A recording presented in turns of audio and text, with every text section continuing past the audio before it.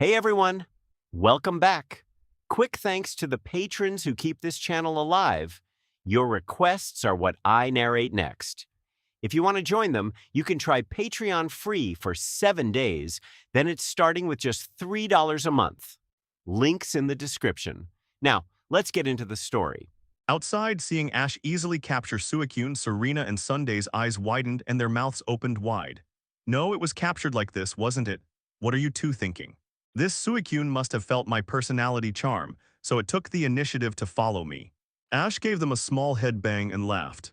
Sunday, Serena, yes, Ash, you are right. This is not personality charm.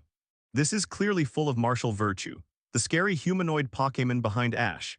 This Suicune obviously wants to fight but can't, and it can't run away, so it can only be captured by Ash, right?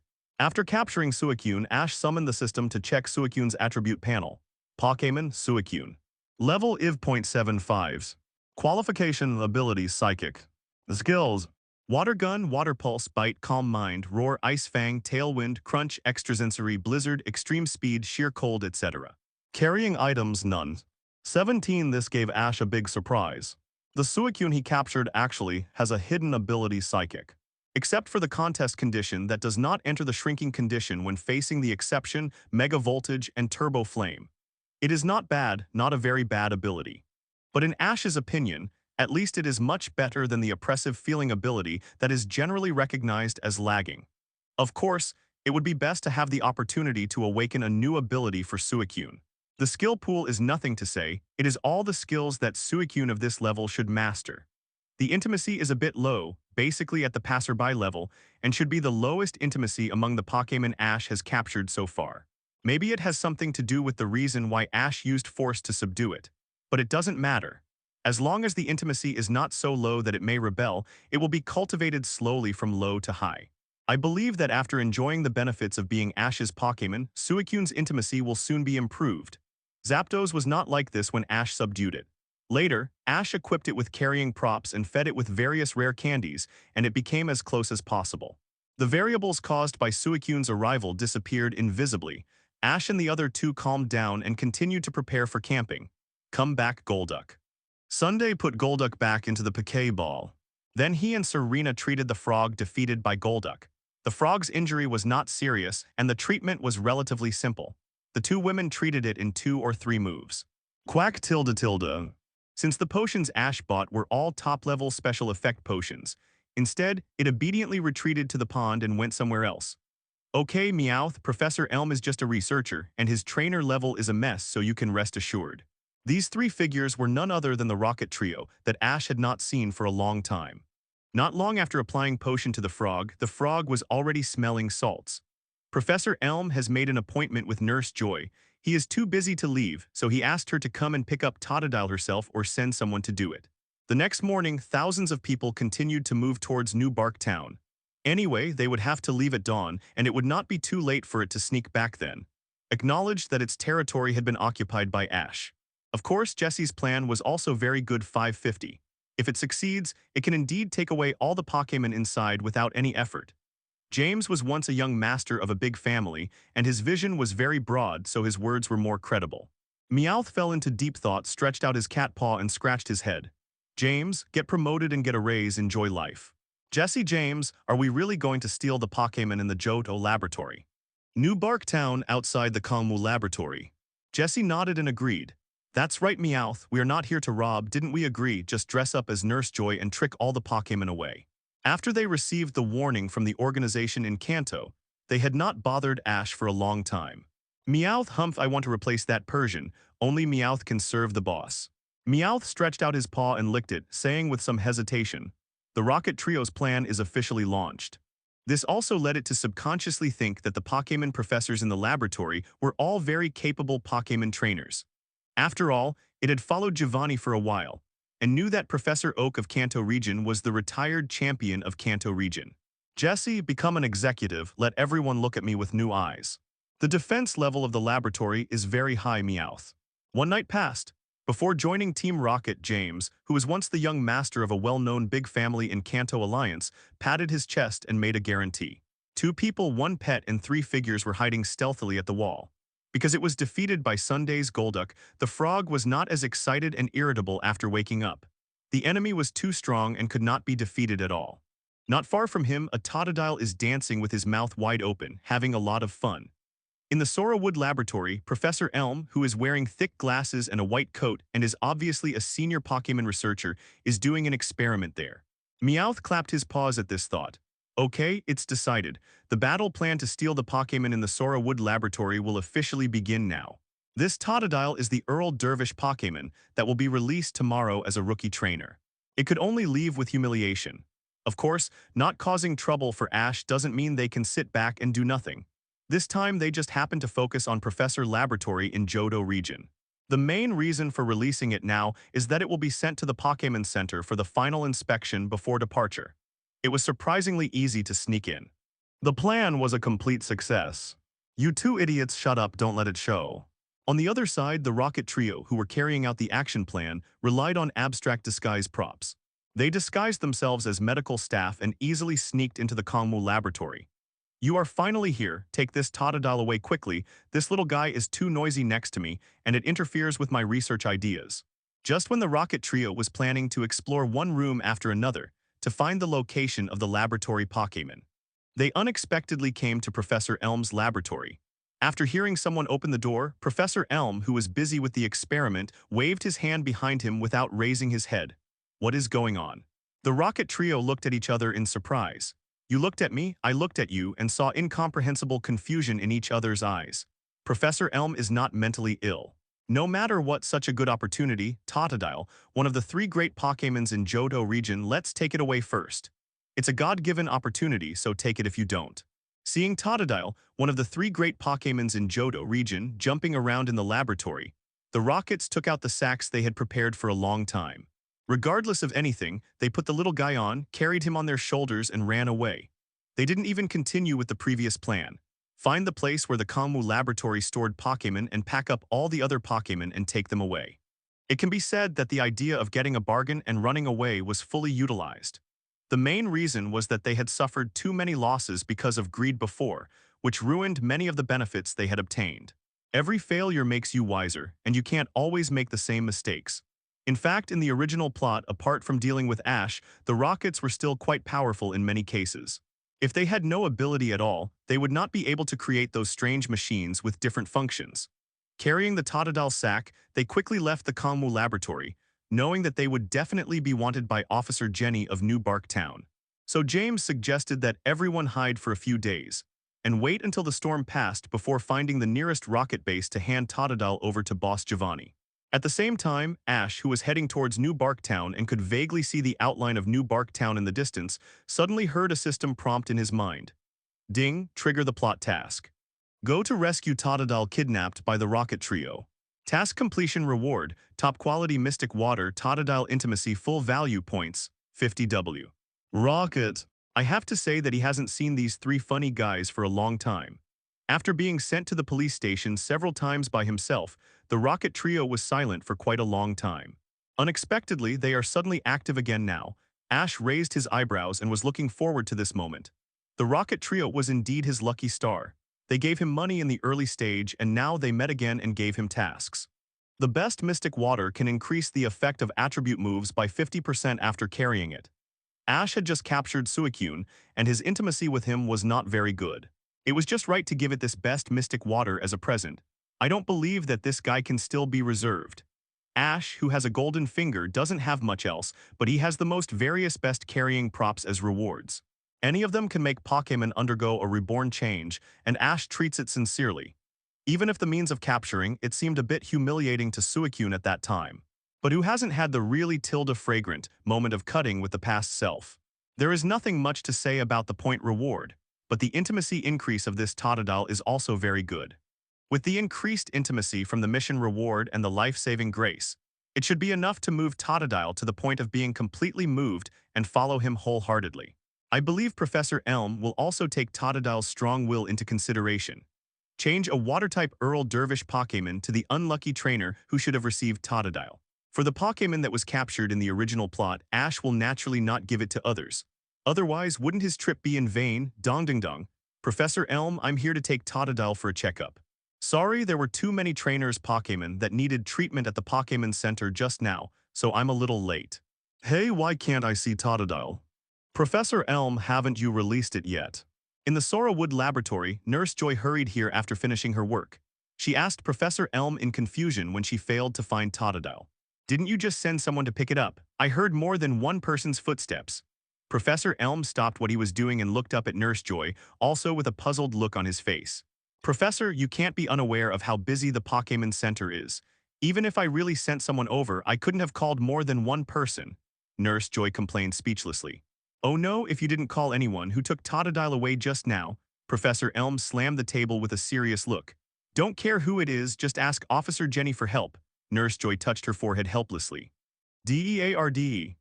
A moment later, with the sirens, Miss Nishishasha came to the aerial laboratory on the classic Taijin motorcycle. After listening to Professor Elm and Nano's Nurse Joy's description of the case, he reached out and touched his chin, looking thoughtful. Is this a clue? Seeing Officer Jenny like this, Professor Elm and Nurse Joy looked at each other and felt that professional police officers were indeed reliable. This one is definitely a sure thing. However, Officer Jenny's next words surprised them. According to my guess, the person who stole the Totodile disguised as a medical staff was either a single person or a team. If the murderer is not a man, then it must be a woman, either an acquaintance or a stranger. After listening to her high-sounding theory, Professor Elm and Nurse Joy had black lines on their foreheads.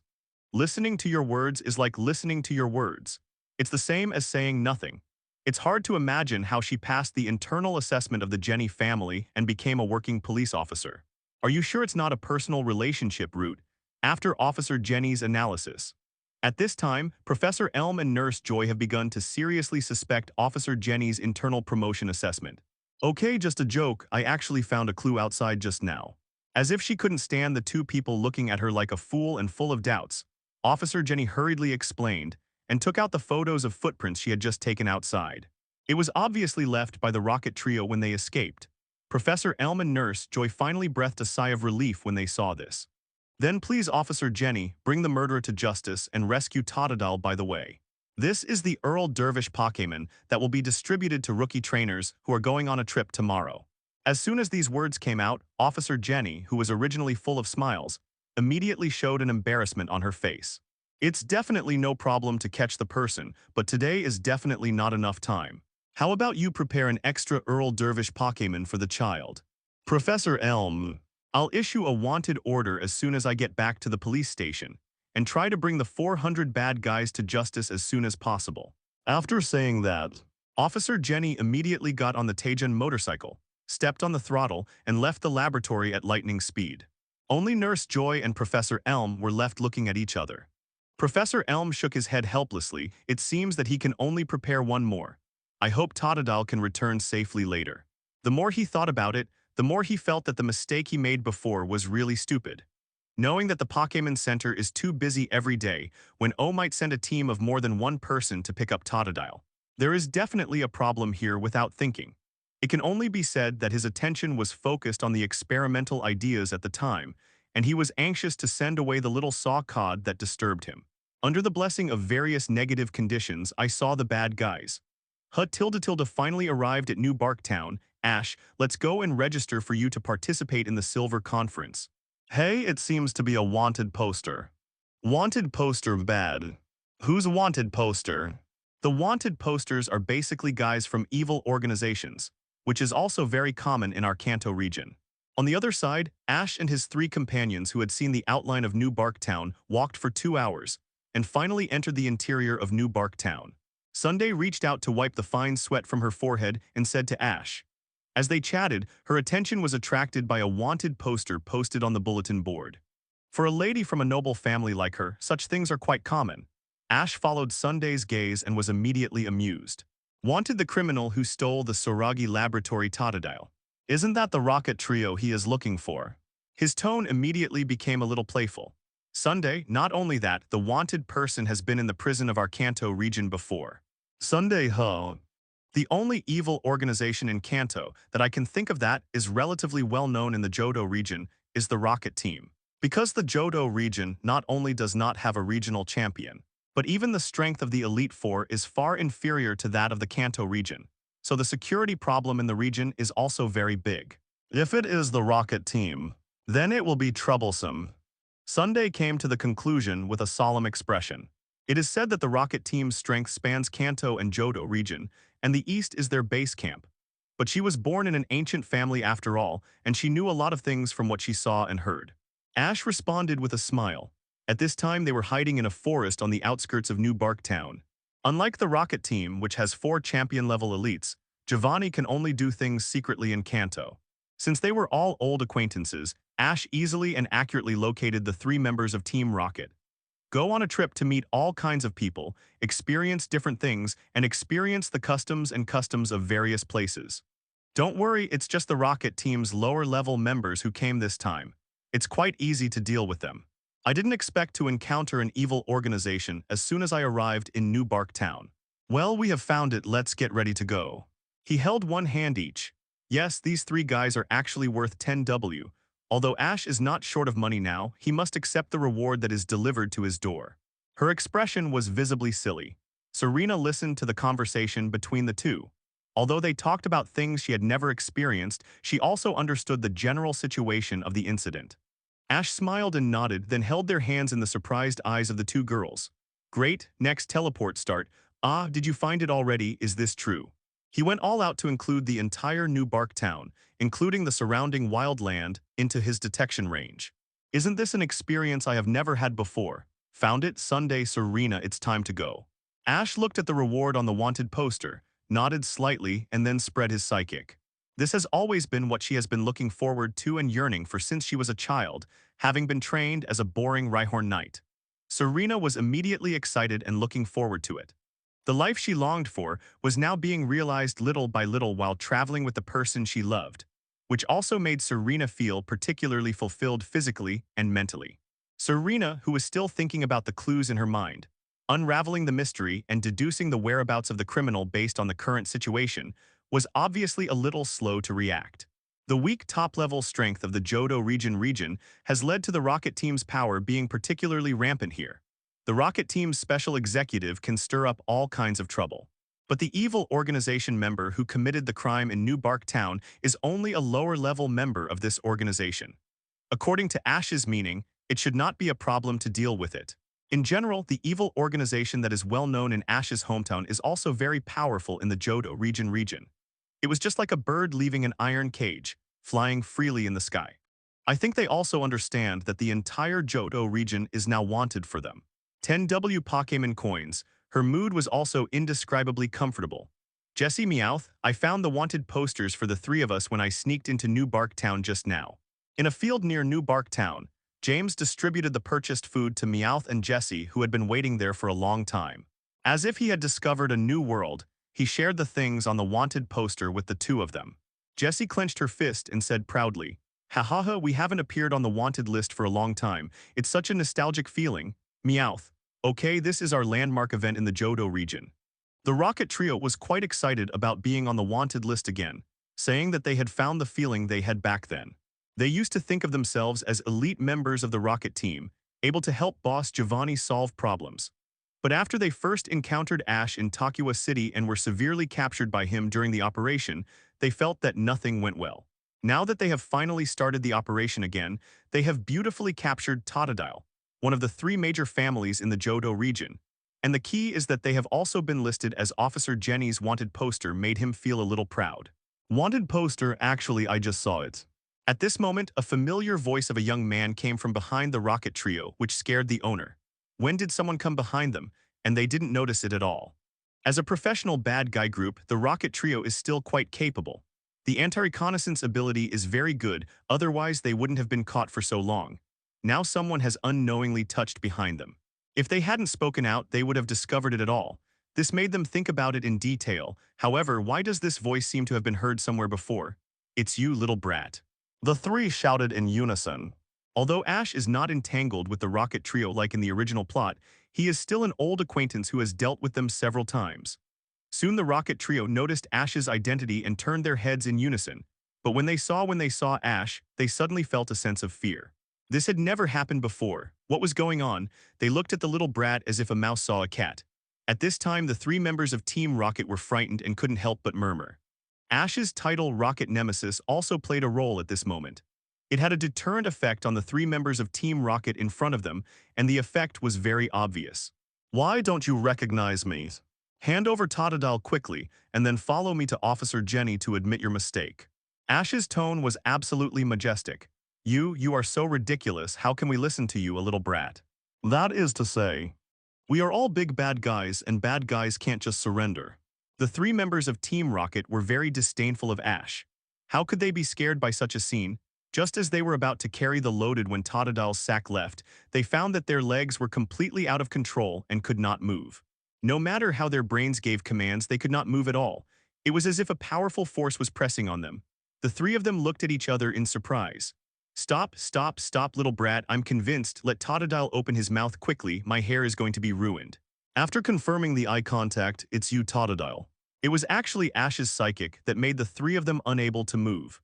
After all, the main effect of his title was to increase the combat effectiveness of commanding Pokémon when facing Team Rocket members.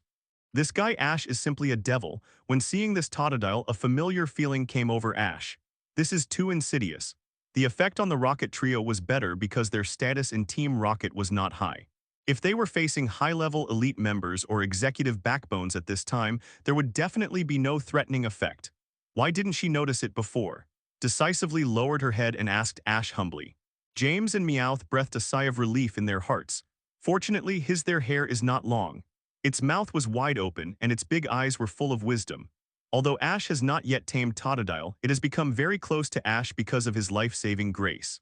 After regaining his freedom from Ash, he rushed over and bit Jessie's amazingly long red hair, and he never let go of it after biting it, and it became a pendant. What's going on? Are you still not convinced? You, with a big mouth, don't let you bite anyone without distinguishing between friend and foe. Okay, let go first, Totodile. The effect of the title was unexpected to Ash. Jessie, you, a naturally evil and hateful little brat, actually want to destroy a beautiful woman's hair like this. You are even worse than us. As a result, Ash stretched out his hand and directly pinched the back of Destiny's neck, and easily lifted him up with one hand. A lively little blue crocodile appeared in front of everyone. Thinking this in his heart, Ash walked forward, took the gray sack containing Totodile from Jessie's hand and untied it. Do you see this bad woman in front of you? She is the one who kidnapped you. Her hair is long enough. Go and bite her. Fearing that her hair would be completely bitten off by Totodile, Jessie finally bowed to Ash. Before he could see clearly how Ash lifted him up, Totodile nodded without thinking. What do you mean? With a big mouth, he pretended to hang on Ash's hair. If the deterrent effect alone was so exaggerated, it would be too abnormal. Seeing that Ash has given the order, even though it is very reluctant, it still guiltily lets go of its mouth. Totodile used the bite skill next. It regards itself as Ash's Pokémon and acts very obedient. Jessie, the one he captured in the Johto region in the original plot. Wow, tilde. After seeing Ash, Totodile also behaved close and clingy. Sunday, Serena, call the police and tell Officer Jenny that we have caught the criminal who stole Totodile. Ash turned his head and said to Sunday and Serena, who were obviously stunned. No, the three members of Team Rocket are so honest, standing here obediently waiting to be caught. It was agreed that Team Rocket is a large, evil organization across regions. Even the bottom members can't be so weak. Forget it, don't think too much about anything related to Ash. Because Ash himself is a monster-level existence with all kinds of outrageous situations. He won the regional championship 1 year after starting the journey, defeated the old region elite, and captured more than one legendary Pokémon. He even has the perverted power of Psychic. Now, any outrageous things that happen to Ash will not be strange to them. Maybe these three guys were shocked by Ash's momentum at the beginning, and they were too scared to run away. Take out the communicator, call the police, and tell Officer Jenny the general situation. The group waited there. Officer Jenny's speed of action was unexpectedly fast. In less than 10 minutes, she rode a Tajan motorcycle to kill. There were 2 passengers on the Tajan motorcycle, Professor Elm and Nurse Joy. At this time, the three saw Totodile jumping around Ash and the Rocket Trio sitting together with their hands tied behind their backs. He looked at the overly young faces of Ash and his friends. In his mind, a passionate film and television drama in which the trio of teenagers fought wits and courage with the bad guys who stole Totodile, and finally subdued the bad guys with great effort. He couldn't help but respect them in his heart. He said that Alliance really has successors, such an excellent and young trainer. Thank you three for your assistance to our police. Can you tell me the details of your fight with the bad guys just now? Officer Jenny rushed over and shook hands with Ash and the other three one by one. His attitude was very friendly, and his tone was obviously a little excited. Professor Elm and Nurse Joy also showed their interest. They were very curious about how Ash and the other two caught the rocket trio. However, they found that after listening to Officer Jenny's words, the expressions of the three people in front of them, including Ash, were obviously a little strange. Catch the rocket trio. Didn't Ash come here and then strangle them? These three guys couldn't even escape. Seeing that Ash obviously didn't intend to explain, Sunday and Serena looked at each other and stepped forward to describe what happened. Huh. After listening to the two's description, it was Officer Jenny, Nurse Joy, and Professor Elm's turn to be confused. No, I want you to talk about the thrilling process of fighting with criminals, and you and I are acting out a cool drama. Do you want to hear how exaggerated what you said is? Facing the suspicious eyes of Officer Jenny and the other two, Ash disappeared directly on the spot. Then he appeared behind Officer Jenny, reached out and patted her shoulder gently. Officer Jenny, what do you think? Then before they could react, he teleported back to the original position again. Teleport, you are really a psychic. This little hand show stunned Officer Jenny and the other two. Totodile also cooperated and walked to Ash's side with a cheerful little step, gently rubbing Ash's trouser leg. Anyway, thank you for your help. Please show us the Pokémon Pokédex so that we can transfer the reward on the wanted order to your account. Otherwise, there would not be a large number of trainers who become fishing boys or fishing masters. But Ash just helped her solve a more difficult case after all, and she didn't want to frustrate this enthusiastic young trainer who actively fights crime. After calming down, Officer Jenny said to Ash and the other two, "Besides, this Totodile was trained by Professor Elm, and she has no right to make a decision." His eyes were a little more intimate and trusting than before. At this moment, they completely believed what Serena and Sunday said. As for Totodile, who was grinning and standing alone beside him, he seemed to have noticed something and subconsciously raised his head to look at Ash. It was obvious that he liked Ash very much and no one could take him away. Professor Elm beside him spoke up. The three major Pokémons are not something that anyone can get. Totodile would most likely choose to listen to him. It is no problem for Serena and Sunday to do the performance mentioned by Serena, and it is even very easy. As for the 100,000 Pokémon coins bonus, to be honest, it is not worth mentioning compared to the three major Pokémons like Totodile. Task completion reward, top quality mystic water, Totodile intimacy full value points, 50W. No problem, I agrees. As he said that, Ash pointed to Totodile. Having reached the maximum intimacy, Totodile obviously could not choose any other trainer except Ash. Ding, complete the story mission. Go and rescue Totodile, who was kidnapped by the Rocket Trio. I care more about this than the money. It is no exaggeration to say that if Professor Elm gave him completely opposite instructions at this moment, then he also put silver bracelets on the Rocket Trio. If you want to get the three major Pokémons to travel, you must first have a clean background, abide by the law, and pay a high alliance tax of 2.7 every year. As a Pokémon professor, he has a high status in the Johto region and decided to take a three major Pokémon. It is still easy to determine the ownership of Pokémon. The prop reward is stored in the system space, and it cannot be put back once taken out. A psychic who can use teleport on Solaceon must have extremely high psychic strength. Points balance. 334W. Moreover, this starter Pokémon was cultivated by him, just when she was thinking about how to tactfully express to Ash that this was impossible. The system space also has an extra top-quality mystic water. Looking at Totodile, Officer Jenny immediately looked embarrassed. I would like to thank Officer Jenny first, but I want to change this reward a little bit. Almost at the moment when Officer Jenny put the silver bracelet on the three people, the task completion prompt also appeared in Ash's mind in due time. As for why Professor Elm agreed so readily, there are two reasons.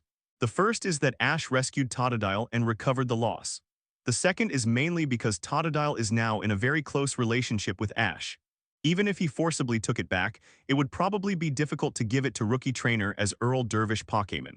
It is better to agree to Ash as a favor. Great, thank you, Soramohiro. Ash hurriedly thanked Professor Elm. After all, he did not reveal his identity to activate the face fruit. Professor Elm was willing to agree entirely out of his own attitude. He must thank him well. Well, Professor Elm, actually I have another unwelcome request. I wonder if I can choose 2 more starter Pokémon. Don't worry, I will make up the Pokémon breeder fee at double the price. I wonder if this will work. After getting his own Totodile, Ash also wanted to help Serena and Sunday get some benefits. As a trainer with the same style as herself, Serena also has no particular preference for any particular series. The Johto region's 3 major Pokémon are just for them to choose. After hearing Ash's words, Professor Elm couldn't help but fall into deep thought and touched his chin with his hand and pushed his glasses up his nose. There is definitely no problem with paying the breeder fee, but the review of the trainer's identity for receiving the 3 major Pokémon is more stringent than the normal way. It just so happens that Miss Sasha should have a Pokémon Pokédex permission reading machine. If it's just to send out Totodile, which has been stolen and recovered by Team Rocket. For Professor Elm, it's not a big deal. But sending out more 3 major Pokémon one after another, even if it doesn't have a big impact, you have to go through a process. No problem, thank you so much, Professor Elm. Sunday, Serena, come over here and give your Pokémon Pokédex to Officer Jenny. Ash agreed readily. Serena and Sunday were not ordinary trainers. The identity check was just a formality for them. Especially Sunday, I believe Officer Jenny will be in awe after seeing her true identity. Thank you, Ash. Serena and Sunday did not expect Ash to help them get a Johto region's 3 starter Pokémon. They were both happy and excited and they kissed Ash on both cheeks at the same time. This time even Ash did not expect it. His expression was slightly surprised. Sunday was fine. After the Indigo Plateau conference, she had a high degree of intimacy with him. Serena, who was always reserved and shy, did this to surprise him. But anyway, this was a good thing. The 2 women took out their Pokémon Pokédex and walked towards Officer Jenny. Officer Jenny, Nurse Joy, Kongbo Wang, the 3 of them looked a little confused. Aren't young people playing so wild nowadays? Experience and achievements. Kanto Region Quartz Conference Champion, Mage Evolution Paper Publisher, Kanto Alliance Pokémon Researcher. Task Completion Reward. 1 million points, Top Quality Fly Feather. After carrying it, the power of flying skills will increase by 50%, and the speed of flying Pokémon will increase by 20%. Ash took out his Pokémon Pokédex and handed it over. Start entering Ash's information one by one. Name, Ash. In the Pokémon Center, Nurse Joy sat in front of the computer and said to Ash, "Okay, wait a moment, and the registration will be completed soon. Professor Elm, there is no problem with your identity. You can go and get the Earl Dervish Pokémon after paying the breeder fee." Nurse Joy took the Pokémon Pokédex and handled it skillfully. They are both well known in their respective regions. This young man is so lucky to have 2 such excellent Stephanies as girlfriends at the same time. Officer Jenny sighed while taking the Pokémon Pokédex handed over by Sunday and Serena to check their identity information. Hometown. Kanto Region Pallet Town. Ash triggered a new gym challenge mission. Originally, they thought the 3 of them were just ordinary travel companions, but they didn't expect that they were all boyfriends and girlfriends. Check it out, Officer Jenny's beautiful eyes flashed a strange color. It really opened their eyes for them, the old people who are still single today. At this time, Nurse Joy, who had become somewhat numb, completely relied on muscle memory to mechanically enter Ash's information into the website, then handed the Pokémon Pokédex to Xiaoli. "Nurse Joy, here you go." Since she had not yet recovered, her tone was a little dull. "Thank you, Officer Jenny." Just when Nurse Joy helped Ash complete the registration for the Johto Region Silver Conference. "This is too straightforward." Nurse Joy's eyes immediately became full of shock. 580. Following Officer Jenny, they went to the Pokémon Center to register for the Silver Conference to be held in the Johto region. After a simple scan, the registration process began.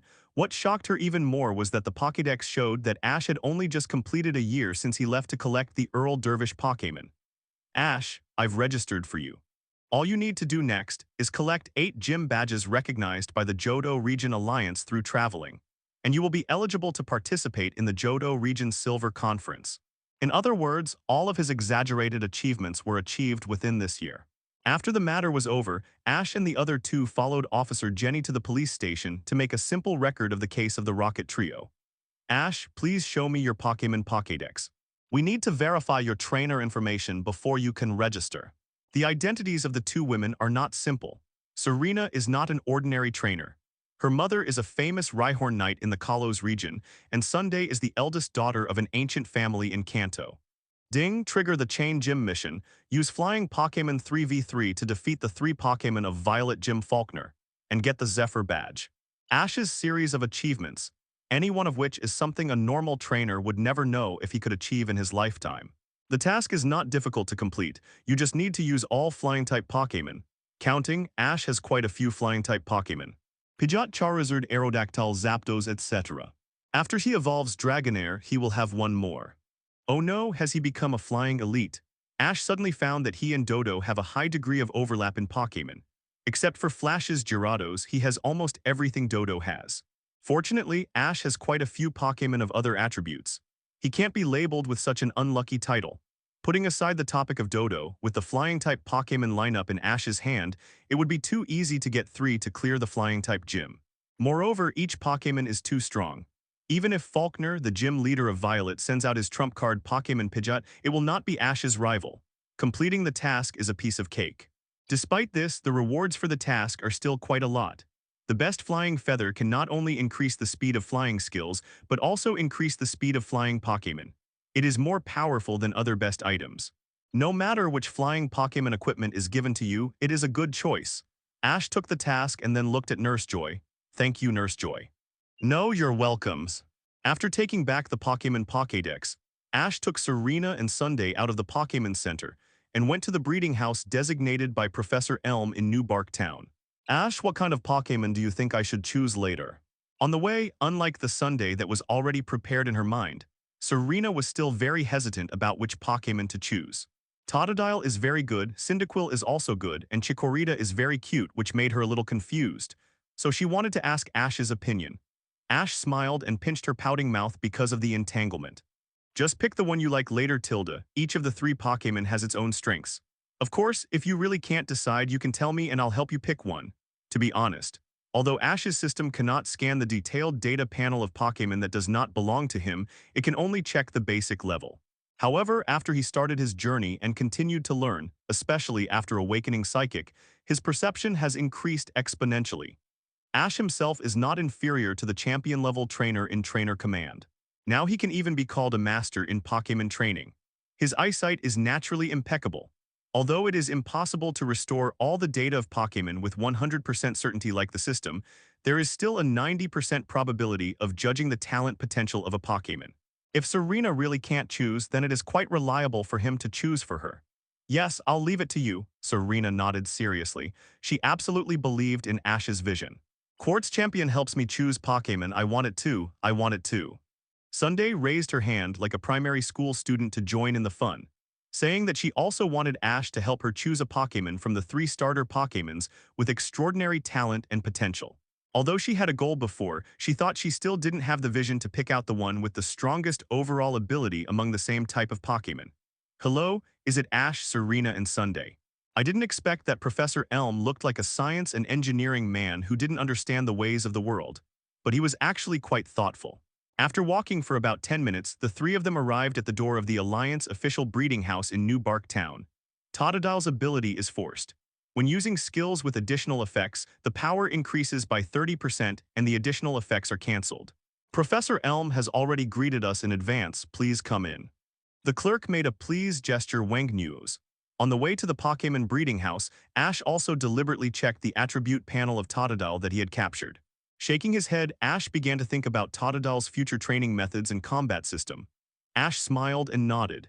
In the breeding house, what caught the eye was not the various Pokémon imagined, but the cashier area of a supermarket. The difference is that there is only one cashier counter here. Sorry for bothering you.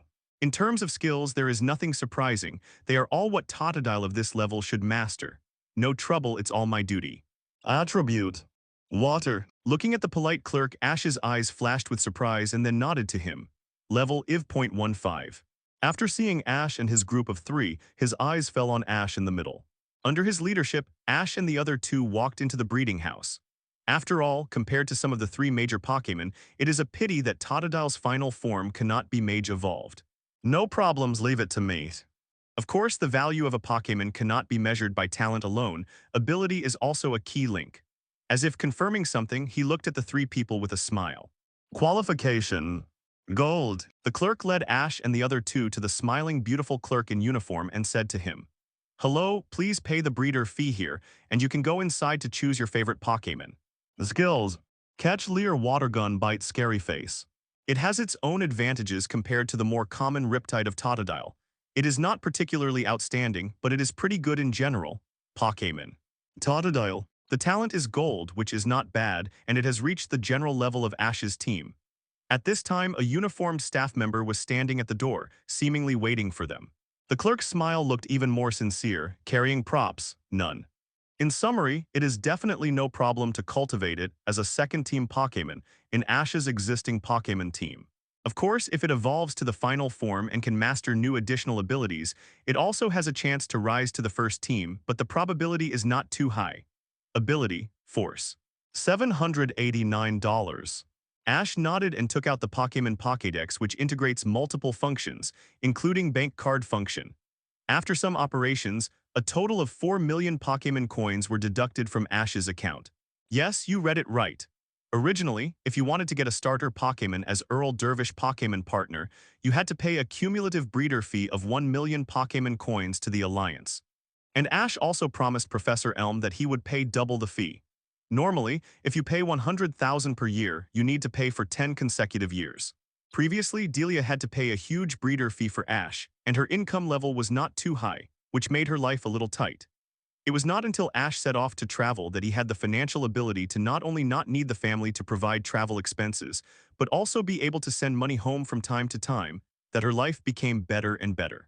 Such a high breeder fee is difficult for normal families to afford, which is also the main reason for the prevalence of insect-catching boys.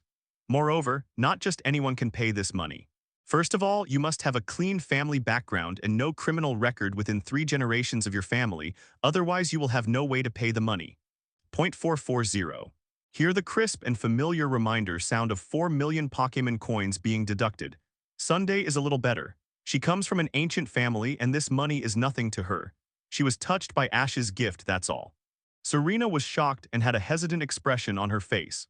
Before paying, she had never thought that the Pokémon breeder fee of the Alliance's 3 families was so expensive.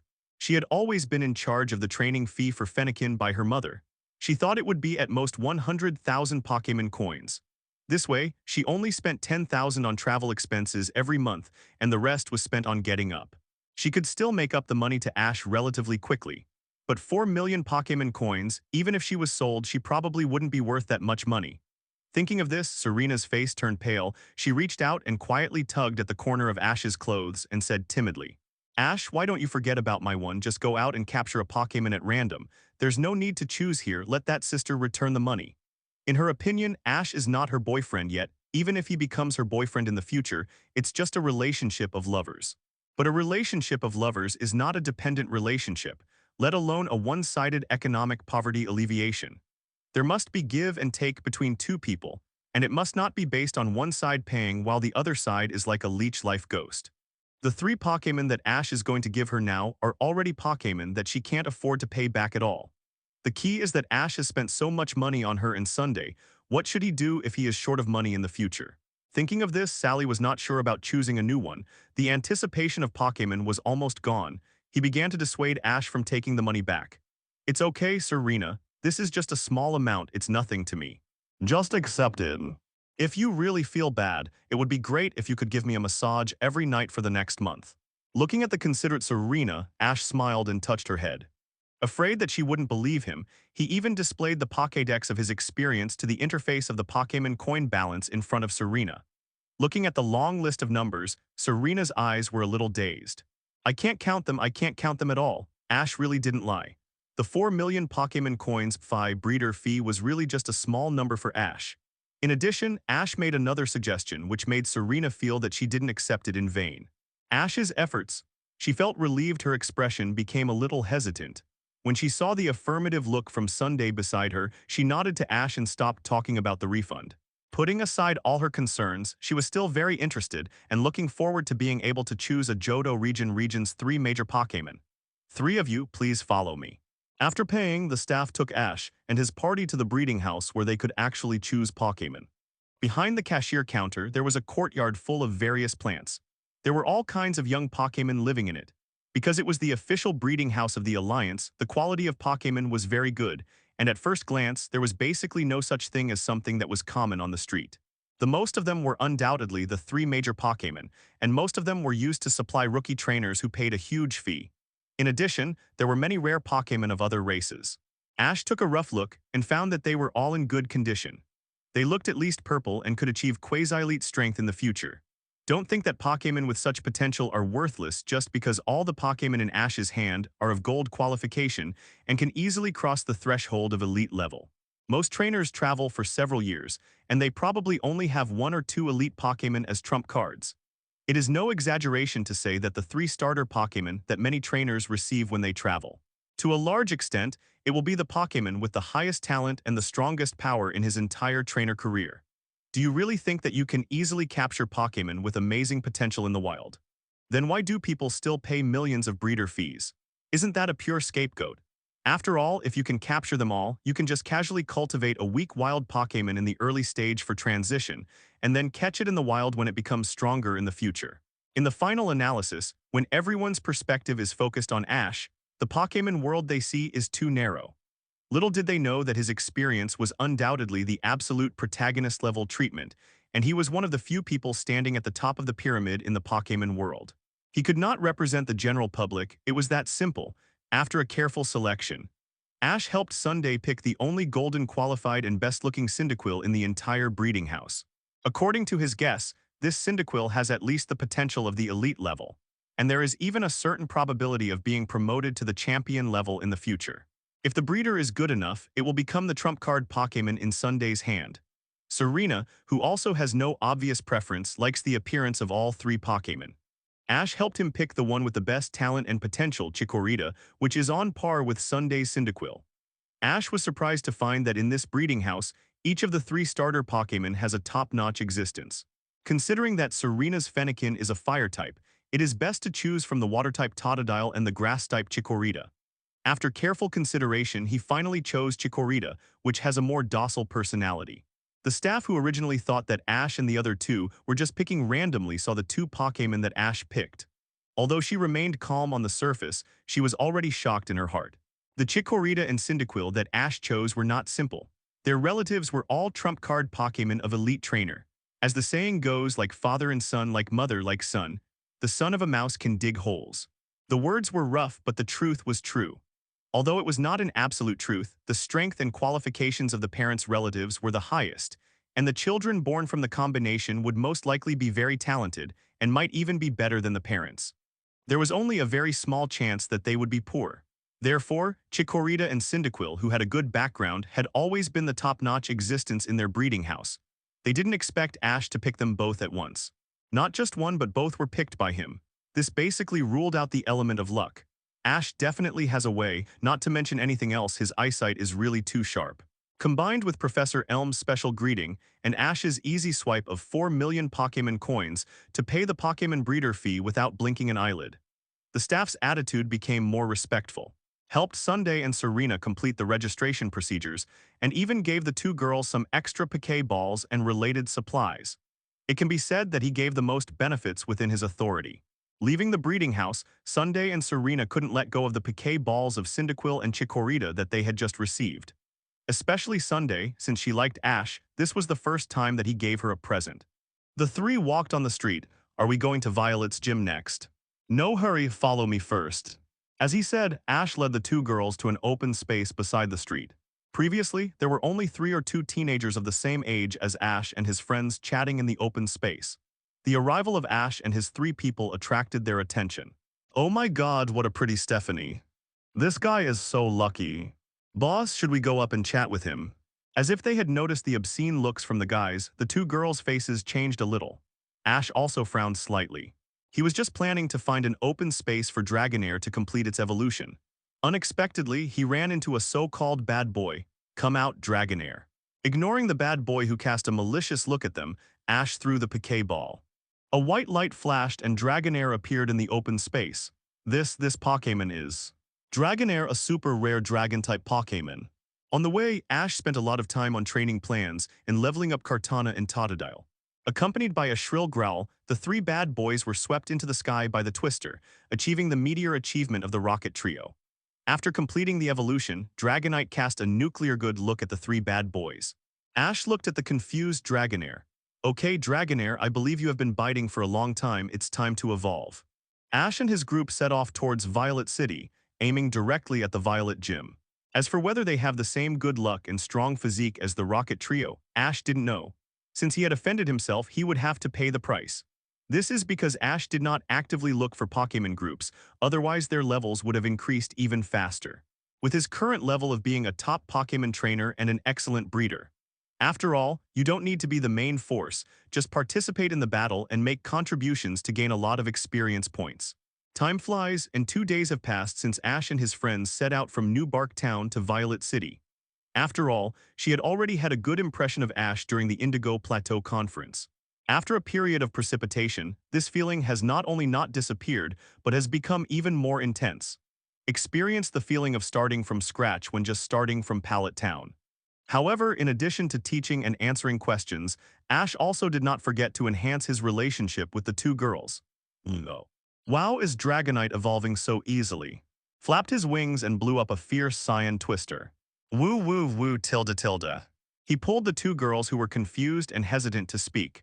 Boss, it seems that this guy's identity is not simple. No wonder there are two such beautiful girls around him. It is obviously easy to coach Serena and Sunday. Ash was satisfied while teaching the two girls and collecting tuition fees from them. Totodile has increased from the initial IV.15 to LV.19. Ash nodded to Serena. Yes, it reached the evolution standard a long time ago. Kartana has increased from IV.1 to V.12. His Jigglypuff has always been upgraded in this way. After a while, as the white light faded, the plump orange Dragonite appeared in front of Ash and the other two. Next, use Twister, hurry up. Serena was a little shy, while Sunday was enthusiastic, bold, and proactive. By the way, he will also coach Sunday and Serena. After nodding slightly, Dragonair raised his head and made a series of crisp high chirps. Ash, did you know it was about to evolve? Following Ash, both of them made rapid progress. During these 2 days, Ash's Kartana and Totodile's levels have increased rapidly.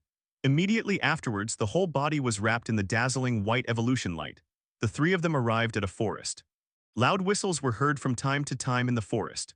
Following the sound, they saw a Stephanie wearing an Electabuzz cheering uniform holding a baseball bat and training her Pokémon Chikorita in the way of training with a baseball bat on a blank grassy area in the woods.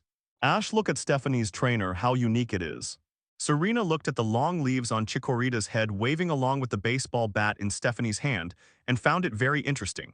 She immediately pulled Ash's sleeve and said to him, after all, she had just got a Chikorita, so maybe she could learn from the other party's training method. Yeah, maybe this is her unique training method. Ash nodded without giving a good or bad evaluation. Nor would he deny it like Ash in the original plot, intending to instill in Stephanie that actual combat is the best way to train Pokémon. After all, that 600 trainer has his own training characteristics. Just train appropriately, no need to step on one and praise the other. There is no absolutely correct way to train. Hey, three friends over there, can you please have a Pokémon battle with me? After simply looking in the direction of Stephanie Casey in baseball uniform, the three people who were about to continue their journey were stopped by her. As soon as she finished speaking, before Ash and the others could respond, Casey ran in front of them. Excuse me, my name is Casey, and I have been training Pokémon around here for a while. I just happened to meet you. I see that we are of similar age and our strengths must be comparable. Please everyone, I just want to test the results of my training during this period. Is it convenient for you to see? After saying that, Casey put his hands together and asked Ash and the others. Trigger a collaborative task. Accept Casey's 3v3 challenge with Sunday and Serena. Each send out a Pokémon and win all of them. Task reward. Points 50W. Kartana saw light level +3.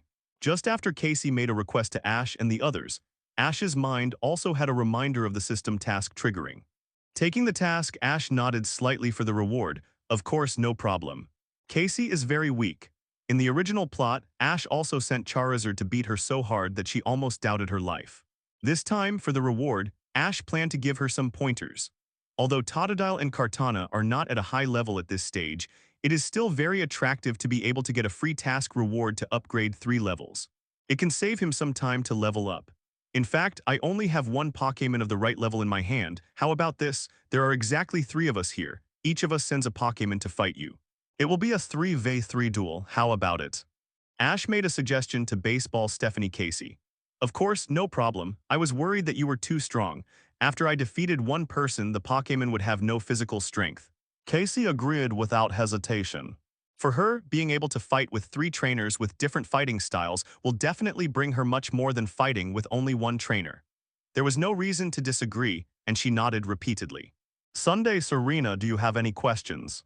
Ash did not make a decision without going over the two girls, but took the initiative to ask them what they thought. Although he knew they would definitely agree, there should still be basic respect between people. No problems. Then I have no problem either. Sunday and Serena also decisively agreed to the battle, mainly because they both had very low-level Pokémon in their hands. There is definitely no problem fighting Casey. In that case, the battle rules are 3v3. I will send out 3 Pokémon. Ash, you 3 will each send out a Pokémon to the battlefield separately. Then the first Pokémon I will send out is this one. Get ready for battle, Rattata. Soleson decided on an empty area as the battle site. Baseball Stephanie Casey threw the Pokéball in the posture of flinging a baseball and released her first Pokémon, Rattata, which she had just captured after starting her journey. A common Pokémon that is common in Kanto and Johto region, and one of the Pokémon that rookie trainer can capture most easily. Rattata, Serena, you go first in this game. How about it? Ash was put in the last game by default. After seeing that the Pokémon released by Casey was Rattata, Sunday said to Serena. Serena was also slightly excited and nodded. Papa, after seeing Casey's Rattata launch an attack, she immediately stabilized her mentality and showed the command level she should have after being trained by Ash. Baseball Stephanie Casey decisively issued an attack order to his Rattata. Chikorita, take advantage of the victory tackle. Immediately commanded Chikorita to launch a pursuit. Gently waved his hand and gave the orders.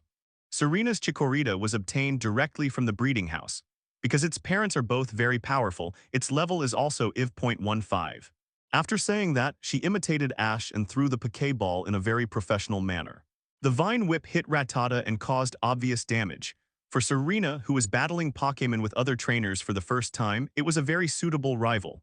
Just leave it to me. Chikorita followed the rhythm of normal training and moved sideways to avoid Rattata's collision. She could only reluctantly take Rattata back.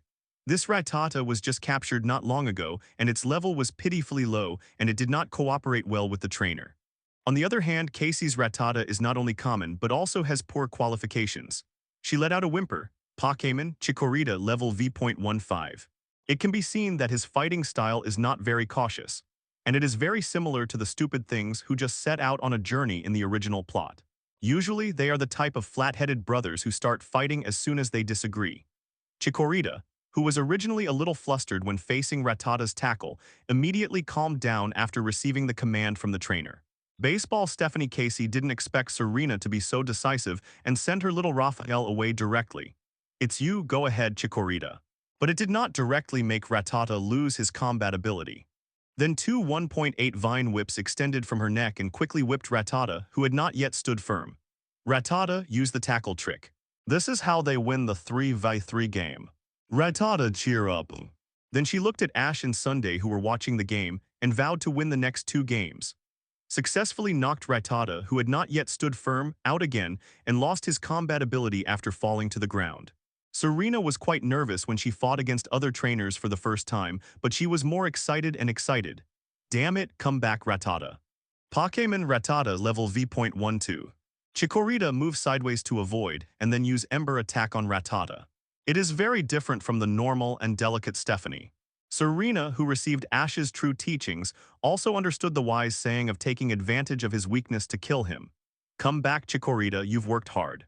Serena, who won her first battle as a trainer, had a happy look on her face. She stepped forward and touched Chikorita's little head, fed it a piece of puff and put it back into the Pokéball. Great, Serena, congratulations on your first victory. Sunday congratulated Serena on the side. No, it's mainly because Ash taught her well. Serena scratched her head embarrassedly, thinking that Sunday's praise was a bit exaggerated, which made her feel embarrassed. Serena, there's no need to be too modest when enjoying the joy of victory. It's not difficult to admit that you are excellent. Ash stepped forward and said with a smile, what he said is right. In the original plot, Serena might still follow the style of coordinator, but she is also very talented in commanding Pokémon battles. In addition to her love of learning and the unreserved and careful coaching of Ash, a veritable Pokémon expert. Although Serena is still just a rookie trainer, she has a solid foundation in commanding battles. As long as the Pokémon are of similar level, she can fight against senior elite trainers who have been traveling for 2 or 3 years with her command. Moreover, Serena is currently in a stage of rapid progress and there is no obvious slowdown trend. She should have a period of rapid growth for a while. Is that really the case, Ash? Serena looked up at Ash with some uncertainty, mainly because she felt that she was really mediocre in comparison with the powerful strength of Ash and Sunday, and there was nothing outstanding worth mentioning. It's basically the level of an ordinary trainer. Serena, you are making it too difficult for yourself. Don't you see who Ash and I are? Sunday saw Serena's expression and immediately understood what she was thinking and said to her with a smile. Serena also reacted. That's right, if you keep comparing Ash and Sunday and then deny your own talent, it's really wrong. Who is Ash? A mega genius who won the Kanto Quartz Conference champion after traveling for a year. He even defeated the Ice Elite Lorelei in the subsequent exhibition match, although he lost the exhibition match on the Little Orange Island. But it was enough to make almost all trainers of the same age far behind. They were Elite Four, and many trainers would hardly be qualified to compete with them in their entire lives. And Sunday was born in an ancient family and received family education since childhood. She started higher than ordinary people. If her talent had not been wasted during her time in the Pokémon Academy, her achievements might be even higher now. Compared with the two of them, she is simply a mega newbie. But if compared with those ordinary trainers, she seems to be quite talented. After figuring this out, Serena immediately had a clearer positioning of her abilities, and at the same time she had more confidence.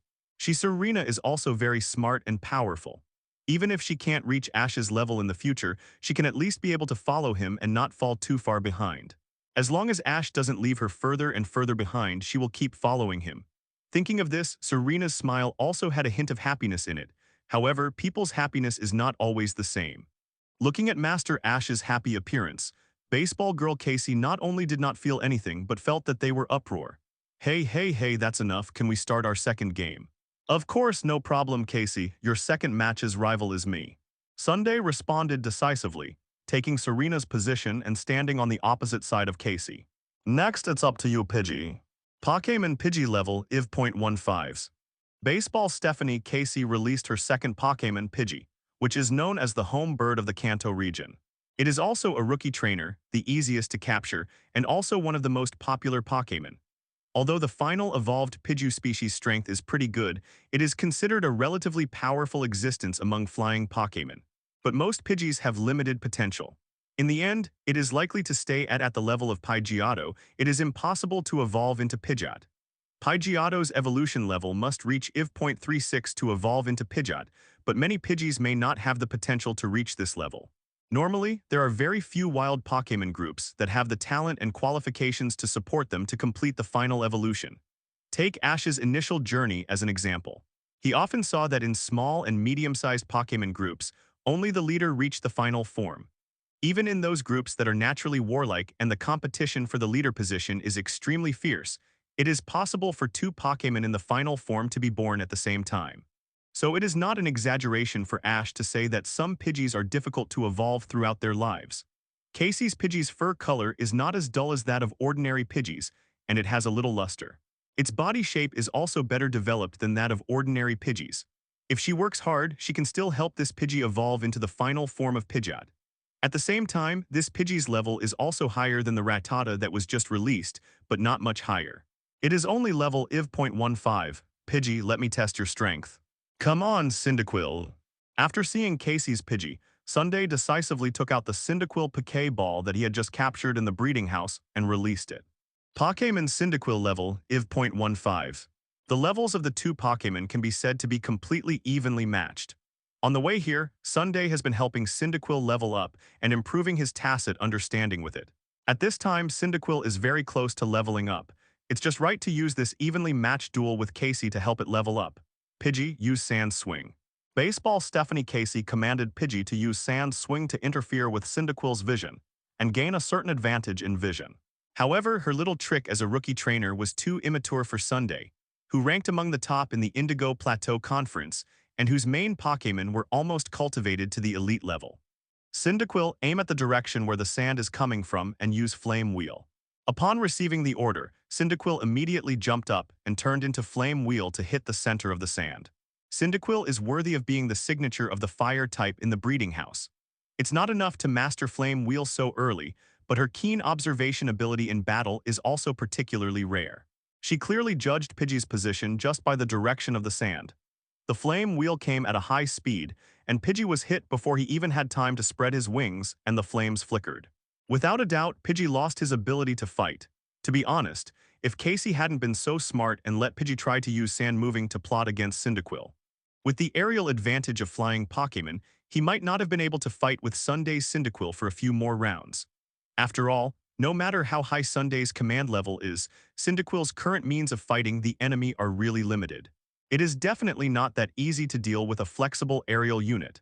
At least you have to spend some time to lure Pidgey down, or find a way to consume its physical strength and slow down its flying speed. The gap between the novice trainer and the competition trainer is vividly reflected in this battle. At this time, the baseball Stephanie Casey obviously couldn't accept her defeat in 2 consecutive battles, and each time she lost faster and more miserably than the last. She bit her lip, reluctantly took back Pidgey and looked at Ash. Next, she will send out her Earl Dervish Pokémon partner. Even though she has already lost the 3v3 match, she must win the last game to redeem herself for the previous defeat. 2 consecutive opponents are so strong, the last one should be a little weaker. Otherwise, the team they formed is too abnormal. At this time, baseball Stephanie was worried. But she still pulled herself together and used the most handsome 2.5 turn baseball posture to cheer up her Chikorita. Come on Chikorita, win this last game, otherwise we will be shut out and that would be a terrible loss tilde. Leaf tilde tilde. Chikorita's eyes were blazing with fire when she heard that, and she was very ambitious. It was a battle that depended on its reputation and trainers, so it had to win. Hey, it's Chikorita too. Most rookie Wang Lihao trainers, including Ash in the original plot, are extremely obsessed with their own command methods and will not turn back until they hit the wall. He almost made him doubt his life. However, thinking that he was almost beaten by the opponent in the previous battle with Sunday and Serena, he did not act too careless at this moment. After being encouraged by the Rocket Trio when she fought Ash again, she commanded Chikorita and Ash's Pikachu to fight back and forth. Of course, this was probably due to the fact that Pikachu was the best actor, and the negative impact of the new region level reset was there. The 50-50 fight between the two sides could not be said to be completely unaffected by these situations. But in the battle command at that time, Casey did show a command level that was not inferior to Ash, a trainer who had been traveling for more than a year, and even won the Indigo Plateau Conference Top 16 Orange Alliance Winter Cup. Ash sent out the only 2 Pokémon he had that were of similar level to the opponent, Totodile, who he had captured in New Bark Town. Pokémon, Chikorita level. IV.17. When Casey found out that the Pokémon sent by Ash was Totodile, a trace of joy flashed in his eyes. This game is definitely not lost. Unless there are no Pokémon of the right level in the team, Ash is not very interested in bullying noobs. Although they lost the 3v3 in the end, they couldn't lose too badly, and they had to save some dignity for themselves. This is already more difficult to settle privately than most rookie trainers. They have to hit the wall again and again, until they are broken and bloody, and they will think about making changes when they feel pain. This guy should be the first Pokémon he had captured in the Johto region. Only the idiots in the original plot would be so serious about bullying noobs. Facing Casey, who is just a rookie trainer, he directly sent out Charizard. Leave it to you, little snakehead. I can only say that Casey has a good talent in the trainer field. As the saying goes, every failure makes you wiser. Previously, Serena commanded Chikorita to easily avoid her Rattata's tackle, which caused her to have a psychological shadow on her anti-aircraft skills. Chikorita, sweet air. No matter how powerful the attack is, it is useless if it cannot hit rival. The original worry on his face disappeared and turned into confidence in victory. Serena, who was watching the game nearby, was surprised to see Casey's Chikorita, whose leaves were shaking on her head. She regretted going on the field first. Casey also subconsciously regarded Ash and the other 2 as trainers who had just set out on a journey this year like her. Isn't sending out such Pokémon pure bullying? Because Ash and the other 2 showed the Johto region's 3 starter Pokémon and they looked very young. The level difference between the 2 Pokémon is not big. Chikorita's level is slightly lower, but it also has a certain attribute advantage. They are all the 3 starter Pokémon, and the level difference does not seem to be obvious. Chikorita still has a little attribute advantage.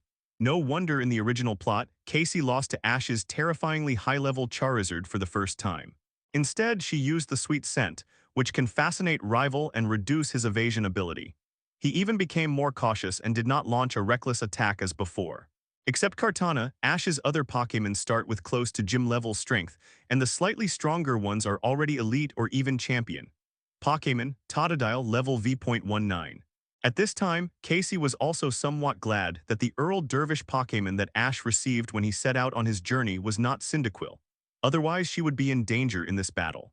Casey, who sensed the hope of victory, became extremely anxious and wanted to defeat Ash immediately and end the battle. Well, this is a lesson learned from actual combat. All signs indicate that Casey has the potential to become a powerful Pokémon trainer in the future. Looking at the performance of Casey and Chikorita, Ash nodded secretly and gave a very good evaluation of one person and one pet. Of course, she is still too young for Ash now. Facing the sweet scent released by Chikorita with a wide range of effects, Ash calmly commanded Totodile to fight the enemy. Totodile used the recoil of Water Gun to jump into the air. Well, after receiving the order, Totodile, who has greatly improved his skill proficiency and mastery after a few days of training, opened his mouth and spit out a fine stream of water aimed at the ground under his feet. The recoil directly made Totodile fly high in the sky, completely avoiding the sweet scent released by Chikorita. Can it be played like this? Shouldn't Water Gun be an attack skill? Casey, a fledgling rookie trainer, has never seen such an advanced operation to change the use of skills. The whole person seemed a little confused. 43. Casey realized that Totodile was flying towards Chikorita in the sky and quickly changed his tactics. Chikorita used Razor Leaf. Although the power of Razor Leaf is not great, it is a typical group attack skill, and it is extremely difficult to completely block it. Totodile Water Gun attacks. Facing the rain of Razor Leaves, Ash calmly gave orders to Totodile. Although the training time was not long, it worshipped Ash's Blastoise as its teacher as soon as it entered the Pokémon home and learned its high-precision Water Gun attack. Although the current Totodile cannot reach the height of Blastoise, it is not difficult to block a Razor Leaf of Chikorita's size. After receiving Ash's order, Totodile controlled the Water Gun to smack down all the Razor Leaves that attacked it. Leer used Bites. Then with eyes wide open, he stared fiercely at Chikorita who had just released Razor Leaf towards him. It was so frightened that the Pokémon's defense level dropped, and it was also obviously a little timid. Totodile seized the opportunity, quickly approached Chikorita, opened his big mouth and bit the leaf on Chikorita's head fee. That was an important part of Chikorita's body that she relied on to release skills when attacking. If she was directly bitten by Totodile, not to mention losing her fighting ability, her resistance ability would definitely be greatly reduced. Chikorita break free. Totodile don't give it a chance, catch it. The voices of the trainers on both sides sounded almost at the same time. While Totodile bit the green leaf on Chikorita's head with his mouth, he attacked Chikorita with Vine Whip through the small bulges on both sides of his body. He used his short, fat but powerful little claws to hit Chikorita twice, making it lose its fighting ability. After the whole battle, the difference in hard power between Totodile and Chikorita was not that obvious. Collaborative mission completed. Except Casey's 3v3 challenge with Sunday and Serena, each send a Pokémon and all win. But they found that Ash still looked normal, as if all this was natural. The look he gave Ash also changed from the original puzzlement to joy and gratitude. Is it going to evolve so fast? As the light of evolution faded, a blue crocodile with a big mouth appeared in front of everyone. After defeating Casey's Chikorita, Ash's Totodile level was successfully increased by 1 level. Wow tilde tilde. My head was full of doubts. Compared with ordinary Croconaw, although Ash's Croconaw has just evolved, it is far superior in size, color, and sharpness of claws. Although Totodile has not yet received any mutation props, its golden qualifications are here. Could it be that she was just a useless person who was not suitable to be a Pokémon trainer at all? No, they were all rookie trainers who had just started this year. Why were Ash and his group more powerful than each other? It can only be said that due to Ash's rocket-like speed of becoming stronger, the two women now find nothing new. Pokémon Totodile level IV.19 increased to IV.20. Subconsciously, he wanted to get the answer from his trainer Master Ash. Pokémon Kartana level IV.12 LV.15. However, the result was that Chikorita was completely suppressed by Ash's Totodile and had no power to fight back. Even because of the attribute restraint, Chikorita still had the upper hand to some extent. From the original IV.19 to IV.20. Or it could have evolved into Feraligatr directly after 2 consecutive evolutions. With the blessing of these warm currents, its level and strength were rapidly improving. If it was a little bit outrageous, it should have evolved when Ash first trained it. But because it was Ash's Pokémon, they were not very surprised. Suddenly, Totodile seemed to remember the conversation with Master Blastoise in the Pokémon home, and his eyes became much clearer. Mission reward points, 50W Kartana Totodile level +3. It has only evolved to Totodile, which is already very ordinary. At this time, Totodile, who had never experienced this feeling, didn't know what it meant. At this time, looking at Totodile and its trainer Ash, who had already played the ordinary skill of Water Gun, Casey was completely numb. As the system mission rewards were issued, Totodile suddenly felt several warm currents in his body. The speed of Totodile's level increase as a task reward will not be affected by his own will and thoughts. In this regard, it is very reasonable for Kuni to evolve so much earlier than their Cyndaquil and Chikorita. Pokémon. Totodile's level IV.19 IV.22. At the same time, the familiar system prompt sounded. In a blink of an eye, it reached the limit of evolution, and it was the kind that could not be suppressed at all. The whole Pokémon burst out with a fierce and dazzling evolution light. Knowing that Totodile was captured at about the same time as them, Sunday and Serena were both surprised to see the evolution light on Totodile. Wow tilde tilde. After the evolution, Croconaws' growl looked much stronger. It shouted happily at Ash, "Congratulations, Croconaw." Although he had seen many Pokémon evolve, Ash was still excited every time he saw this kind of scene. He walked up and patted Croconaw's head to congratulate it. Croconaw rubbed Ash affectionately and pretended to open its mouth to bite his trouser leg. However, due to its obvious change in shape after evolution, it bit Ash's trouser leg. Ash's face turned black, his eyes flashed blue, and he used Psychic Tilde to freeze it in place. He grabbed its fate by the back of the neck and took it back with the Piquet ball. You can bite the trouser leg. Sunday and Serena are fine, after all, they will become a family sooner or later, and there will be plenty of opportunities for practice in the future. But Casey is not like that. Serena and Sunday seemed to have noticed something and blushed. They were shocked in their hearts. Croconaw was really not serious. What this Croconaw, it actually evolved. After seeing this scene, the expression on baseball Stephanie Casey's face was obviously a little bit uncomfortable. It hurts, this is really too heartbreaking. Is there anything more heartbreaking than losing 3 games in a row, but one of the main rivals who beat her in a fancy way also got a great improvement in the battle? In terms of gold content, it was even worse than the silver conference in the Johto region. But the championship was not something that anyone could get involved in. Casey turned her head and saw that it was Serena. This is simply rubbing salt into her wounds. Ash, who can achieve such an achievement, is definitely a mega genius. After a while, after learning the true identities of Ash and Sunday from Serena, the frustration on the face of baseball player Stephanie Casey disappeared and turned into shock and surprise. But according to Serena, Ash had only been traveling for a little over a year. To be honest, before Ash and Sunday enlightened her. Not only is he more talented than her, but he has also traveled longer than her. On the contrary, it is not easy for her to entangle the opponent for several rounds without being defeated immediately.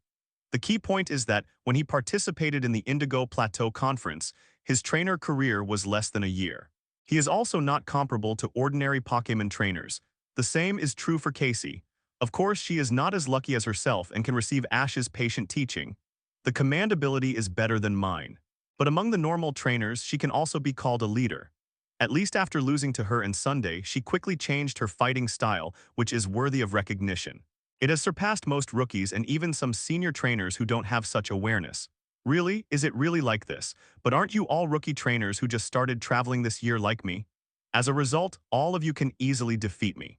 Am I really good? Casey asked Serena without any confidence. Puche, ha ha ha ha. Sunday was amused by the cute Casey. Casey, how can you be sure that we are all rookie trainers? Well, Serena is indeed, but Ash and I are not. Ash also smiled and continued. I guess Casey probably saw that the 3 of us are all the 3 major families in the Johto region Pokémon, so you make such a judgment.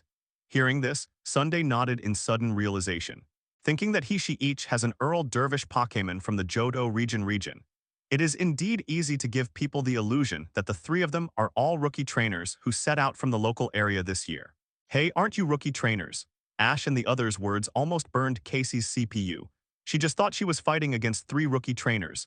The only rookie trainer who really feels the same as her is Serena, and the remaining Ash and Sunday are not. Asterisk asterisk. Of course, Casey, I tell you, it's normal for you to lose to Ash and Sunday. Serena took up the topic and began to introduce the 2. The champion of the last Kanto Indigo Plateau Conference. The mega genius who won the regional championship after traveling for a year. The top 4 of the last Kanto Indigo Plateau Conference. the daughter of the ancient Pokémon family in Kanto. Compared with Ash and Sunday, she may not be as good. But compared with ordinary rookie trainers, her command talent is already very good. She really deserved to lose. And Sunday was also one of the top 4 in the Indigo Plateau Conference and was born in an ancient Pokémon family and received elite education since childhood. How can she compare herself with Ash Sunday, a child of destiny and mega genius? At this moment, a white little hand was placed on her shoulder, comforting the depressed Casey. Trump card Pokémon must even reach the elite level. In other words, the main Pokémon lineup must be at least gym level or above. She knew about the Kanto Indigo Plateau Conference, although the level of the trainers participating each year was uneven. You know, although the stars dare not compete with the sun, they can still bring a little light to everyone in the dark night. But in fact, the answer obtained in this way is extremely absurd. Don't be discouraged, Casey. Your trainer journey has just begun, and this performance is already very good. Sure enough, I am a rookie, and the Pokémon trainer path is not suitable for me at all. He didn't expect that Ash and Sunday looked so young, but their status and position were so extraordinary. Serena looked at Casey, who was doubting her life at the moment, and understood what she was thinking. The conclusion she came to was also enough to make her doubt her life. She used Ash and Sunday as benchmarks to judge herself. Abnormal talent, really terrible, it is natural that he can easily defeat her. At this time, baseball Stephanie Casey has fallen into deep self-doubt and can't extricate herself. Those who could win the regional championship at least had the qualifications to challenge the true strength of the regional gym trainer. At this point, Casey finally understood. In fact, the only person who could defeat her as a rookie was Serena, and Serena's talent was also recognized by Ash and Sunday. This proved that she was only slightly weaker than Serena. Compared with a normal trainer, she was still quite good.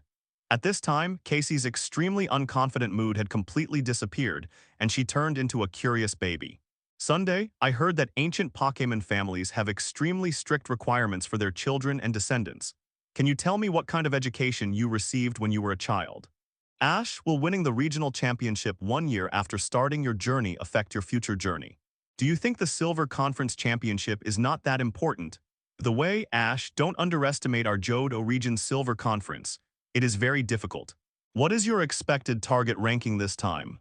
There is another most important question for you. Why did the 3 of you travel together? What is your relationship? Stop. The more you ask, the more outrageous it is. I can answer 1 or 2 of the previous questions for you, but the premise is that you can't ask any more. Ash looked at the baseball Stephanie Casey, who was talking endlessly about 100,000 reasons, and his face turned black. He quickly stretched out his hand to signal her to stop. Then he gave Sunday. Serena glanced at him and began to answer questions. First, Sunday reached out and stroked the blonde hair beside her ears, then smiled and said, "Actually, what you heard are all rumors. The education I received since childhood is basically the same as that taught by the Pokémon Academy, except that there are occasional practical simulations, and the Pokémon raised by the family are all used. Besides that, it is a huge amount of theoretical knowledge. Although it is busier than normal people, it is not too busy. To put it bluntly, childhood is the time to lay the foundation. The real rapid improvement depends on starting a journey. If it weren't for Ash, I'm afraid I would still be working behind closed doors in the Pokémon Academy now. As for the relationship between Serena, Ash, and me, it should be considered more than friends but less than lovers." After listening to Sunday's words, Serena also nodded in agreement. "Oh, you two like this. Gossip is one of human nature." Casey's eyes lit up and her attention was completely attracted by Sunday's next words. Did Serena and Sunday fall in love with Ash? Look at Sunday. Serena then looked at the sunny and handsome Ash. As a bystander, she was also in a dilemma for a while. No matter which side she put herself in, she seemed unable to make a decision. Then Ash interrupted her thoughts. "I am very happy to win the regional championship, but I am not too excited. After all, this is just a small milestone in my life. As for the difficulty comparison between the Indigo Plateau Conference and the Silver Conference is naturally more difficult. However, since I have participated in the Silver Conference, I will definitely go for the championship. I hope I can lift the championship trophy in the Johto region this year." Casey nodded, clenched his fists, and showed his fangs. "It's okay in the Kanto region, but it's not that easy for you to win the Johto region this year, because I will also participate in the Silver Conference this year. Ash, let's meet at the Silver Conference for our next match. I will defeat you in the competition." "Okay, then I will wait and see." Ash smiled but didn't expect too much. After all, he didn't face Nana in the story of Yin De Jin in Kang.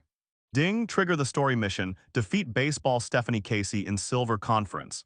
Task completion reward, the highest level Pokémon in the current team +3.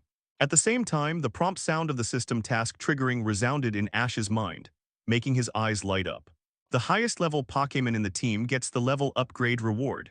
There was no such task to upgrade the level of a designated Pokémon before. This is really good. The highest level Pokémon in his hand now is Mutwo. If it can go one step further, it will directly get a level upgrade of 3 levels. Combined with its special ability of Mega Evolution, it will definitely become a leader among the first-level gods. Take it, such a good task must not be missed. Ash quickly took the task, and then looked at Casey with a more amiable look. Casey is such a good person for helping him trigger the system task and giving such amazing rewards. And Casey alone triggered 2 system tasks for him, and the reward for the second one was so generous. Ash secretly made up his mind that Casey would be the best partner after the Rocket Trio in the future. He was thinking about how to continue to trigger Easter eggs on her in the future. Hey Ash, what's the look in your eyes?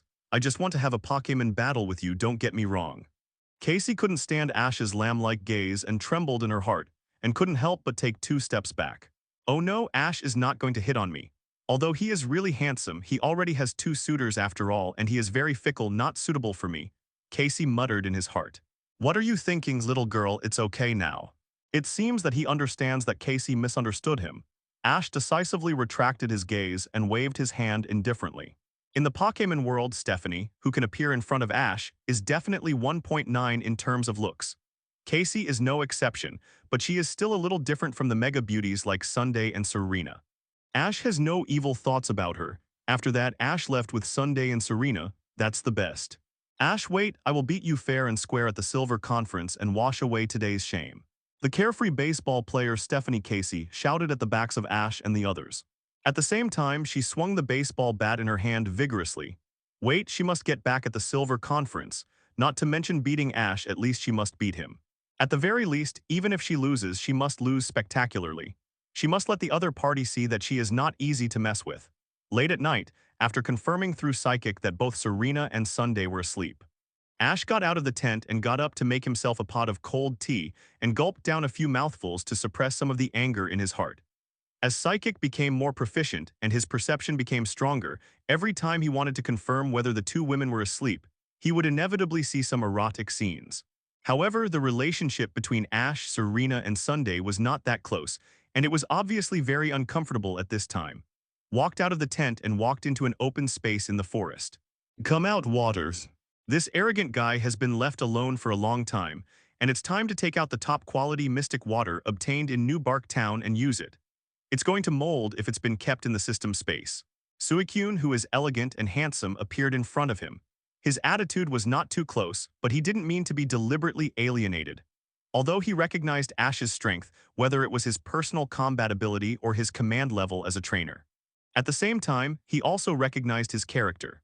The human boy selected by Ho-Oh must have no problem with his character. It was just because of the humiliating experience of being captured that Suicune always had a hard time getting close to Ash. This was in stark contrast to the other Pokémon in Ash's team. Even Mutwo, who was so strong, was now obedient to Ash. Although this did not affect Ash's daily command of Suicune, for some people with obsessive-compulsive disorder, the intimacy of other Pokémon in the team was directly maxed out, and Suicune was the only exception, which made Ash somewhat unacceptable. Today, Ash deliberately set aside time to train it well and make it truly return to the heart. Suicune, who was released from the Pokémon home, looked at Ash with confusion. It was not clear why Ash released it in the middle of the night. After all, there were no enemies around. Because it was not close to Ash, it became a lone wolf in the Pokémon home.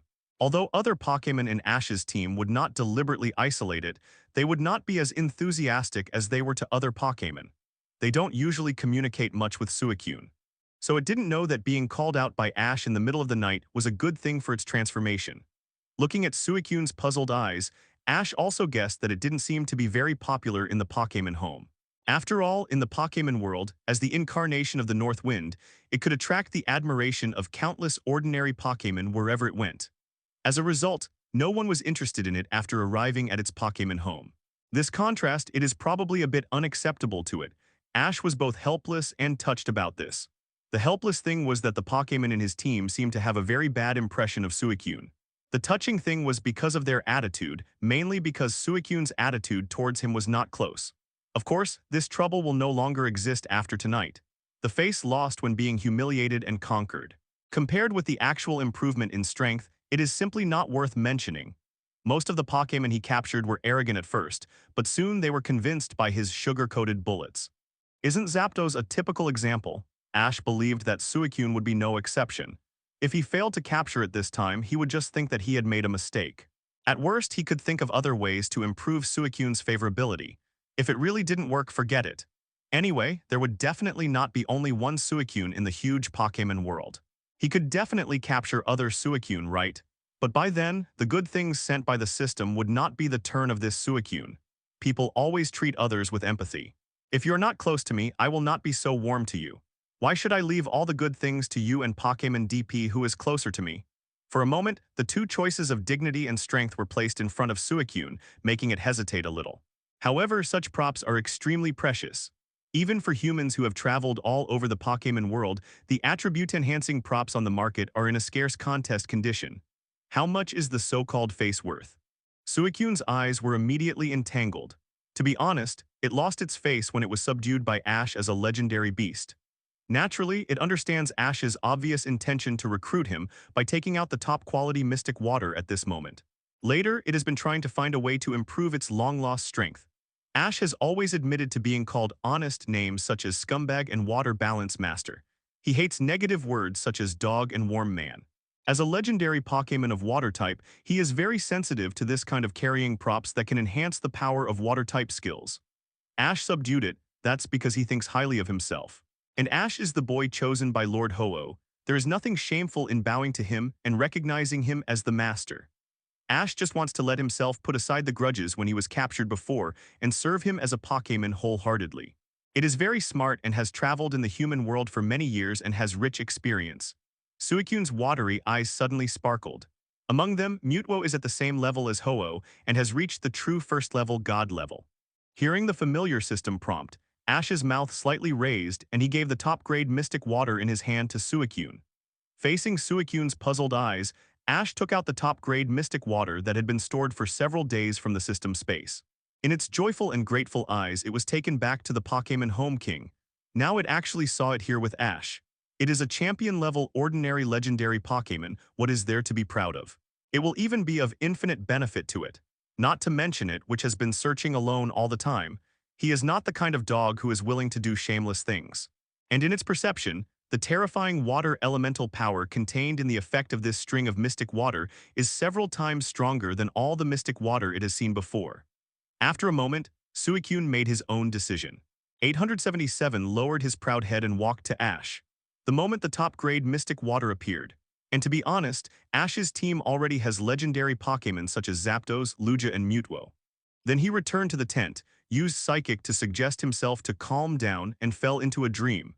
Now why not just give up and accept the fate? Not only can the past be put behind us, but also get a top-quality carrying item. It was too hypocritical to be entangled for so long. He, Ash, has always let others lick him. When walking in the world before, he had seen other trainers' Pokémon carrying it. Even though it cares a lot and tosses and turns, it still can't find the ownerless mystic water. Ding, Suicune intimacy reaches the maximum value. Even such Pokémon listens to Ash obediently. Ash, look, why are the trees next to you withered? A few days passed in a flash. Ash and his 3 companions were still on their way to Violet City. Suddenly, Serena found that the scenery around them seemed to have changed a little and asked Ash in confusion. Yeah, Ash, the forest we just passed by was fine. Why did it wither in large areas when we got here? There must be something wrong. Could it be that these trees have some strange infectious disease? Sunday seemed to have noticed the clues of the surrounding scenery and immediately made a bold guess. Ding, triggering system task. Defeat the Pinsir tribe that invaded Heracross's territory, help the Pinsir tribe expel Team Rocket, and restore the ecological environment of their homeland. Task reward. Holy Gold Beetle Horn, 50% increase in strength after Heracross carries it, points, 1.5 million. A Team Rocket again. Sunday nodded seriously. I think Giovanni immediately activated his energy to bail them out as soon as he received the news that Team Rocket Trio was imprisoned. As a subordinate of the wealthy mega Pokémon collector Galuda, it's better not to have this little money. Thinking of this, Ash decided not to send Team Rocket to the police station during the next trip in Johto region. You can get into trouble, be despised, and be beaten, but you must not die in Giovanni's sight, and you must not be locked up in the police station. Even Officer Jenny could do nothing about it. This is much more abnormal than the power of attribute skills. Take the popular Krypton Gold games as an example. All kinds of fancy props are not as abnormal as changing the body value in the end. Ash just wondered if the environmental changes here were like in the original plot, and Team Rocket was behind it. The system task triggered in his mind confirmed his guess. And if he remembered correctly, he was not far from Heracross when he encountered this plot. He took the task casually and shook his head in the questioning eyes of Sunday and Serena. No, this is definitely not an infectious disease and someone is deliberately making trouble. Who is it? Is it so bad? This forest is the home of many Pokémon. If they destroy it like this, how many innocent Pokémon will become homeless till the letter 3005? If I know who it is, I must teach them a lesson. Sunday was very angry after hearing Ash's explanation, gritted his teeth and scolded viciously. To put it, I also tightened her little fist. Naturally, it is deeply disgusted. If I didn't guess it was wrong, it should not be expected that our old acquaintance Rockets. Ash shook his head helplessly and couldn't help but vomit more than a bad place than the Pokémon Alliance prison system. Send it into the jail, and it was faster and smooth when it was released so quickly than when it was region in Kanto. It is likely that people were caught in the morning. As a result, it was released in the afternoon. I guess Team Rocket Giovanni paid money to bail out the Rocket Trio, TBXD. This shows the huge gap in the top power between the two places. After all, as long as the Rocket Trio didn't commit the heinous crime, even according to the Alliance law, they could be released early by paying bail, not to mention that Giovanni was standing behind them. Fortunately, Ash and his three friends did not stay in one city for a long time, and the Rocket Trio often moved to another place. Since it is useless to send them in, they will be released soon. If they were arrested and locked up again, and then released and arrested again, it would be a bit embarrassing. Jessie's mother was also an executive of Team Rocket, and it is even possible that she was a good sister of Giovanni's mother. Later, she sacrificed herself for the organization for some special reasons, leaving only Jessie. Compared with the past, the attribute skill power of Pokémon is increased. But it is true that although Team Rocket Trio is not good, the other two identities except Meowth are not simple. Not to mention that Ash is already rich and has a lot of assets now, there is no need to care about this little money. Giovanni's investment of the same executive power as in Kanto is enough to support Team Rocket's dominance in Johto region. But in Kanto, they can only bow their heads and obey. With the power of Team Rocket's boss Giovanni, it would be too easy to bail out the Rocket Trio. And compared with Kanto region, Team Rocket's influence in Johto region is much greater. The two are definitely the second generation of free range. At the same time, it also improves its own racial attribute power. This time the reward is actually Heracross's exclusive props. Didn't they just get sent to prison and they were released again? It is better to learn the operation of the stupid things in the original plot and directly beat them out, so that at least Lash Out can be released. To put it bluntly, she is just a worker. James is the eldest son of the Sasaki family, a big family in Kanto region. Sunday Serena was very surprised when Ash said that the culprit was the Rocket Trio. What's so strange about this? They were released not long after they were in Viridian City. Sunday, have you forgotten who the boss of Team Rocket is? Didn't Officer Jenny promise us to keep them all locked up for a few years? Of course, the main cause of these problems is the dark corruption of the upper echelons of the Johto region Pokémon Alliance, which has nothing to do with Miss Jumping herself. Just to save face for Officer Jenny. If they were always arrested and released in the same city, how embarrassed would Officer Jenny, who was responsible for arresting Team Rocket Trio, be? As for the little alliance coin bonus gained by sending Team Rocket to the police station, no matter what, we must teach them a lesson this time and vent the anger of the Pokémon living in this forest, Sunday said angrily. Serena also nodded in agreement. On some issues, the two sisters have always worked together. Of course, they didn't know at this time that they would have to work together to deal with Ash in the future. The Rocket Trio will definitely not let them go, but before that we have other things to solve. Ash smiled at the two women who shared the same hatred. Then in their puzzled eyes he took the lead and took the two to the forest not far from here, across a mountain cliff, connected only by a wooden bridge. In the original plot, the Pinsir Forest was poisoned by the rockets, and across the stream from the Pinsir Forest was the Heracross Forest. It was here that Ash subdued the bug-type strongman Heracross who shone in the competition when traveling in the Johto region. Ash will naturally not let go of the Heracross that he had captured in the original plot, not to mention that he now has a mission closely related to the Heracross tribe, even more motivated. Arriving at the Heracross forest, the situation here is similar to the Pinsir forest next to it, but it is also different. Although there are also many withered 723 trees, the overall situation is much better. Heading towards the center of the Heracross forest, there is a big tree that is much taller than the trees next to it. It is about tens of meters high and the tree is very thick. It takes 6 or 7 people to hug it. On the trunk, there are dozens of rare Pokémon Heracross lying on the trunk, sucking the sweet juice flowing out of the trunk. Are these all Heracross? There are so many. Sunday Serena recognized the identities of these Pokémon at a glance and was very surprised. Heracross is one of the few Pokémon with a fairly online species strength among bug types and is deeply loved by bug-type Pokémon enthusiasts.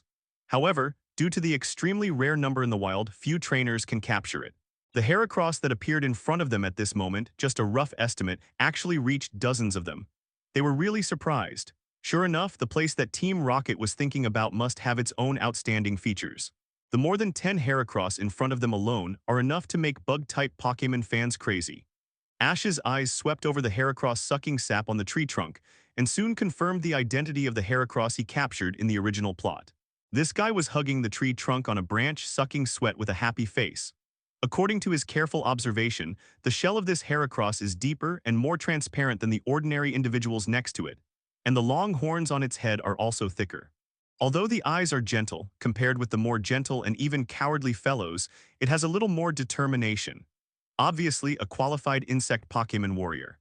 These Heracross look very friendly. Yes, Heracross has always been gentle.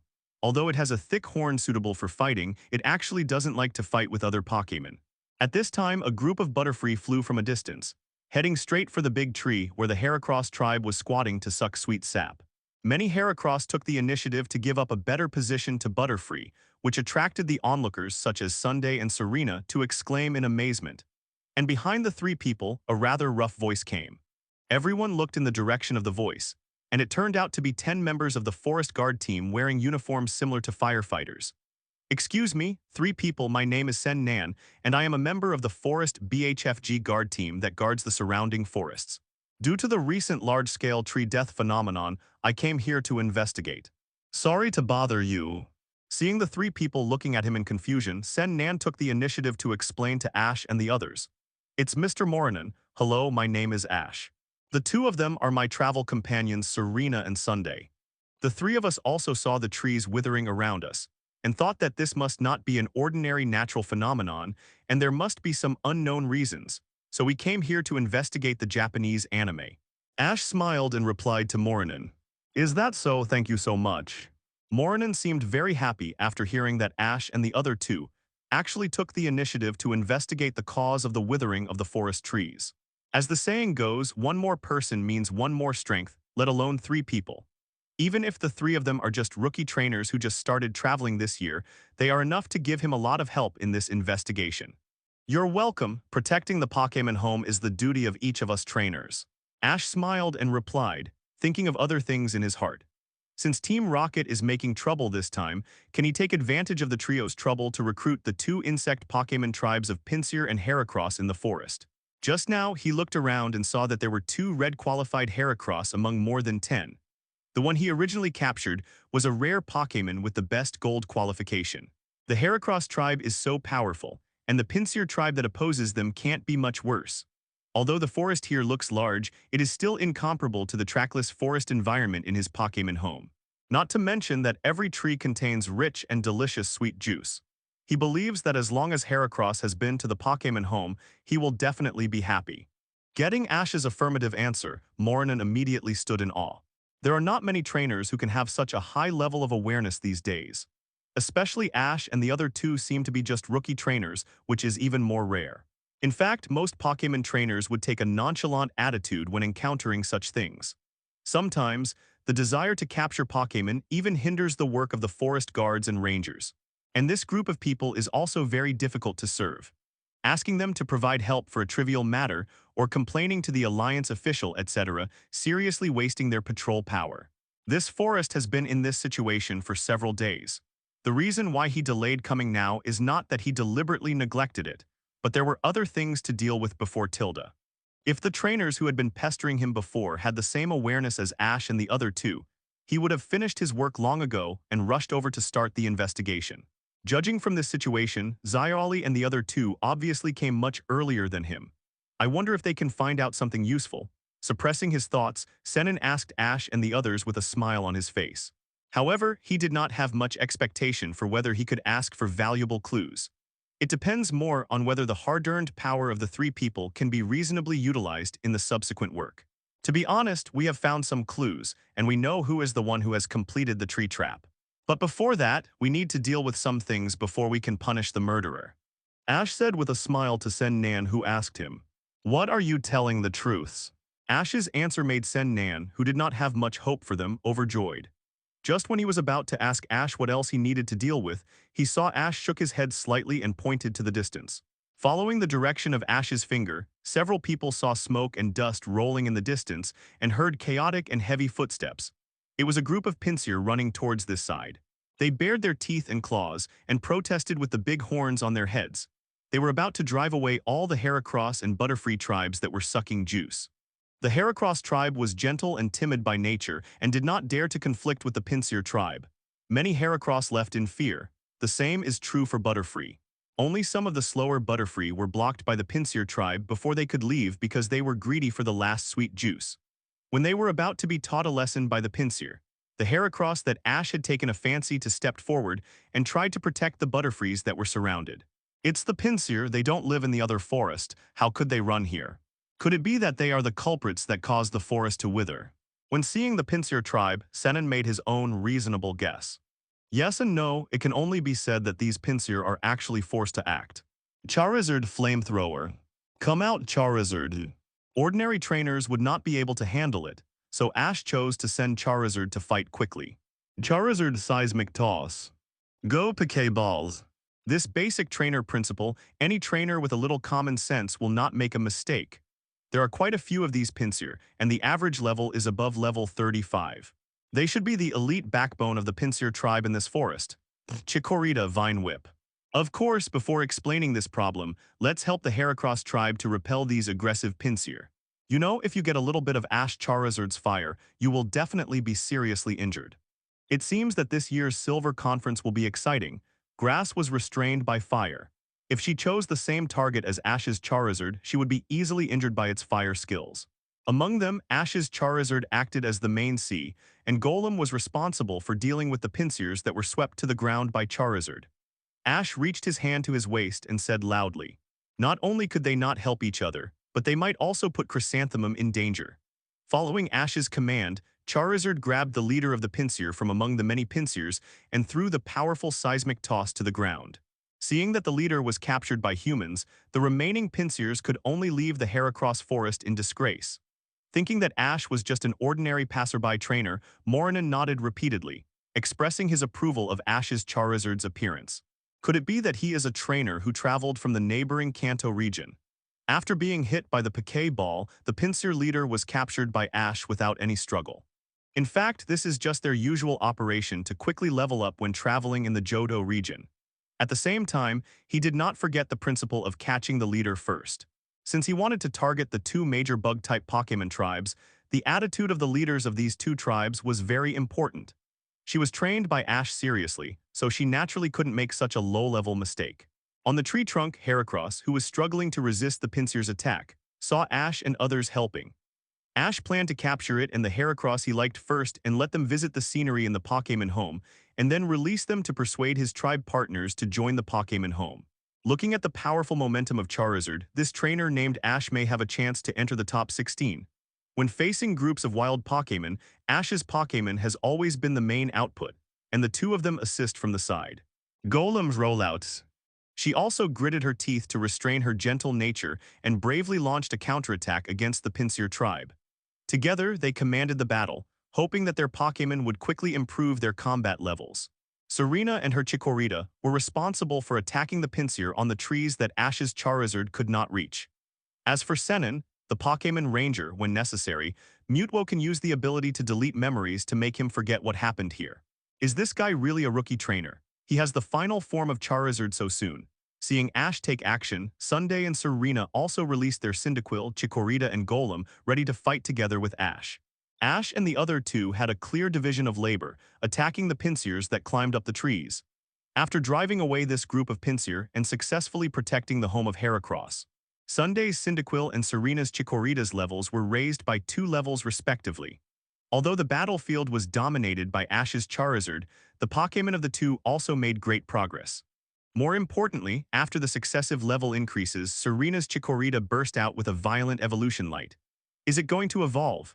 At this time, everyone's eyes were all looking at Kikuto, which was completely covered by the evolution light. Especially Serena, who seemed particularly excited. In addition to traveling in the Kalos region for nearly a month, this was her first time to experience her own Pokémon evolution, although she had seen Ash and Sunday's Pokémon evolve before. But this feeling is completely different from witnessing the evolution of your own Pokémon. At this moment, Serena's heart was pounding.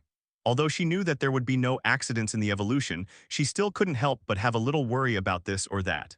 Ash and Sunday, who are both experienced people, looked at each other and comforted her at the same time. Don't worry, Serena, it will be okay. Hearing this, Serena's worries and impetuous emotions disappeared. The whole person's mentality was completely calmed down, and her eyes were quietly watching Chikorita, who was completely enveloped by the light of evolution. It's great to be young. The Uncle Senin from the Forest Guard team looked at the interaction between Ash and the other two, and there was a bit of sigh and reminiscence in his eyes. It seemed that he was recalling his long-gone youth. He also subconsciously reached out and touched his chin with a bit of beard. He was obviously in his prime, but he felt that he was old for some reason. He used to have a few friends standing beside him, talking and laughing, and everyone gathered together to work hard for their dreams. Under the gaze of everyone, the light of evolution that enveloped Chikorita gradually dissipated. A bayleaf much larger than before, with leaves all around its neck and a sickle-shaped leaf protruding from its head, appeared in front of everyone.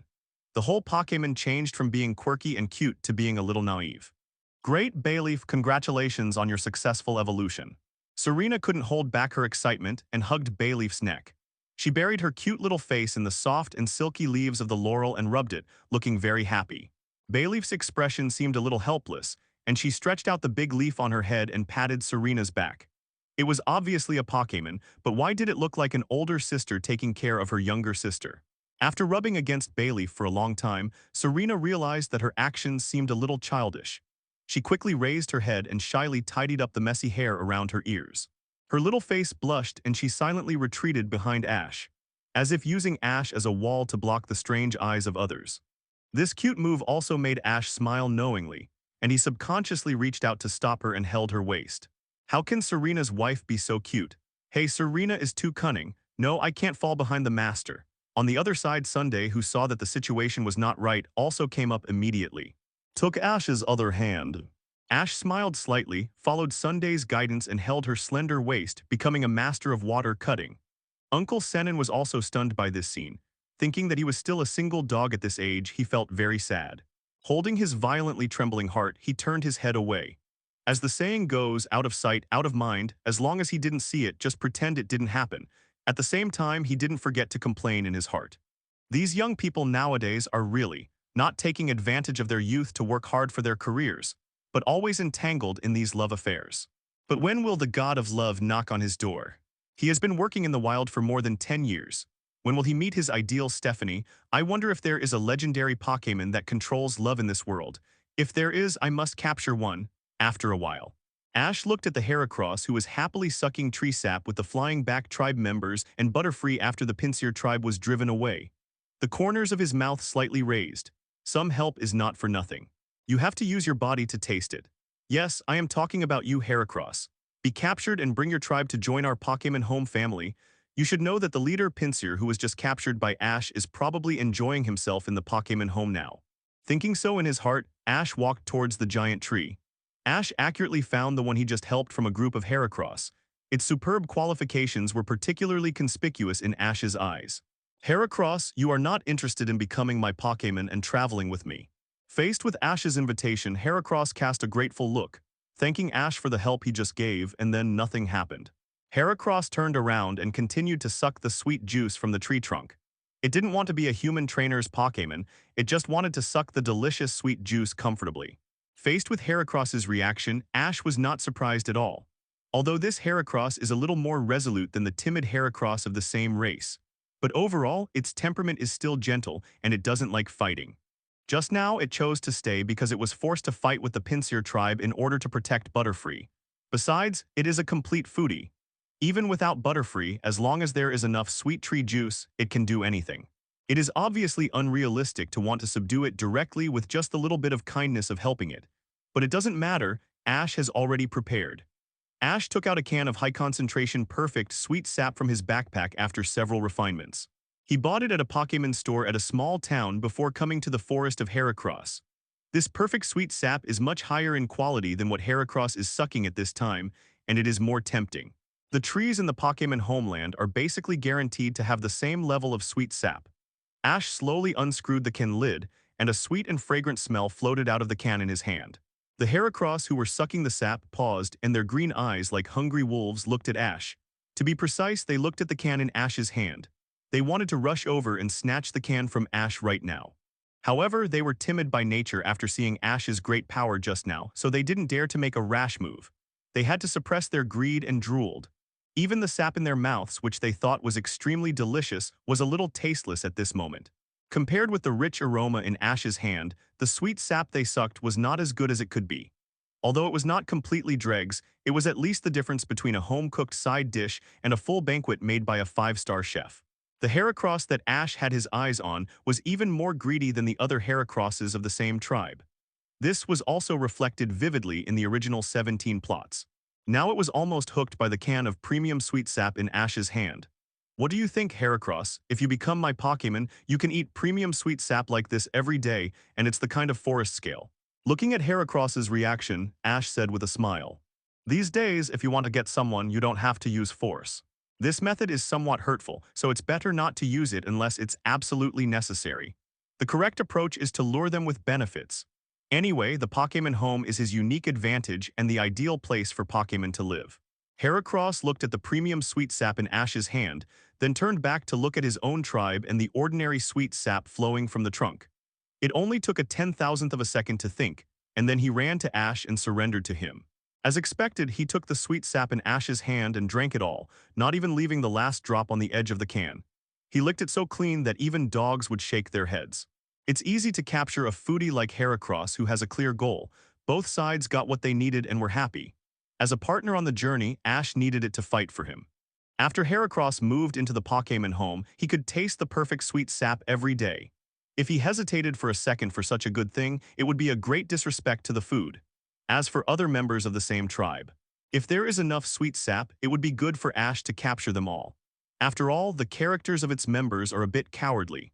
When they encounter danger in the future, it doesn't have to be the one to stand up and fight every time. A wise choice. Ash nodded with satisfaction. Heracross's actions at this time have already shown its final decision. He reached for the empty Piquet ball on his waist and gently tapped Heracross. Without any resistance, Heracross received him into the Piquet ball and teleported him directly to the Pokémon home that the Pokémon wanted to connect to. After taking down the leader of Pinsir and the best existence of the Heracross tribe, Ash thought and began to check the attribute panel of Heracross. Pokémon Pinsir. To be honest, in Ash's opinion, it is not as good as the Perseverance ability. Overall, Pinsir's attribute is not very strong. Attribute, Bug plus Fighting. Skills. Vice Grip, Bind, Seismic Toss, Bug Bite, Storm Throw, Double Hit, Vital Throw, Sword Dance, etc. Level IV. 0.40. Combined with the attack species strength of up to 125, it can be said to be quite powerful. Qualification Gold. It can be seen how fierce the competition in the first lineup is. The next thing to check is the panel of Heracross. Qualification Red. In contrast, Heracross can be cultivated as a Pokémon in Ash's second lineup. And Heracross can master not many bug-type Pokémon by naturally increasing its level, only Pin Missile and Mega Horn. In terms of intimacy, it is an existence that was directly collected into the Piquet ball after being defeated by Charizard. The intimacy of the leader Pinsir is only maintained at the level of ordinary wild Pokémon just captured by the trainer. Ability. Machamp Claw. Because it has claws that are proud of its strength, its attack will not be reduced by rival. The skills: Leer Tackle Arm Thrust, Aerial Ace Brick Break Million Ton Horn, etc. After all, it also has the exclusive equipment of the Holy Golden Beetle Horn, which has a relatively powerful effect.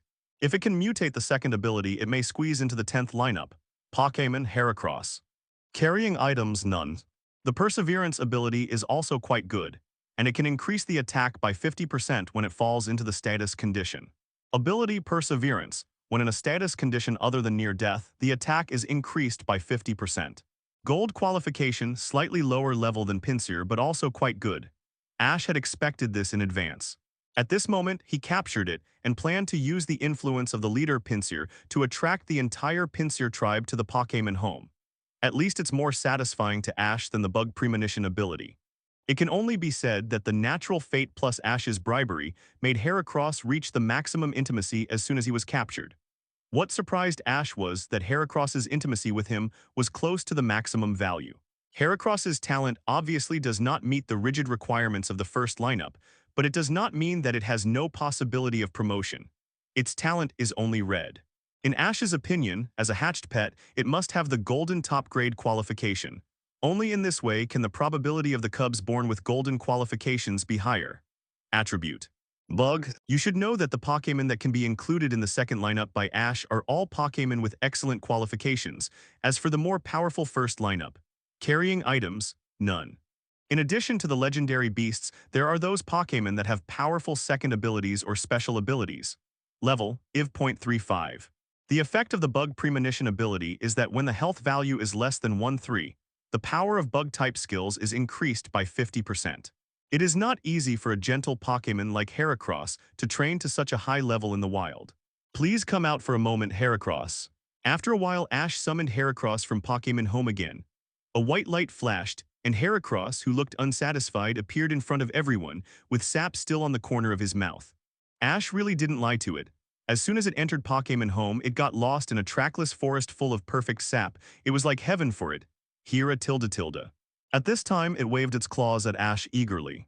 As if to say, if there's nothing to do, let me go back to Pokémon home.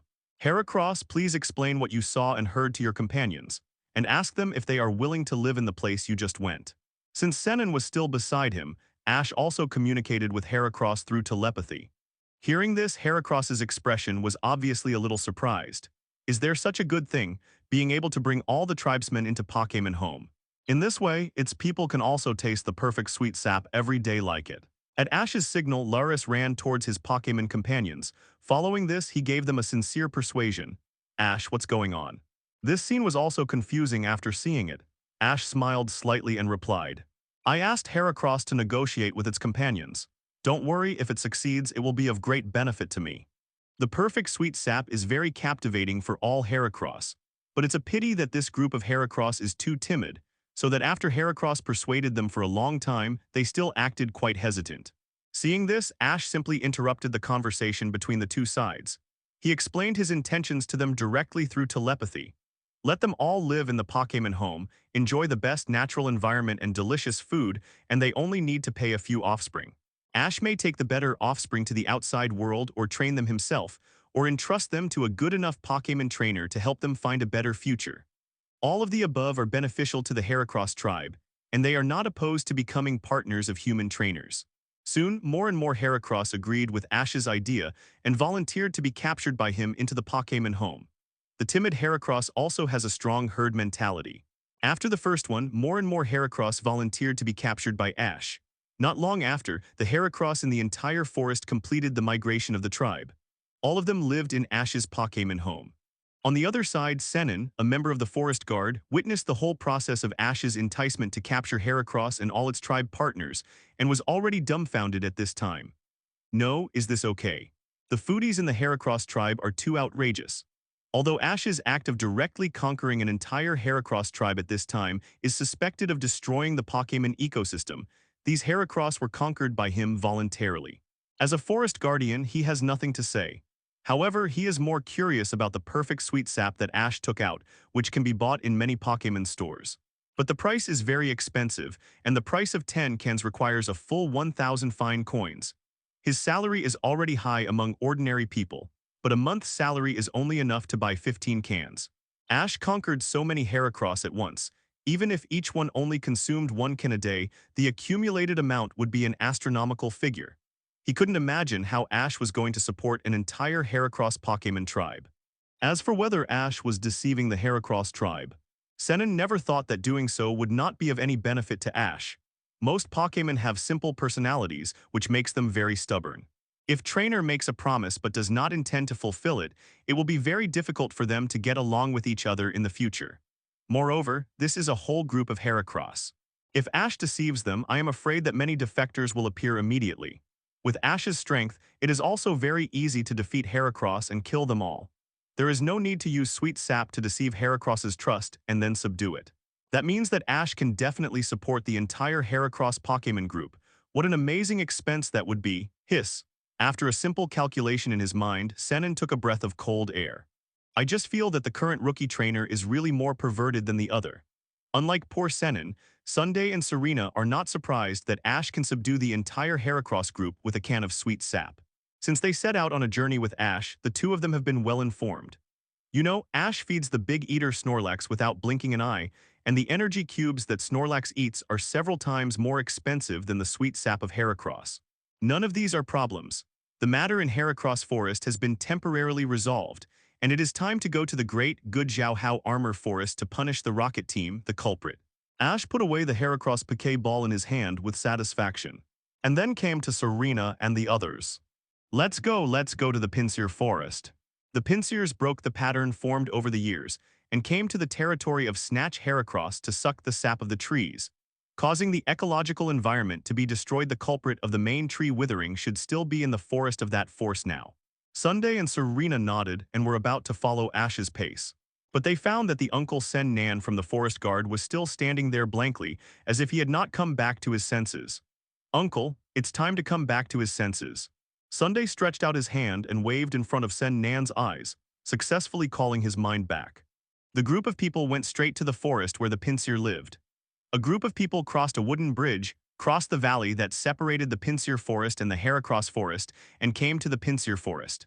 Walking along the Pinsir Forest, more and more dry trees can be seen on the road. At the same time, the buzzing sound of machinery can be heard in the ears. The four people looked at each other and nodded, knowing that the culprit at this time was deep in the Pinsir Forest, and their pace could not help but speed up a little. More than 10 minutes later, several people came to the center of the Pinsir Forest. Here, there is a huge tree bed similar to the center of the Heracross Forest. At this time, a mechanical Pinsir is climbing the giant tree, constantly absorbing the sap from the giant tree. The Pinsirs who had just been driven away from the Heracross Forest by Ash and his group. At this time, they can only surround the giant tree and watch all this happen helplessly. They dare to snatch the territory of Heracross, but they dare not attack the Pinsir robots that look much larger than them and full of power. They can only watch their homes being destroyed. 623. Although Ash conquered their leader, leaving the Pinsir tribe completely leaderless, this Pokémon is really a bit of a bully in nature. If it were a Pokémon tribe with a more aggressive temper, they would definitely destroy the robot even if they were seriously injured. So the culprit for the withering of the trees is actually this Pinsir robot. Is it because it sucked all the sap from the trees, so they withered for no reason? Serena and Senon, who witnessed the crime process of the Pinsir robot made by Team Rocket, suddenly realized it. At the same time, in the control room of the Pinsir robot, the three members of Team Rocket were imagining their future life. James, after sucking the sap from this giant tree, we have to go to the nearby Heracross Forest to absorb the sap. Jesse, The money from selling the sap should be enough to pay off all our debts. Meowth, we should be able to make some money, BHFB. I seem to have seen a beautiful and happy life waving to us, Meow tilde tilde. The Rocket Trio, who were released from prison after paying bail by Giovanni's connections again, were not only penniless, but also in debt because of their previous actions. In order to pay off the debt as soon as possible, they chose to borrow money from Peter to pay Paul and borrowed some money from here and there to create this Pinsir robot. Since the mistake was caused by him, let him do it. James seemed to have thought of many embarrassing pasts. It is a robot built by the Rocket Trio at a huge cost. Jesse looked at the panicked man and cat and punched them in the head with a dark face. For example, they can go a step further and target Pinsir and Heracross tribes. Ouch, it hurts. Yes, we have robots. We don't have to be afraid of the little devil and the others. They hope to use this robot to suck tree sap to fill the debt deficit. Since we have met him, this is a good opportunity to teach the little devil a lesson, and then snatch his Pikachu and retaliate it. At the same time, they still had this robot left. Pinsir robots are used to do other bad things. The Rocket Trio is full of energy as they imagine a bright future that is waving at them. Senon looked a little stern, stepped out in front of Ash and the other two, and his face was full of righteousness. Meowth was immediately shocked when he heard what James said. Meow tilde tilde, why do we run into them everywhere? Otherwise, we'd be in trouble if we are sent to the police station again. Due to the butterfly effect brought by Ash, the Rocket Trio is still using the Pinsir robot, but it is a circle larger than the Pinsir in the original plot. It is completely different from being controlled by Meowth using remote control outside. No wonder Sen Nan pretends to be ready to die, so he did not bring the strongest Pokémon. Now, the group is in such a passive situation. So it has changed from the original remote control to real person driving. They have been fighting with the little brats for so long, and they seem to have been treated very badly every time. The current Pinsir robot has increased several times in size, and the huge space is enough to fit all the Rocket Trio in it. I will hold this robot back. Ash, you three should leave quickly and go to the city to find Officer Jenny. Ask her to bring more people to support. What are you afraid of, Meowth, James? They set their sights on acquiring the expensive sap. Don't forget, we have the powerful Pinsir robot in our hands now. At this moment, James, who was stretching, saw Ash and his 4 companions in the distance and couldn't help but exclaimed. The money from the sales would be enough to pay off their debts, and they could even have a lot of money left. After all, these Pinsirs look easy to bully. If they catch them all and hand them over to Giovanni, their status in the organization will be greatly improved. Seeing the Pinsir robot suddenly jump down from the tree, it was about to attack several people. James and Meowth also reacted and controlled the Pinsir robot with Jessie to stop sucking sap. Attack Meow, Pinsir. Hey look, isn't that the little brat? And there is an uncle from the forest guard next to him. I should not have asked Ash and others to help him. In their calculations, they only needed to drain all the sap from the trees in Pinsir Forest and Heracross Forest. Therefore, the whole robot's sense of oppression is much stronger than in the original plot. Jumped down from the tree and prepared to attack. After saying this, Senon felt a little regretful. He was just here to investigate. He was confident that he was familiar with the surrounding environment. The Pokémon here also knew him and would not attack him. Uncle Morinon, you don't have to do this. Let me handle the next thing, Ash said softly and stepped forward to protect Uncle Morinon and the 2 girls behind him, and then reached for the Piquet ball on his waist. Come out, Blastoise. Then you better be careful. Ash sent out another sturdy Blastoise after Charizard. A little hope rose in Morinon's heart. What if this boy can really repel the Pinsir robot? Although he was willing to sacrifice his life to protect Ash and the other 2, who would be willing to die generously if there were other options, even if the death was very valuable. At this moment, Morinon felt grateful for surviving the disaster. Hey, this is the little brat's Blastoise. What a big Blastoise. If we catch it and present it to Boss Giovanni, he will definitely be very happy. Promotion and salary increase, executive position. I want to replace that damn Persian. Meow tilde tilde. At this time, the 3 members of Team Rocket were also attracted by Ash's Blastoise, which was larger than other Pokémon of the same species and looked particularly strong and powerful. With his blood boiling, he did not realize the difference in strength between himself and Ash's Blastoise, but he seemed to have regarded Blastoise as a sure thing. Pinsir Robot, Crazy Fury Swipes attack. The 3 members pushed the joystick hard to control the Pinsir robot to enter the attack mode. At this time, the sharp and powerful claws of the Pinsir robot were driven by the electric engine and turned wildly. It emits a powerful buzzing sound and looks particularly intimidating. The Pinsir robot rushed towards Ash and others. Blastoise Mage Evolution, stop it.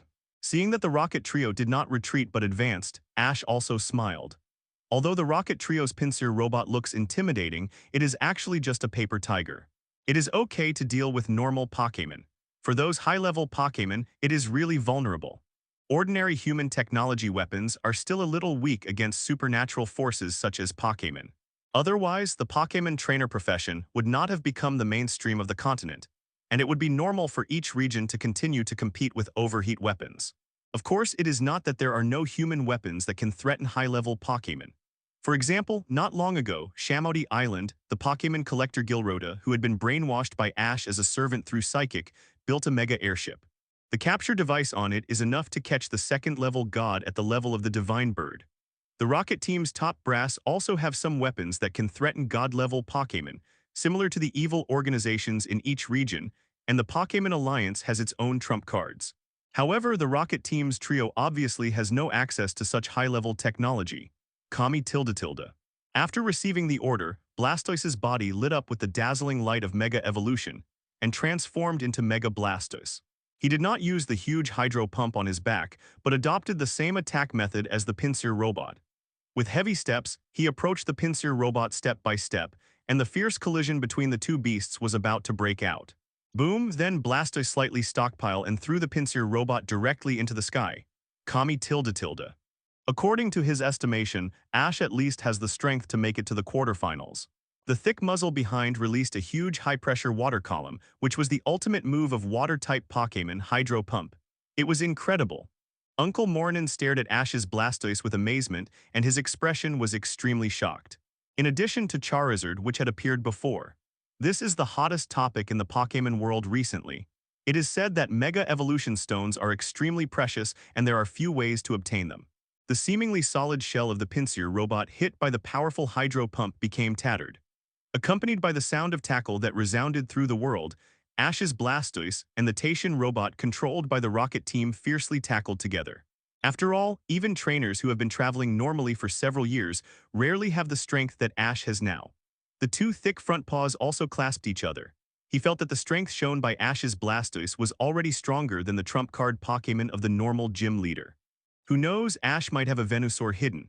A simple power confrontation followed by a hydro pump completely solved them. Also, although he had heard that Mega Evolution Pokémon were very strong, after Ash's Blastoise evolved, he was sure that Blastoise might be able to defeat the Rocket Trio's Pinsir robot. Later, when he was older, he decisively gave up his obsession with being a professional trainer. Accompanied by the extremely familiar exit lines, the Rocket Team trio was blasted away by the hydro pump attack. What a disgusting feeling. With his Earl Dervish Pokémon partner, he successfully applied for the official Alliance Forest Guard and ate a government meal. With the three of them who were as strong as Ash's Mega True Rookie, they would definitely not be in trouble, but they would definitely suffer. Uncle Morinin sighed in his heart, thinking back to when he was young. He traveled for more than 10 years and participated in the Silver Conference every year, and his best result was only the top 16. It is also another way to interpret his love for Pokémon. Although he knew that Ash's Blastoise was quite different from the normal Blastoise, he didn't expect it to be able to Mega Evolve. Turned into a meteor and disappeared into the sky. With these powerful Earl Dervish Pokémon partners, Ash will surely achieve very good results in this Johto Region Silver Conference. Then he stepped hard on the ground with his legs, and the power was transmitted to his claws, directly lifting the Rocket Team's Pinsir robot. But he had never expected that Blastoise would win so easily. The final evolution of Squirtle, one of the three great Pokémon in the Kanto region. It was broken into pieces in a short while, revealing the Rocket Team trio in the control room. After stopping the Rocket Team's Pinsir robot, Blastoise let out a low roar growl. It can only be said that the young are really formidable. The scene looked particularly visually impactful. If he works a little harder, plus Blastoise's explosiveness, he might have a good chance of making it to the semifinals. Come back, Blastoise. Ash put the somewhat excited Blastoise, the Pinsir robot that defeated the Rocket Trio, back into the Pokéball. Great, Ash! The three guys who destroyed the forest environment finally received the punishment they deserved. It's much more satisfying to see them than to send them to the police station. It's a pity that the ecological environment that has been destroyed by them will be difficult to recover again. Only time can slowly dilute the negative impact of their actions. Sunday and Serena came forward and gave Ash a big hug. Then he looked at the dry and withered trees around him and said with a depressed look, "It doesn't matter. You have done a great job. The rest can only be left to time. Thank you very much for the help you three gave me." At this time, Uncle Morinin finally recovered from the shock and walked up to Ash and said. At the same time, he put his hands together and bent down 90 degrees to express his gratitude to the few people. "It's okay, this is what we should do. Although I can't solve the ecological environment problem here, it's okay to help the Pokémon that may be affected." Ash shook his head and slightly turned sideways to avoid Uncle Morinin's gift. The following words surprised Uncle Morinin and Sunday Serena. The problem of ecological environment will indeed make the life of Pokémon extremely difficult in the future. Do you have any solution? At this time, Uncle Morinin seemed to have anticipated something. Ash probably wants to conquer all these Pinsirs. Looking at the withered trees around, it will be difficult for Pinsir to survive in this lifeless forest. In this case, he still holds the attitude when Ash conquered the Heracross tribe just now. As long as Ash is upright and lets the Pinsir tribe voluntarily be conquered by it, then Moranin has no objection. Otherwise, even if Ash is powerful, he must stand up to stop the other party. This is a matter of principle. At this time, seeing that the Pinsir robots that originally occupied their homes were driven away by Ash, Yinjia seemed very happy. They gathered together and celebrated, and many of them cast grateful eyes after taking down the Pinsir and Heracross tribes. After resting for a day, Ash and his 3 companions set off for Violet City. Not long after walking, they entered the enchanted forest where many haunters and jengers lived in the original plot. I always feel that this forest is a bit gloomy. Not long after entering the enchanted forest, Sunday and Serena felt chilly around them, as if they were being stared at by something unclean. They couldn't help but feel a little creepy and unconsciously hugged Ash's arm. They got as close to Ash as possible, as if only in this way could they get a little sense of security. Indeed. Normal people would feel uncomfortable as soon as they enter the enchanted forest. After all, she is the most direct beneficiary of so many haunters and jengers in the Forest of Confusion to scare passers-by trainers. But her slightly trembling voice showed that her emotions at this time were definitely not as calm as she seemed. There is obviously a problem, and it is a big problem. If we talk about who seems to have the motivation to release so many haunters and jengers here, it is undoubtedly Ling Nastina, who lives in the Forest of Confusion and makes a living by renting huthuts that can see through the illusions of haunters and jengers. Ash nodded, and within the range of his psychic perception, he could feel a lot of breath around them. Ash has an immature answer to Sunday and Serena's doubts. From the motive alone, the probability that the person behind the scenes is Ling Nastina is still very high. Just now, the two of them were just scaring themselves. Especially in the confused forest where the trees are not dense and it is difficult to find a place to cool off after the sun rises. Like haunters and jenger, Normal's favorite is dark and abandoned human buildings, which is also the origin of most urban legends in the Pokémon world. It can't be just for fun. After hearing Ash's words, Sunday subconsciously associated it with something supernatural. Sunday, who usually looks smart and capable and speaks a lot of great principles, showed her most vulnerable side at this time.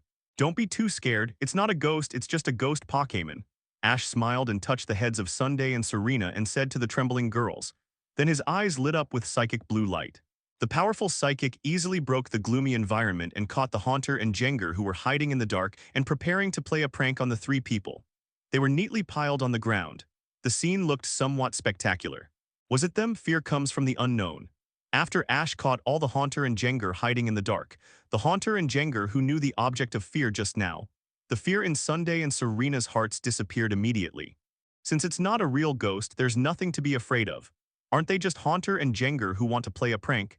Ash still has a ghastly in his hand, and its strength seems to be much stronger than the ones in front of him. There is nothing to be afraid of. In addition, in the original plot, the behavior of these haunters and jengers does not make sense at all. They just use illusions to scare people, and there is no other aggressive behavior. As we all know, haunters and jengers love to play pranks, but many times when the objects of their pranks react excessively, they may also launch attacks. The previous reactions of Sunday and Serena are good examples. Obviously, she was also obviously a little scared, but the fear was forcibly suppressed by her. On the contrary, Serena, who usually looks easy to bully, behaved much better and turned around to comfort Sunday. Sunday, it's okay. Ash is here, he has psychic and will definitely protect us. At this time, Sunday and Serena had new doubts in their hearts. Ding, trigger the mission, solve the mystery behind the Forest of Confusion mission reward. 1.5 million points, Jengarmage Evolution Stone. Just at this moment, the system mission triggering message sound suddenly appeared in Ash's mind. It made Ash's eyes light up, and also proved his guess that there was indeed something wrong behind the Forest of Confusion. I'm afraid these haunters and jengers did not appear here in groups naturally, but were caused by humans.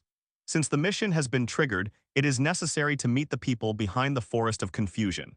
The huge amount of points plus the Jengarmage Evolution Stone that he could not get in the Kalos region is still very attractive. After taking the mission, Ash told his guess to Sunday and Serena. When they heard Ash's guess that there might be someone behind these haunters and jengers, Sunday and Serena seemed quite angry. If it weren't for Ash just now, the two of them would definitely be scared by these haunters and jengers who were about to start playing pranks. Who are the guys who are so immoral that they release haunters and jengers in the forest to scare people? Ash also felt that it was not very reasonable. The confused forest was not an environment that Pokémon like Haunters and Jengar liked. And even if it exists, it is absolutely impossible for them to appear in groups like in the confused forest. The owners of these breaths were Haunters and Jengar. Trainers rarely see Haunters and Jengar in the forest environment. What is his purpose?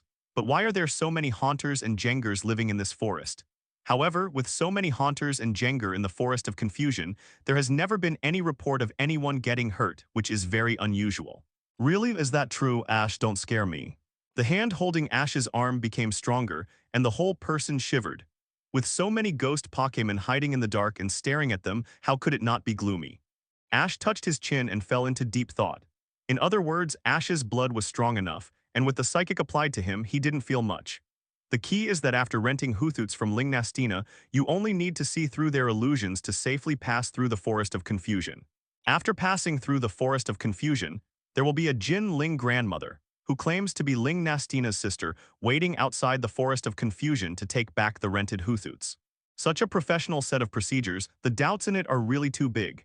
In order to prove his guess, Ash stepped forward and used Psychic to cast hypnosis on the Haunter and Jengar he subdued. Sure enough, they got exactly the same answer from the hypnotized mouths. They are indeed the Pokémon raised by Lingnastina, responsible for finding passersby in the Forest of Confusion and then using illusions to scare them, so that Lingnastina can better carry out the business of renting Hoothoots, and the passersby who are scared out of their wits will not care about the ridiculously high rent of Hoothoots. As long as she has enough money, she will rent it without hesitation. Even if she is a little short of money, Lingnastina will still rent it out with various touching excuses, adhering to the idea that it is a B*******D to not make money. After all, this is a real no-cost business, and the seemingly loss-making behavior of renting is easy to make those travelers trainer like her. After going out of the enchanted forest, they will spontaneously promote her, making her business flourish. Ash, what were you doing just now? Are you looking for the person behind the scenes through these Haunters and Jengars? Seeing Ash step forward and use Psychic on Haunters and Jengars, it seems that he is doing something. Sunday Serena and the other two girls vaguely guessed why Ash did this. Yeah, that's absolutely right. Ash nodded affirmatively. Then Ash, have you found out anything? Sunday and Serena couldn't wait to ask Ash. They also wanted to know who had the bad taste to release Haunter and Jengar in the Forest of Confusion to scare ordinary travelers. What is the benefit of doing this? Seeing that Sunday and Serena were obviously impatient, Ash deliberately kept silent and kept it a secret. This also caused the two of them to complain, and the two pairs of beautiful eyes rolled their eyes at Ash one after another. Okay, I won't keep you in suspense. The person behind the scenes didn't put Haunter and Jengar here to scare passersby out of bad taste or any other reason. In fact, her main purpose is to make a profit. If it's for the purpose of profit, then he might as well open a ghost Pokémon horror house here. Ash explained to the two girls, Sunday and Serena, who seemed very confused. This is simply a genius robbery plan, not to mention the mission reward. Even if there is no reward, Ash is happy to intervene. This matter must not be let go so easily. And Lingnastina opened a Hoothoot rental store in the Forest of Confusion that can see through illusions. I just want to add some fun to the boring trip. Besides, if I don't care, it will be a scam. How can he make a profit now? Or just charge tolls without asking any questions? If Ash hadn't been there just now, she and Serena would have just left their souls here. In fact, she doesn't have such a strong sense of justice that she has to fight all the crimes she can see. It's just that those Haunters and Jengar almost scared them. 1. This is too abominable. According to what Ash said, how much money does this Lingnastina cheat of passing travelers every year? You can't imagine this, right? These Haunters and Jengars are all raised in the Forest of Confusion by a woman named Lingnastina, who uses illusions to scare travelers passing by. After hearing Ash's explanation, Sunday and Serena seemed even more confused. Although it was a robbery, the robbed person was willing and even grateful for it. Even the two of them found it unbelievable after listening to Ash's careful analysis, not to mention the parties involved. As long as you rent a Hoothoot from her, you can see through the illusions created by Haunters and Jengars and pass through the Forest of Confusion safely. They really couldn't imagine how the person behind the scenes would use these Haunter and Jengar to make a profit. If Ash didn't care and didn't want to waste too much time in the Forest of Confusion and planned to go directly to Violet City, they would have no problem. She was very dissatisfied with Lingnastina, the instigator of all this. I'm a waste of learning. Hey, you can actually play like this. Serena also nodded and agreed that the real culprit behind the scenes must be brought to justice. No demands. With such thoughts in their hearts, Sunday and Serena looked at Ash at the same time, wanting to see what Ash had to say. It's not a just excuse to fight crime. Otherwise, who knows how many people will be cheated of their money by her in this cunning and alternative way. Sunday, Serena, why are you looking at me like that? Of course I did nothing wrong. I almost got cheated, so I must uphold the attitude that everyone has a responsibility to fight crime. In that case, won't the traveler trainer report to Officer Jenny and arrest him directly after he goes out? After hearing Ash's explanation, the two Sunday's eyes widened with shock. Sunday said with obvious teeth gnashing, "As for the rental fee, do you think those trainers who have been scared half to death by haunters and jengers will think it's expensive? I'm afraid they would just pay out all the money they had at the time. This is much smarter than those guys who robbed openly. As long as the secret is not discovered on the spot, it is impossible to arouse suspicion, let alone Officer Jenny's investigation. Who would have thought that the good guy who rented Huthut to himself helped him get rid of the pranks and threats of Haunter and Jenger, and successfully passed through the forest of confusion was actually the initiator of all this? After all, in this world where all kinds of Pokémon with special abilities live, it is normal for some special wild environments to appear. If all of them need to be investigated, Officer Jenny of the police station will be very busy. Great Ash, then what should we do? Should we report it directly to Officer Jenny? After seeing Ash agree, both women seemed very happy. Although he had not spent much time with Ash, Sunday, who knew Ash's character better, raised his eyebrows. He felt that Ash would not let the real culprit behind the scenes go so easily. He had to teach him a lesson to satisfy himself. That's right, in Sunday's eyes, directly handing over Ling Nastina, the real culprit behind the scenes who had deceived countless travelers, to Officer Jenny was too easy to let her go. Sure enough, facing Serena's inquiring eyes, Ash shook his head decisively. It's not enough to just report it to Officer Jenny. He had to teach them a lesson before sending them to Officer Jenny. The three of them put their heads together and started to discuss. Absorb suggested that Ash, who had made the final plan, came to the Haunter and Jenger who were still bound by his psychic and could not move. A kind smile appeared in their trembling expressions. Don't worry, as long as you cooperate with my actions, I will let you go. I will untie your bonds later, and you will have to listen to my arrangements in the future. Of course, you can also try to escape and bet whether I can catch you all again. Have you thought it through? Nod your head if you have. As he said, Ash slightly loosened his psychic bondage, and the Haunter and Jenger who were captured by him nodded quickly. They were afraid that Ash would regret it in the next second, and they would not be able to get away. As for escaping, they didn't even think about it. The psychic that Ash used to capture them just now was very strong, but it was not so strong that they could not resist at all. What really scared them was when Ash sent Ghastly to use hypnosis on them. Although it was not out for a long time, the strength of that Ghastly was far greater than the strongest Pokémon they had seen before, and hypnosis made them powerless to resist. They had no doubt that as long as they dared to escape, Ash only needed to send that Ghastly to catch them all. In the whole process, he didn't even need to show his brilliance. The Psychic with the powerful Ghost Pokémon has the best hunting ability, and there is nowhere to escape. After all, the reason why they can be so powerful in the Forest of Confusion is that they rely on the mysterious and treacherous Ghost Pokémon, but this feature is like a deception in front of Ghastly and does not play a big role. Very good, let's take action. As long as you perform well, I will definitely let you go. Looking at the Haunter and Jenger who were already scared by his psychic, he dared not say two things, and he said he would never go north and never go south, and Ash nodded with satisfaction. Then he released Psychic's restraints on them, gave them a few instructions, and then waved his hand. Indicated that they could leave for now. Haunter and Jenger left with a sense of relief, as if they were afraid that their parents would give them 2 less legs. However, Haunter and Jenger seemed to have no legs. Ash, what did you say to Haunter and Jenger? After seeing Haunter and Jenger leave, Sunday and Serena asked Ash curiously. Just now, when Ash was giving Haunter and Jenger the task, he was still a little far away from them, and the key was that his voice was not very loud. As a result, they only heard some words vaguely and could not fully understand. Now their hearts were like being scratched by a kitten's claws, and they were extremely curious about how Ash was going to deal with Ling Nastina. He was also planning to do something with these Haunter Jengers that belonged to Ling Nastina and were raised in the Forest of Confusion. Facing the curious eyes of Sunday and Serena, Ash smiled mysteriously. Keep it a secret for now. They could only resist the urge to vomit and followed her into the cabin.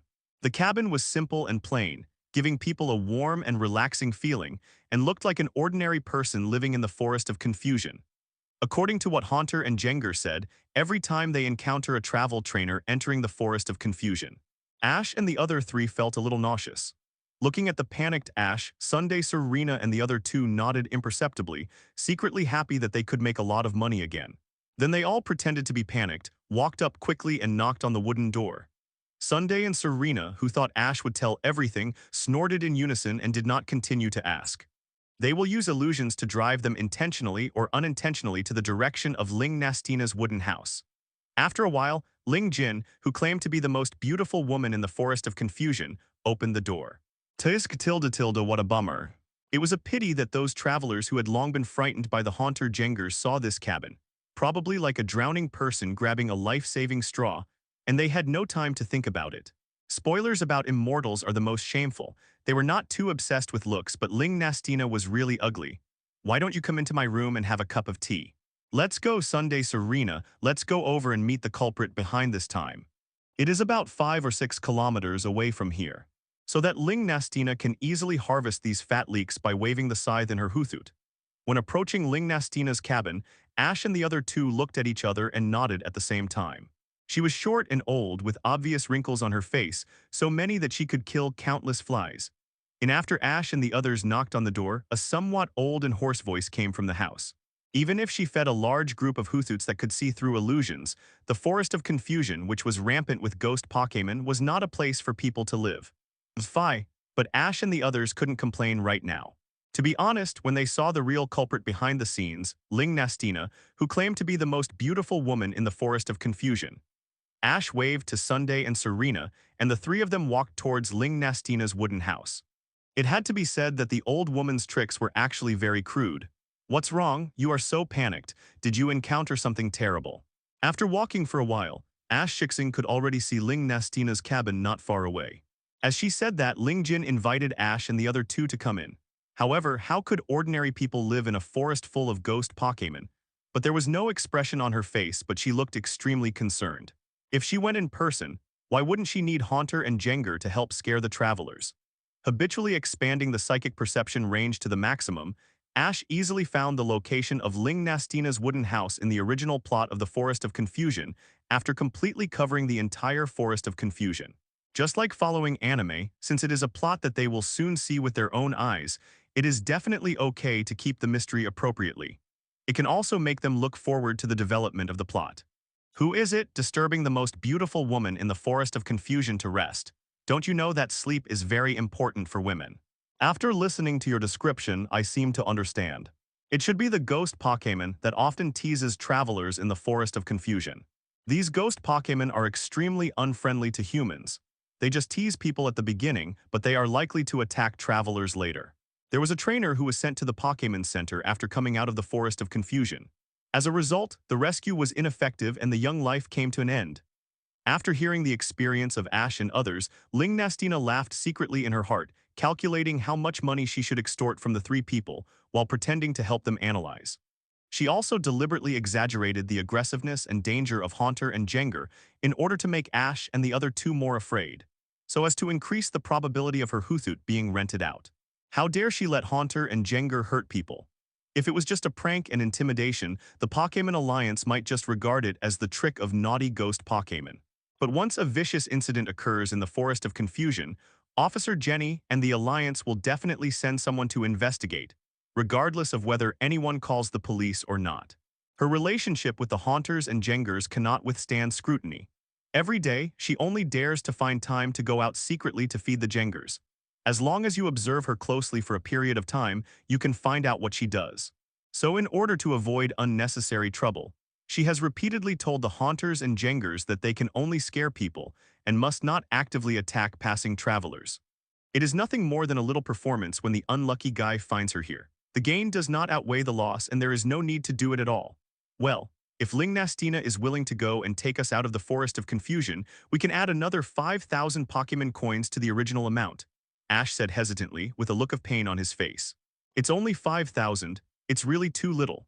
Ling Nastina complained in her heart after hearing what Ash said, but thinking that Ash and the other two had to discuss for a long time before they could even take out 10,000 Pokémon coins. 5,000 Pokémon coins must be the last value they can squeeze out. Anyway, she has no more Hootsuits to rent out, so it's not bad to accompany her on a trip and earn 5,000.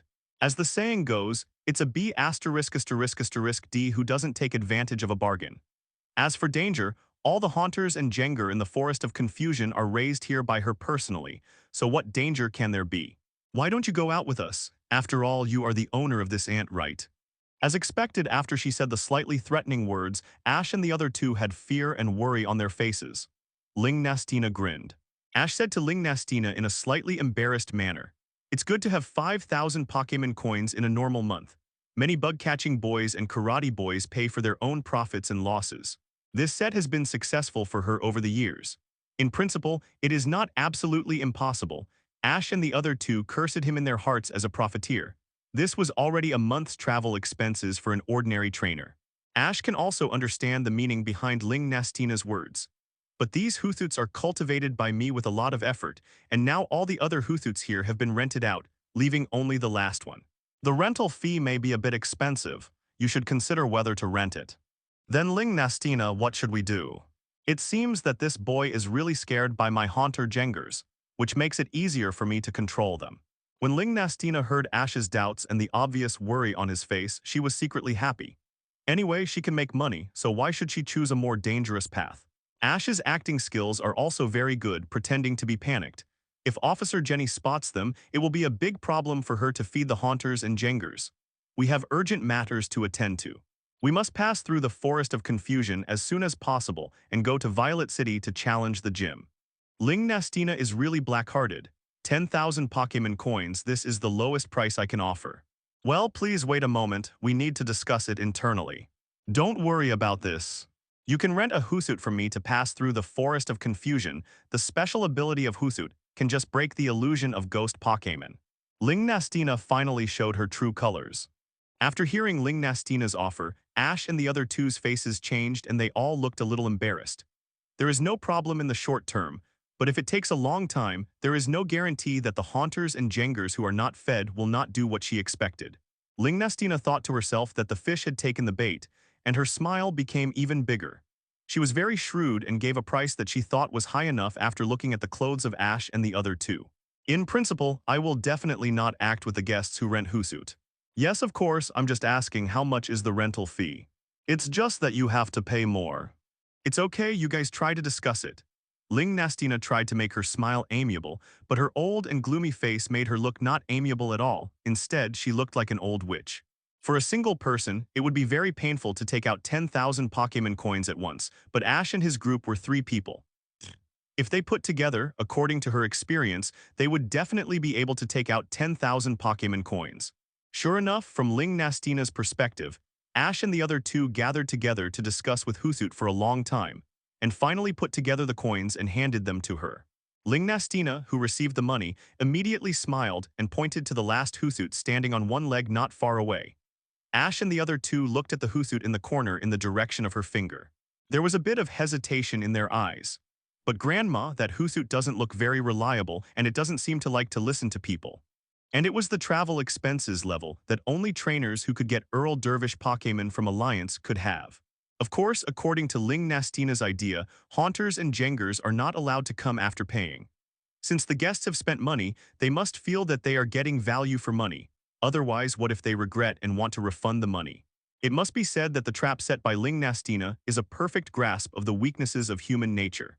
If Ash and his friends were not careful and realized that this forest did not have the innate conditions to attract a large number of haunters and Jengars to settle again, I am afraid that they would leave the Forest of Confusion directly after teaching the haunters and Jengars a lesson. It is really abominable that Ling Nastina, a senior fraudster, continues to be at large and is even regarded by the victims as a great benefactor who helped them escape from the predicament. In the end, Ash and his 3 friends invited Hootsuit and Ling Nastina at the price of 15,000 Pokémon coins, 797, and the group set out from Ling Nastina's wooden house, ready to pass through the Forest of Confusion and go to the outside world. On the way, Hootsuit led the way, jumping and jumping, looking very excited. Ling Nastina followed behind Hootsuit, looking around nervously from time to time, as if she was afraid that there would be a ghost Pokémon attacking. She is a real mega acting school since she is so tall. Ash and his friends can't spoil her fun, right? The three of them also followed Ling Nastina closely, looking suspicious and cautious. They can only be said to be acting schools. Grandma, what's going on? Just before we arrived at your cabin, we encountered a lot of ghost Pokémon messing around and all kinds of scary illusions. Now it seems that nothing has happened after walking with you. Halfway through the journey, Ash asked in surprise. Ling Nastina, who was walking in front and leading the way, was directly scared out of her wits. Before renting her Hoothoot, Jengar and Haunter had always used illusions to scare people. But after renting, they disappeared directly, even if Ash and his friends didn't think there was anything wrong now. After the momentum has passed, if we look back and calmly review the situation, we may find some problems. After all, there are too many strange things here, and people can't help but think deeply. At this time, Ling Nastina secretly cursed Haunter and Jengar in her heart for not showing up, while she had to stabilize Ash and the others, in order to prevent them from reacting too quickly and discovering the trick. Ahahaha, maybe these ghost Pokémon found other travelers entering the forest and went to tease them. It may also be that they knew we had Hoothoot and couldn't tease us, so they didn't come to make trouble for themselves. Ling Nastina explained with far-fetched reasons, but she kept praying in her heart that Haunter and Jengar would show up quickly. Otherwise, there is a high possibility of flaws. The smoke and dust made her face dirty, and she ate a mouthful of heel because she didn't have time to close her mouth. If they find clues afterwards and directly hold her accountable, it will be very bad if the Alliance officials send investigators or Officer Jenny. Now she can keep her money. These damn guys are finally here. It will definitely attract the attention of the Alliance. Even the notorious evil organizations dare not commit murder easily. Although they didn't hit her directly, it was scary enough to hit her nearby. Let's say that we are lucky this time and didn't encounter Haunter and Jengar.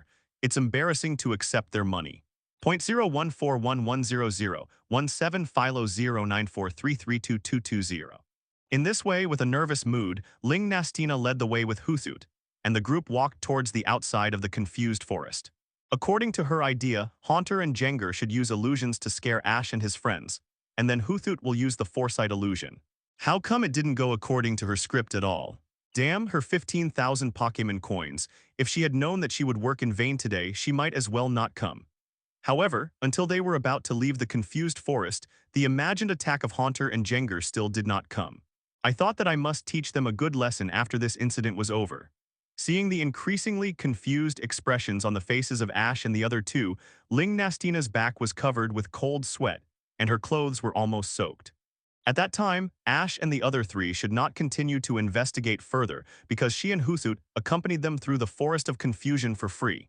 The most recent one even exploded not far from her feet. And at this moment, various terrible scenes finally began to appear around the Daywalker. She then escorted Ash and his friends out of the Forest of Confusion and happily put the 15,000 Pokémon coins they got into the house. They failed her at the critical moment. And they didn't just scare people with illusions, the Haunters and Jengars even used shadow ball attacks. She was still hoping to continue this business, and when her grandson set out on a trip, she would go to the black market to prepare a super rare Quasi-God or other rare Pokémon for him as Earl Dervish's partner. At this time, Ling Nastina cursed the Haunter and Jengar who had not appeared yet. It is definitely not feasible to directly solve the person who raised the problem. Once a murder case occurs in the confused forest. No, this is totally wrong. At this time, Ling Nastina's heart was bleeding. After all, they got a free guide for free, and the work was done without spending money. There is no need to spend time and energy to investigate meaningless things because of a little doubt in their hearts. But now the most important thing is to find a way to stabilize Ash and the others who seem to have some doubts. Because these Haunters and Jengars were all coming for her. We must let Ash and the others see the value of renting Hoothoot, otherwise it would be a small matter to ask her to return the money. If it really doesn't work, we can only return the money to them. Then she could return to the cabin and continue to wait for the next sucker to visit this place. Then Haunter and Jengar were horrified and fled everywhere. Seeing this scene, Ling Nastina's mood immediately turned from cloudy to sunny. However, Ling Nastina was not happy for a while before she found that something seemed to be wrong. At the same time, she can rest assured on this road to wealth. Why are the actor Haunter and Jengar ready now? But she became the target of the threats and attacks. Could it be that one or the other was blinded and mistook her master for Ash and his group? That's impossible. What went wrong in the process? At this time, Ling Nastina was confused and had to start her own operation to protect herself. Hoothoot, defeat all these Haunter Jengar. Goo tilde tilde. Huthut, who received the order, went up very bravely, and soon lost his fighting ability under the righteous fight of Haunter and Jenger. The key is that this Huthut is just an intern with mediocre strength. Otherwise, he would have been picked up by others long ago, and he would not have stayed until the end, leaving only this Huthut. And even its predecessors, facing the beat-up of Haunter and Jenger, are also unable to bear it.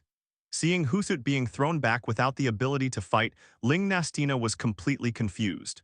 In desperation, she turned to Ash and others for help. However, Ash and his reaction was to hide together and tremble, and 17's eyes showed that they were helpless.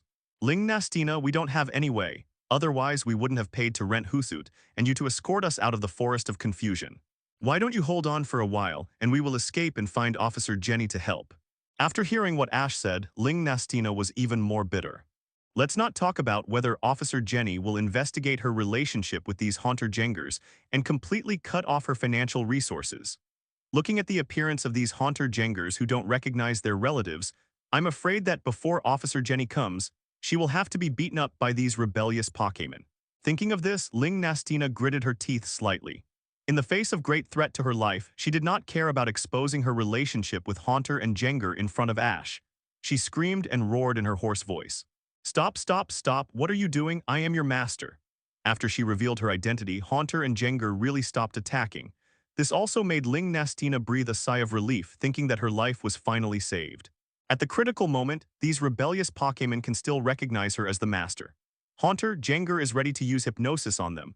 Ling Nastina, who knew that her identity had been completely exposed to Ash and others, understood that if she did not kill them, she could only hope that the hypnosis used by Haunter and Jenger could delete the memory of Ash and others just now. Although she didn't spend too much time training her Haunter and Jenger, they were perfunctory, weak, and pitifully proficient in skills.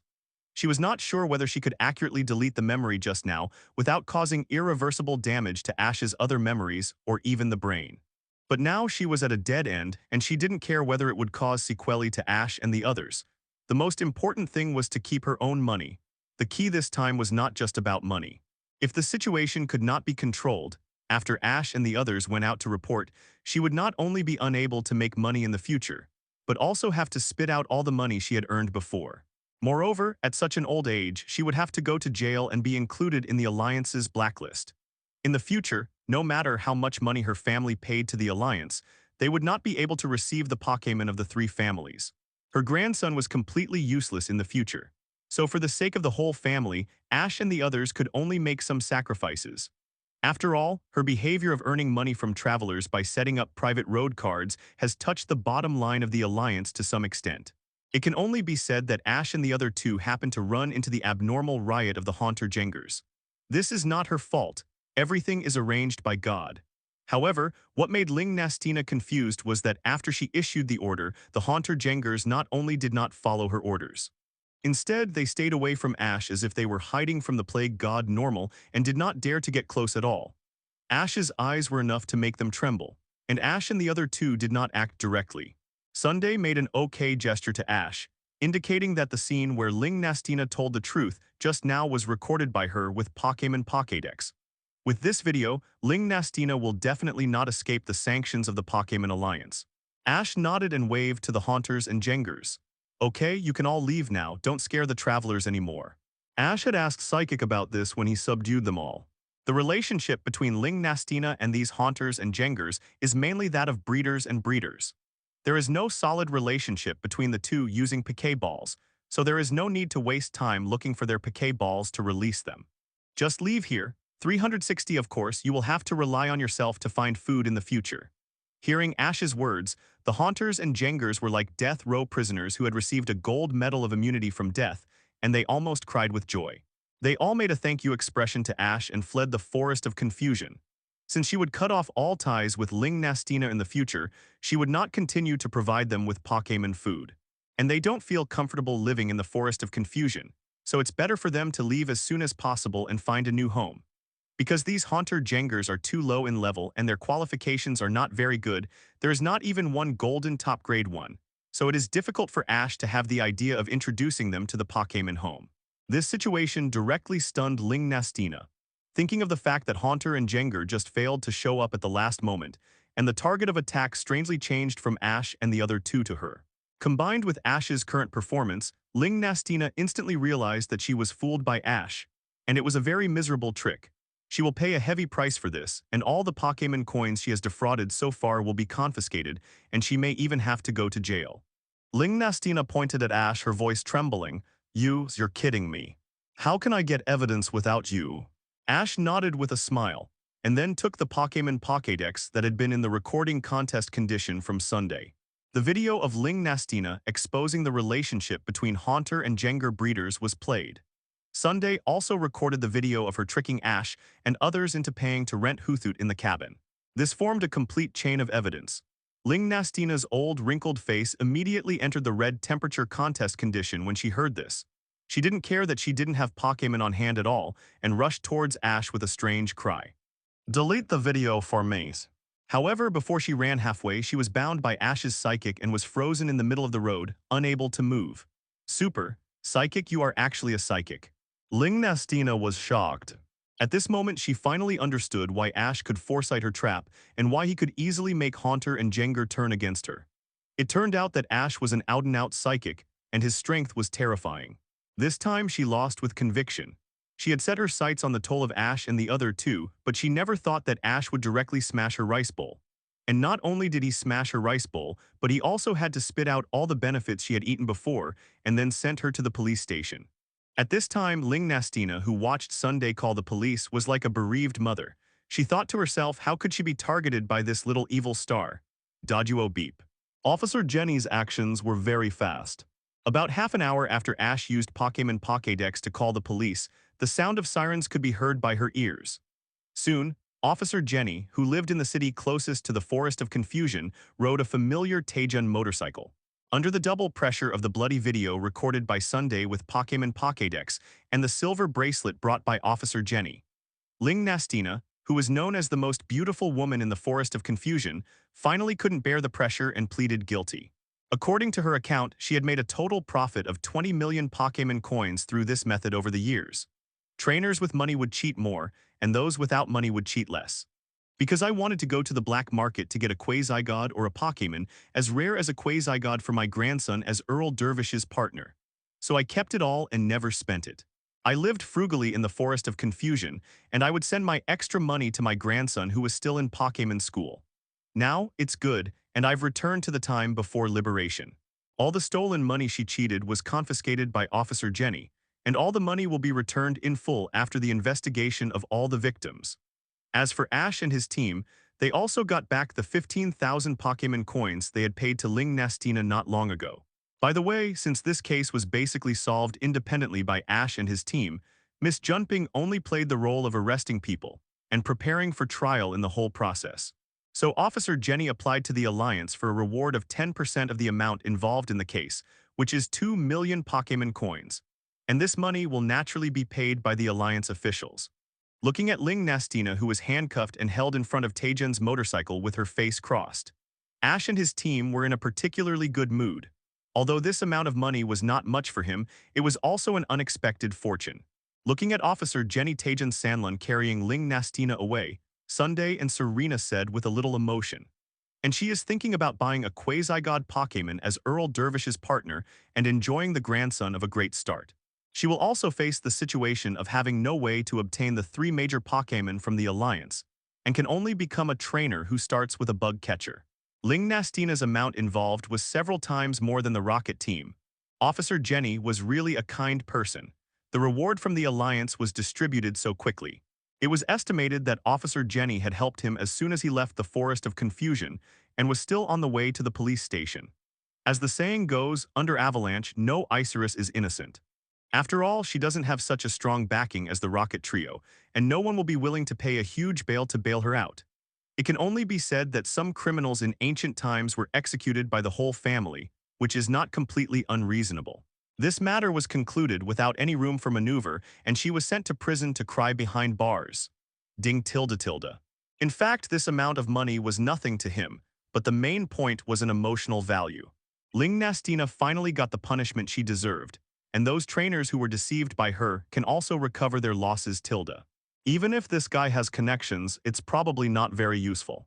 He directly gave Ling Nastina a taste of his own medicine, forcing Ling Nastina to eat the bitter fruit she brewed herself.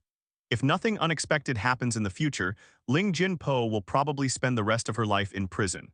Is it pitiful? After receiving this unexpected fortune, Ash showed the information of the account to Sunday and Serena and shared the joy together. After a while, the Alliance had deposited 2 million into Ash's account.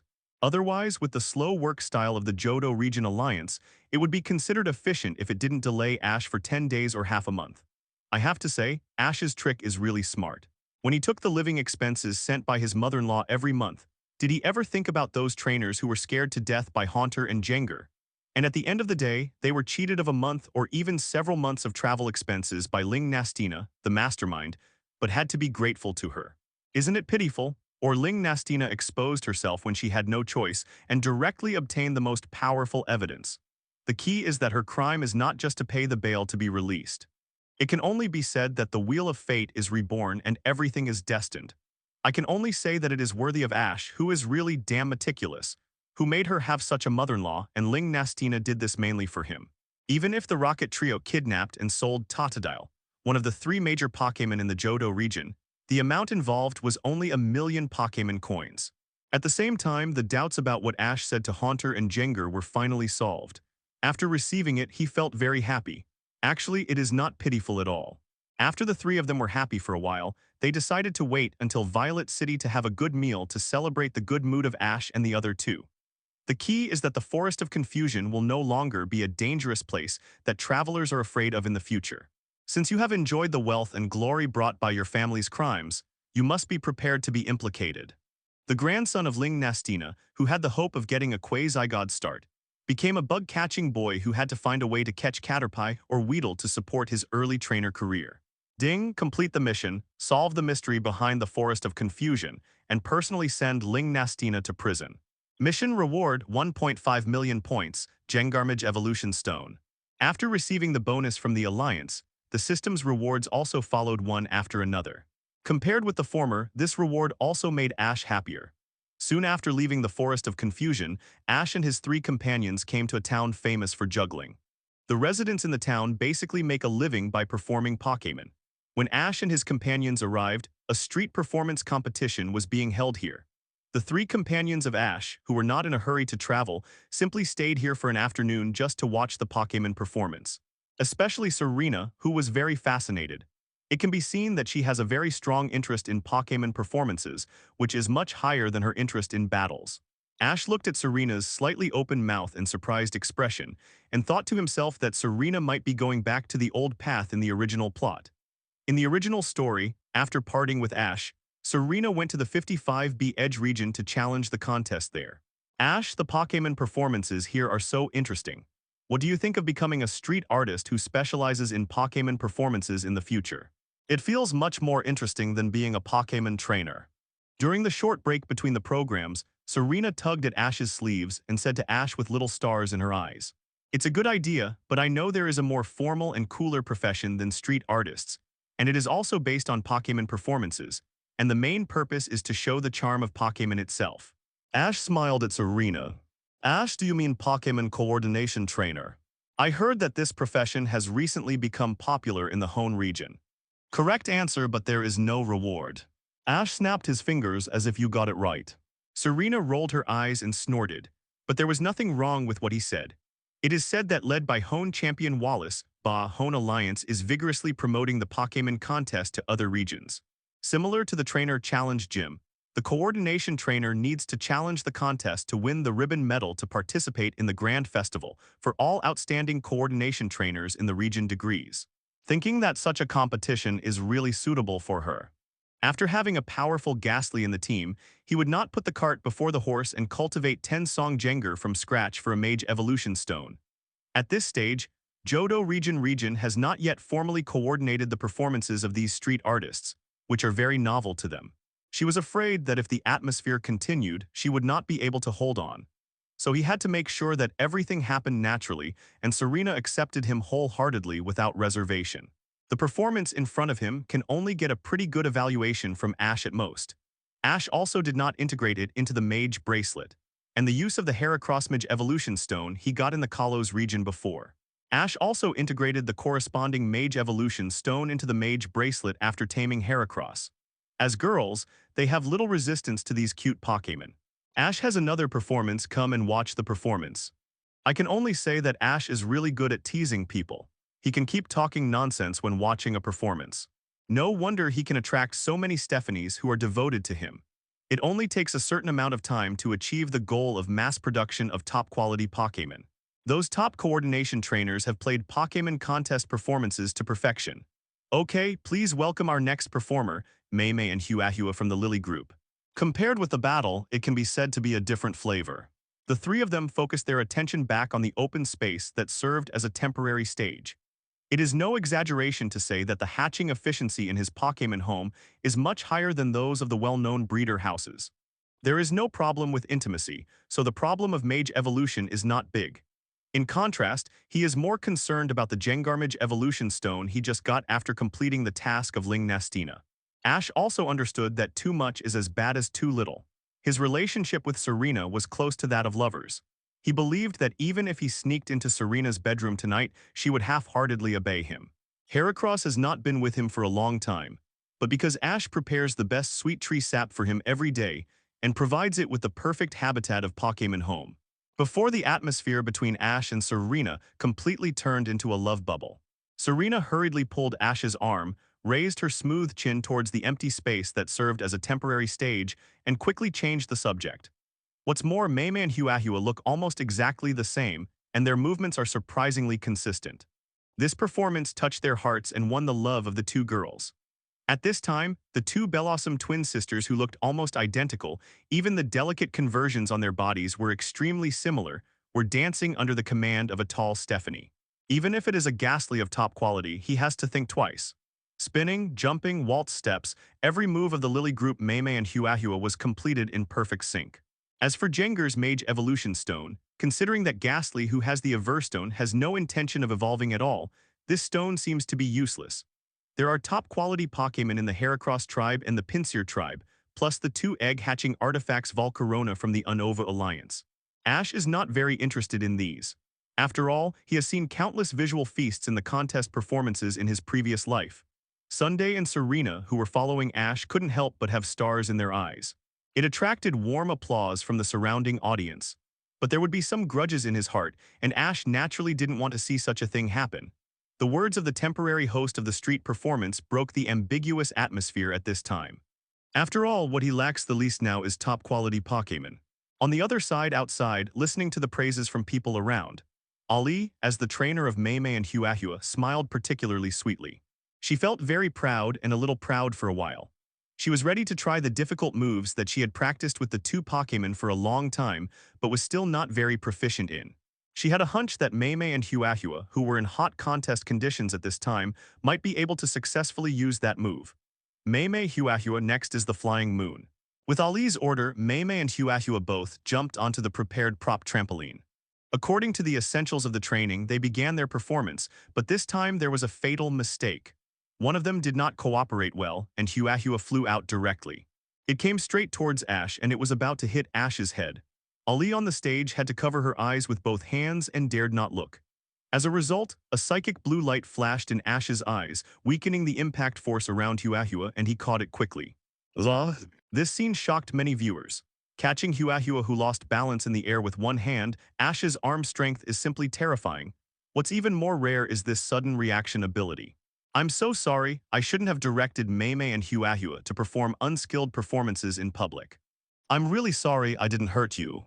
Putting down her hands covering her eyes, Bellossom trainer Ali, who was relieved, didn't care about the frustration of the failure of the micro-movement, and quickly came to Ash, bowing to him repeatedly to apologize. The angle was already more than 90 degrees, and she was so full of apology that she wanted to bury her head directly on the ground. Fortunately, the clothes she wore were not loose. Otherwise, from this angle, just a glance would be enough to easily see her naked. It's okay, just pay attention next time, the child is fine. Ash smiled and shook his head and handed the trembling Bellossom in his hand. At this time, Huahua, who almost hit Ash, obviously had not recovered yet and was a little confused. It was not until she returned to the arms of trainer Ali and was comforted by her that her eyes gradually regained their spirit.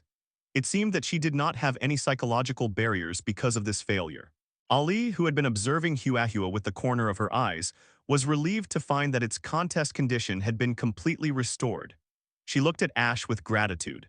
Today's fact is really thankful for your help, or I will treat you to a meal. We have a lot of special foods here in Dongmen Town. Will it be too expensive? No, please be sure to come. Ali shook her head and insisted that she must treat Ash and others to a meal. Unable to refuse the kindness, Ash had to agree. The main reason was that if he followed Ali, a local, he might be able to taste the most authentic special foods in Dongmen Town. The first rule of travel is to eat local special foods, so you really have to find local natives. In this way, Ali led Ash and his 3 companions to a small street with a large flow of people, but most of them were locals and ordered a local specialty. It was indeed arranged for Ash and his companions. During the period, Serena, who wanted to become a Pokémon coordination trainer, kept pulling Ali, a performer who emphasized the charm of Pokémon, and asked. After hearing the introduction of Sunday and Serena, Ali's eyes lit up immediately. Currently traveling to the Silver Conference in the Johto region. Then she also told Ash, Sunday, and Serena about her troubles. But the champion of Kanto Indigo Plateau Conference is a bit weak. Although we are not Pokémon street performers like you, we are all training Pokémon. I think there are some similarities between the two. This is already a very outstanding trainer. Speaking of which, if Mutuo can get this random level up, it can break through the 100 level limit and become one of the most supermodels among the first level gods. If you are worried about this, Ali, maybe we can help you a little. After all, there are many elite level and above Pokémon in Ash's current Pokémon lineup. This is true for both him and Huahua. Wow, so awesome. Point zero. Point zero. Some questions about Pokémon performances. Of course, even if it is replaced with other Pokémon, it will be a big improvement. Each of them has the capital to compete for the championship in other regions. Ali also rarely saw that travelers from outside the town were so interested in her street performances, and she answered many of Serena's questions as a teacher.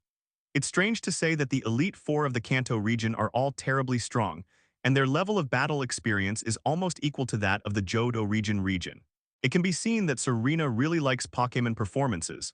Thanks to Ash's quick reaction, he caught Huahua in time and resolved the crisis.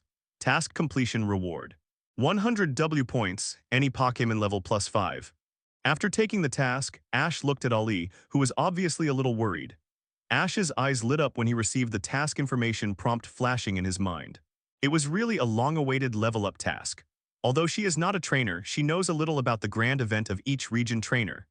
Ding, trigger the plot task, help Ali's Bellossom combination break through performance action Leaping Moon.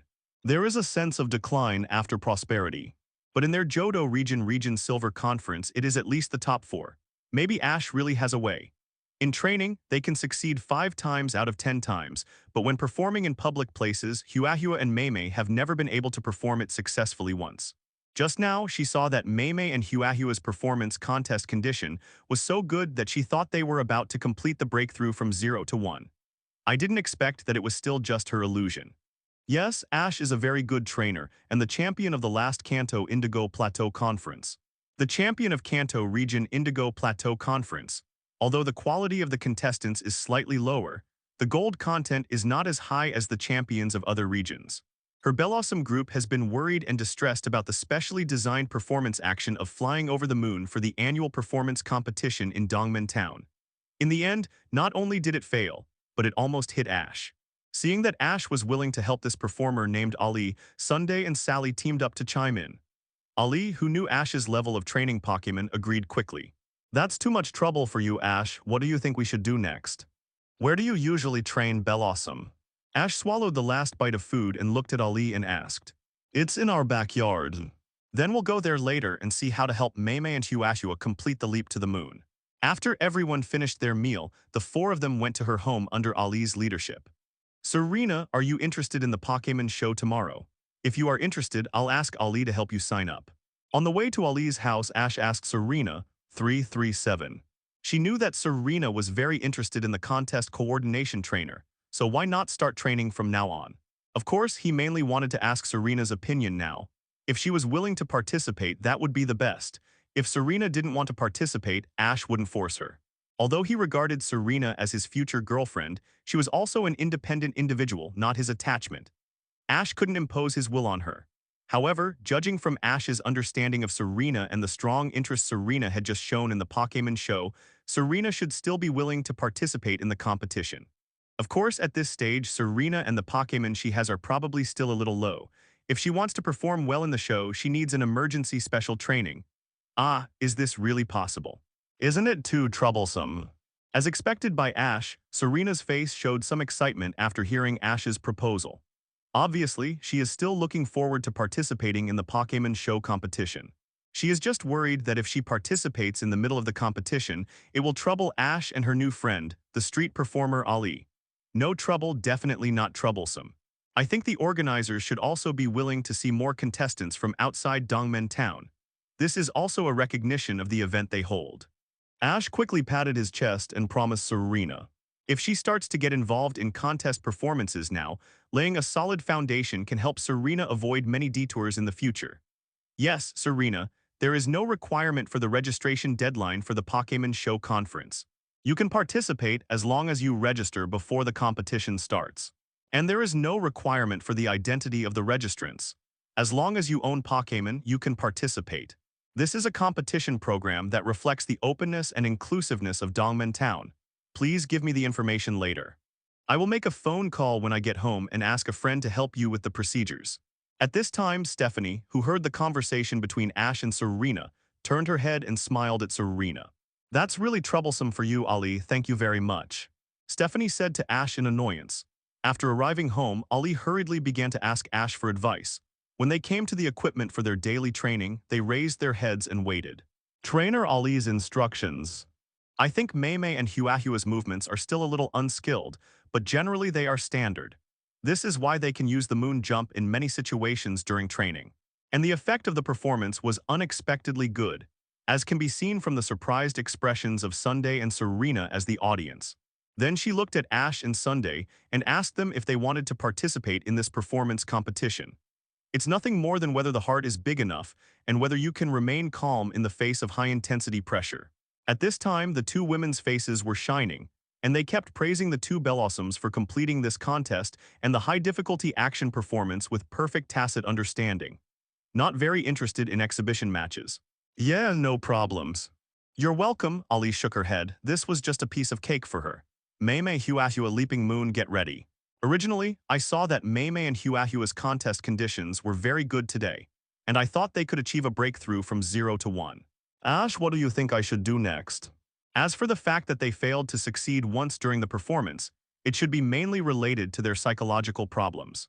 The result was still the same, and it was not only a failure but also almost caused more serious consequences. This problem also applies to Pokémon battles. It was a small courtyard located on the outskirts of Dongmen Town. Although the back garden was not big, it was enough for Mei and Huahua to show their skills and conduct regular street performance training. From a technical point of view, they only need to practice more and there will be no problem. Mei and Huahua performed the moves with a little unfamiliarity. Ash touched his chin when he heard this. Ali nodded. Mei and Huahua both shouted and jumped off her shoulders one after another. The worse the psychological quality, the harder it is to calm down completely in the fierce battle, and it is common to command transformation. Especially Serena, she really likes it. Especially Ash, his reputation is not small. Although he has nothing to do with Pokémon performances, he will definitely add a lot of color to this competition. Chatting along the way, the group arrived at Ali's home. There are people in the world who are very good at gym battles and hit passersby with heavy punches. As a result, they start to get nervous when it comes to the regional competition.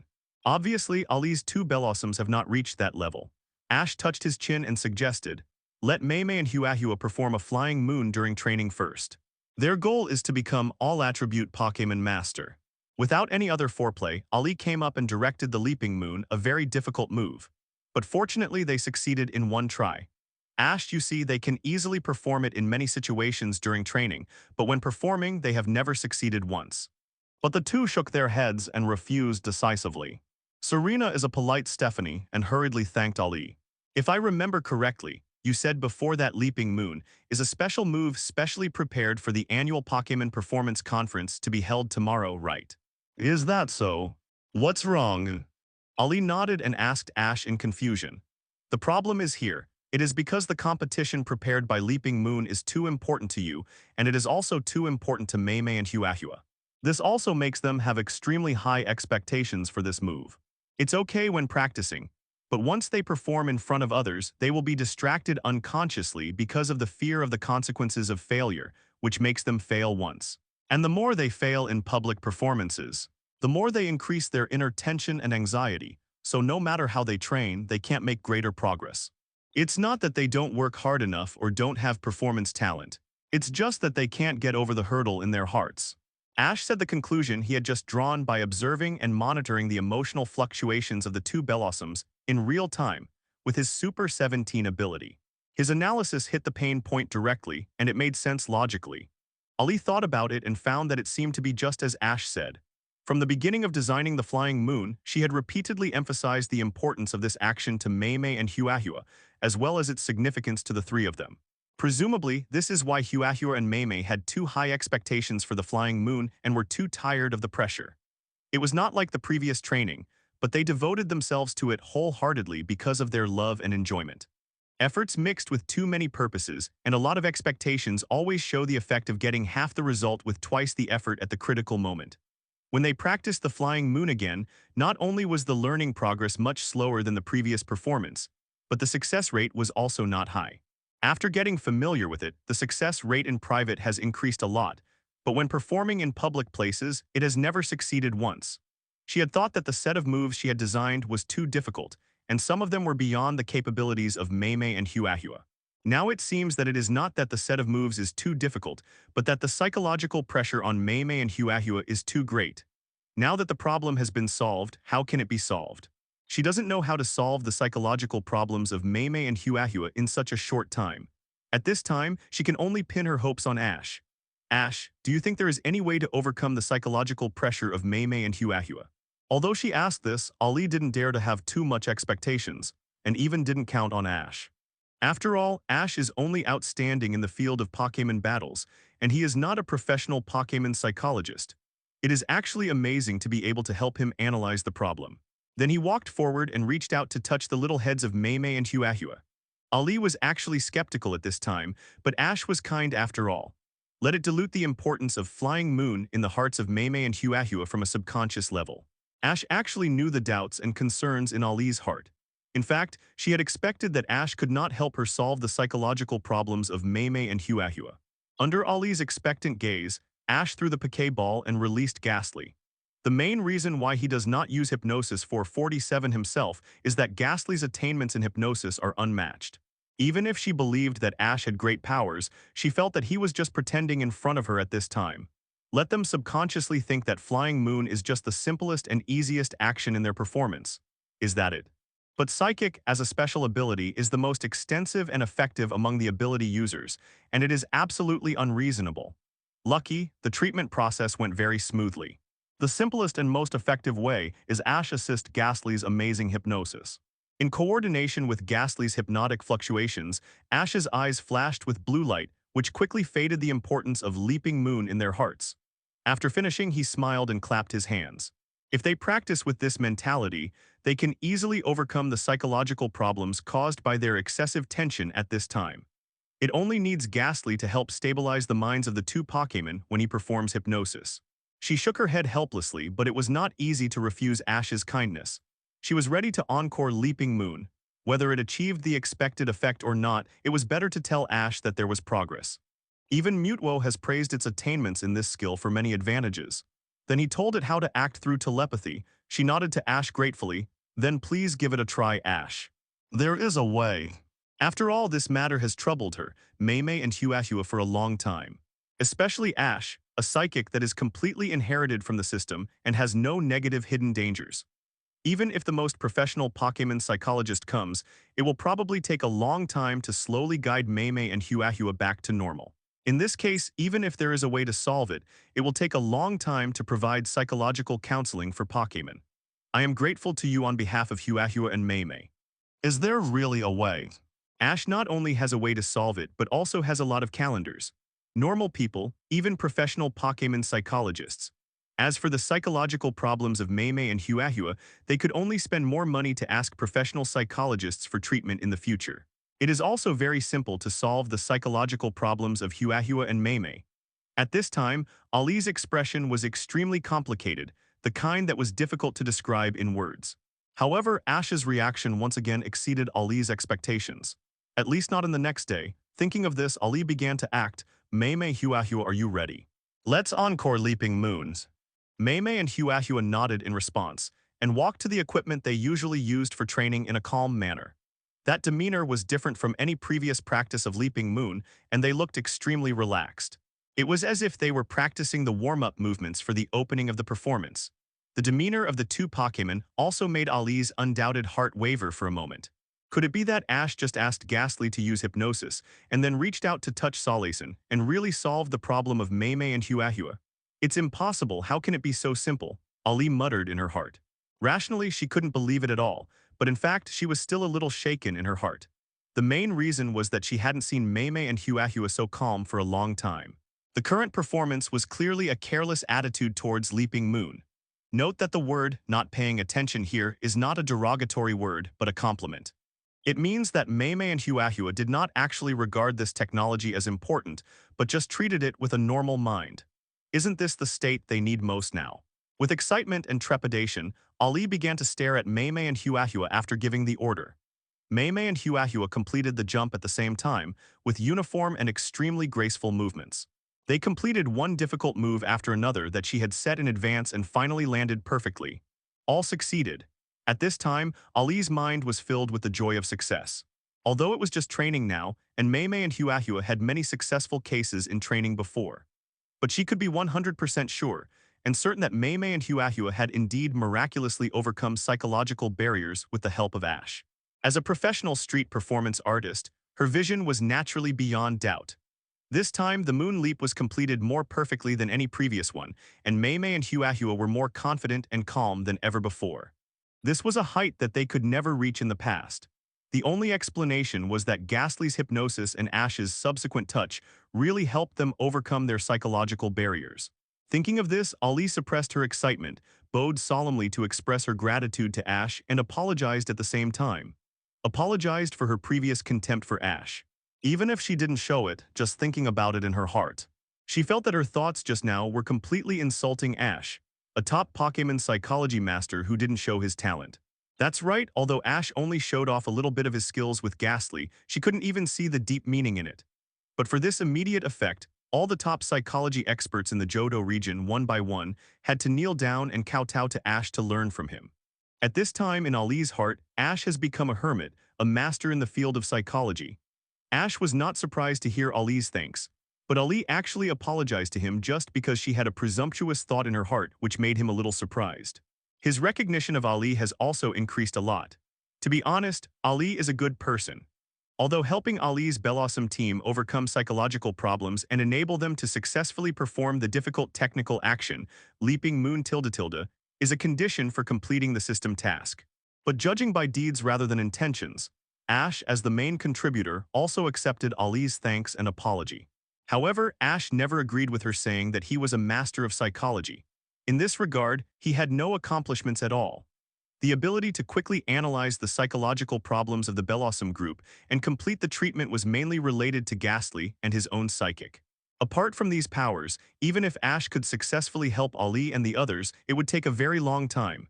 It would not be possible to achieve the magical effect that was seen immediately just now. What? Ash, you are not a Pokémon psychologist, so what did you just do? Ali was very surprised to hear Ash's denial. She didn't understand.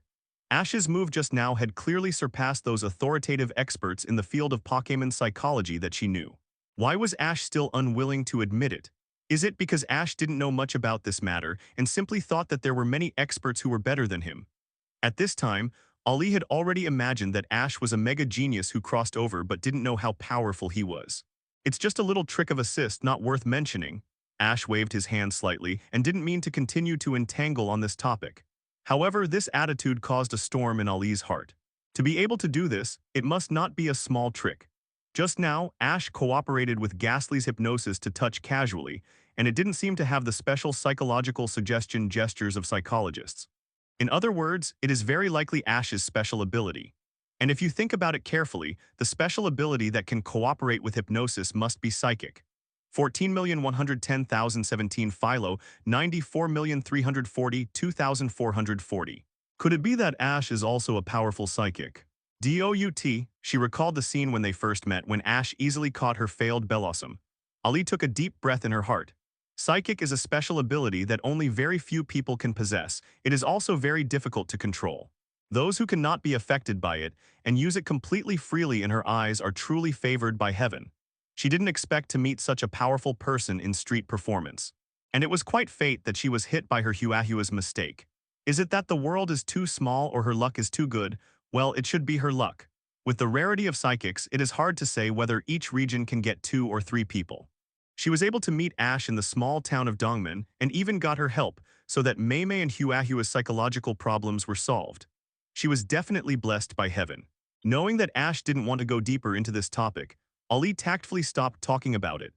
After expressing sincere gratitude to Ash again, she called her friend and helped Serena complete the registration for tomorrow's Pokémon show competition.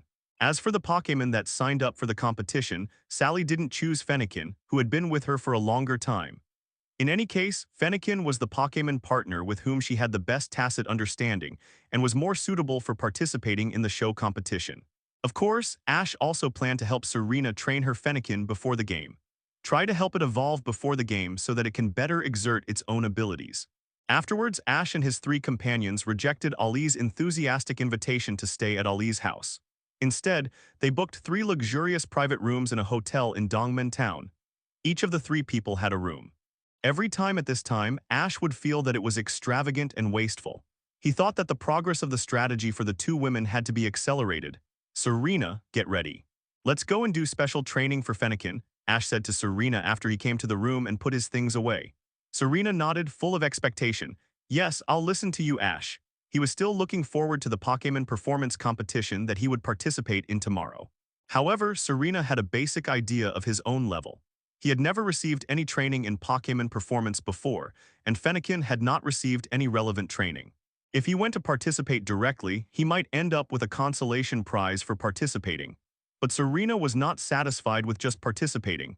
Since he chose this path, he had to do his best.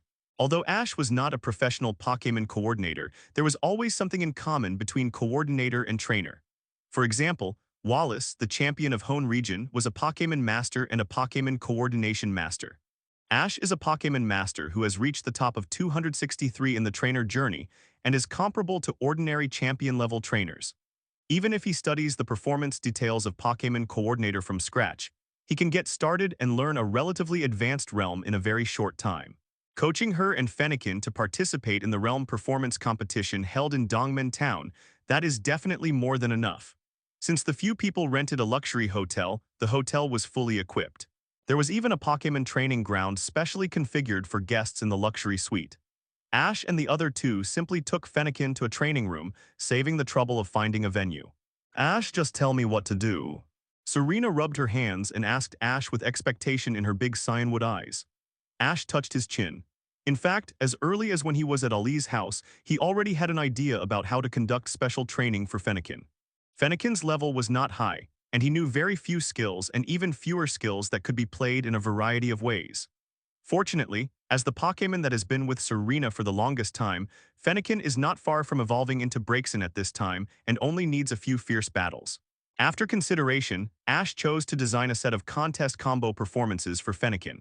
The movements must be simple and easy to learn, not difficult, and must be very performative. It is very suitable for Serena and Fennekin to learn quickly. As for the skill level requirements, it must be designed according to the level of Braixen, so that Serena can have a better performance in tomorrow's Pokémon performance competition. Ash immediately described his ideas to Serena in a simple and easy-to-understand way. Then he directed Fennekin, who had not yet evolved, to perform a castrated version. That scene immediately made Serena obsessed with it. Fennekin contest performance captured the hearts of Sunday and Serena, and their beautiful eyes turned into stars at the same time. Serena was even more confident. I didn't expect Ash to design performance movements so exquisitely, and Fennekin also had a talent in this area and learned very quickly.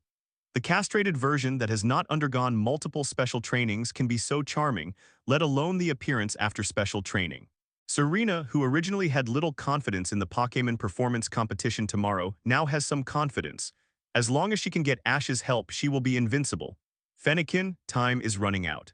Today we have to do both battle and performance training at the same time. Fennekin, hold on. Chikorita, Cyndaquil, and Totodile are your best Fuju rivals. Let's encore, okay? Oh great. You finally evolved into Braixen, so beautiful. After nearly 2 hours of high-intensity battle training, Fennekin, who was a little exhausted due to continuous training in the training room, finally lit up with a brilliant white light of evolution before falling down. Fennekin successfully evolved into Braixen. Although it evolved successfully, Braixen no longer had its elegant posture. Its tongue hung out of its mouth and it was breathing heavily. This look was obviously like a Growlithe that was overheated. Serena felt a little bit reluctant when she saw this, but after seeing Teacher Ash standing aside with his arms crossed and a stern look, she could only harden her heart and encourage Braixen, who had just evolved successfully. Braixen looked at Serena, glanced at the big bad guy Ash with a look full of encouragement and expectation, and decided to stand up and continue the training of the performance session. At this time, the cold-faced instructor Ash still seemed unmoved on the surface and seemed very dissatisfied with Braixen's current performance, but in fact he nodded secretly in his heart. Serena's Braixen has a very good talent and is also very smart in learning performance. He can always inadvertently show his charm as a fox. I can only say that this may be a common feature of the fox. In short, it is a perfect match for the conditions of the Pokémon contest. With this talent, coupled with hard work and the supervision of Ash, a strict teacher, Braixen improved very quickly. The performance trainer for the next few hours is comparable to the results of other Pokémon training years. Although it is definitely not as perfect as Ash thought, it is already very good. At least according to Ash's estimation, by tomorrow the top 4 of the contest is certainly not difficult, and the champion and runner-up are also possible. To put it bluntly, this is just a small town exhibition match after all, and the scale is naturally not comparable to the real contest. Thinking of this, Ash looked at Braixen, who was almost exhausted, nodded under its grudge eyes, and said a rare affirmative word. "You have performed very well, you are very talented.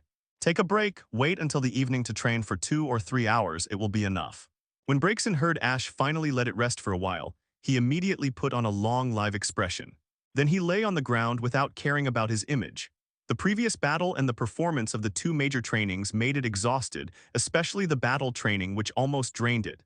Now it can finally rest. "Braixen, are you okay?" Serena touched Braixen's head with a distressed look. She had never seen Braixen perform at such a high level before.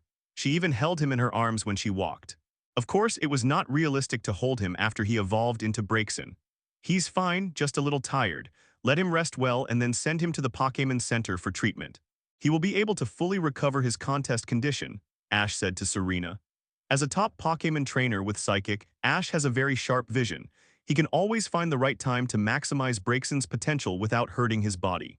Although he was exhausted, he didn't cause any hidden injuries. He was definitely a top-notch master of inch stopping. "Yeah, thank you, Ash."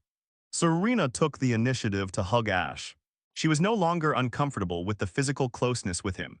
It must be said that she, a pure rookie who just debuted, was able to receive personal instruction and personal supervision from a trainer of Ash's level. If it were anyone else, they would never even think about it. Even in dreams, it depends on whether the person talking in his sleep has such a brain hole.